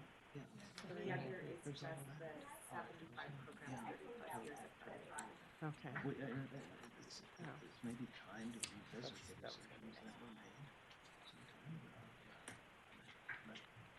And then my guess is this is such a complicated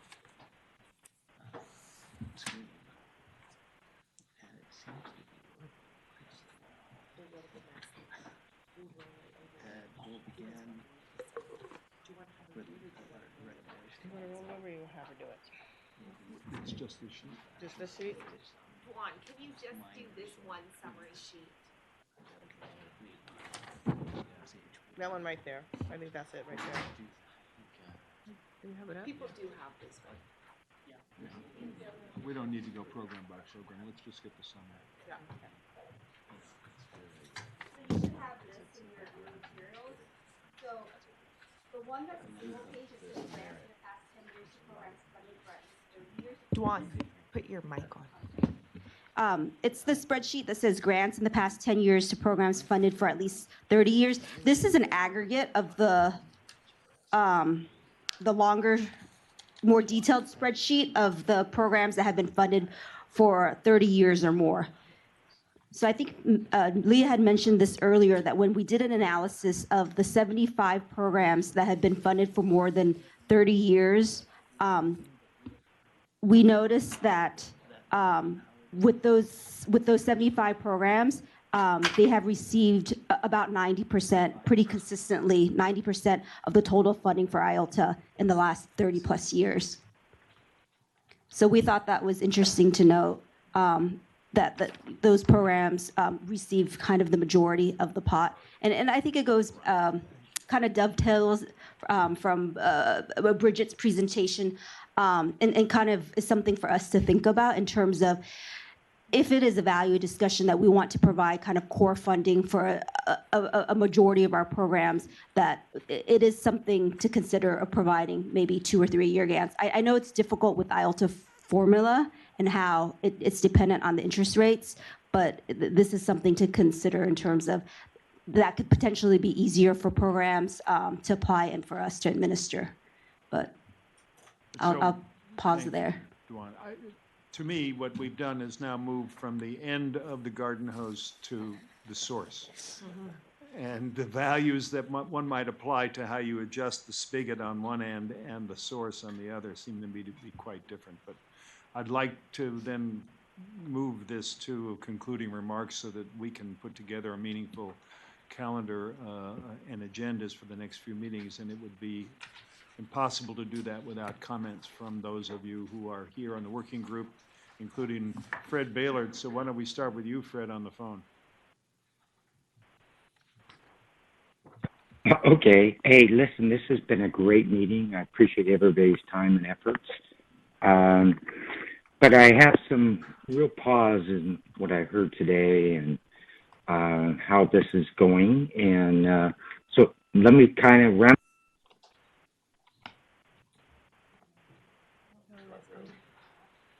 Fred, we can't hear you. In what we're hearing here, can you hear me now? Yes, sir. Okay. Sorry again. I wanted to share a couple points that came to mind today after hearing all this. And again, it was a great meeting. You guys all shared some great insight that helped me. But, you know, as I watch this, it mind boggles me because it's coming across is California is not stepping up to help the underprivileged in this state. And so I'm going to share some things with you that are very dear to my heart, in that the private sector far exceeds what this little committee is doing. And I've been involved in that for many years. My family's been here for 146 years this year. We were part of Mexico when we came. And we've always given back. My grandfather, my father always taught me that we had to give back. And we give back a huge amount of money from the private sector. And so when you run these reports, it makes it look like California is not stepping up. We are. I just stepped up. Again, my grandfather put in place, we have a farming operation in addition to my being in banking. And I just signed off that 38 students, prominently Hispanics that work for my family in our farming operation, to a 4-year education at North.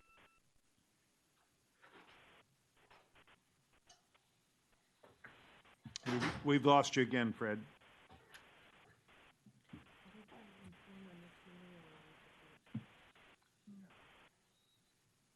I'm afraid we can't hear you, sir. Okay, can you hear me now? Yes. And how about limiting your remarks to about another 2 minutes most? Okay.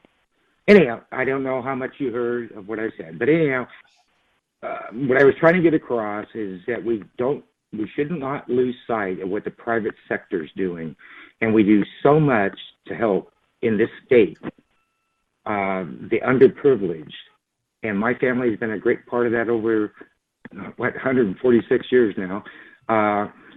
But I just got a bank to donate it.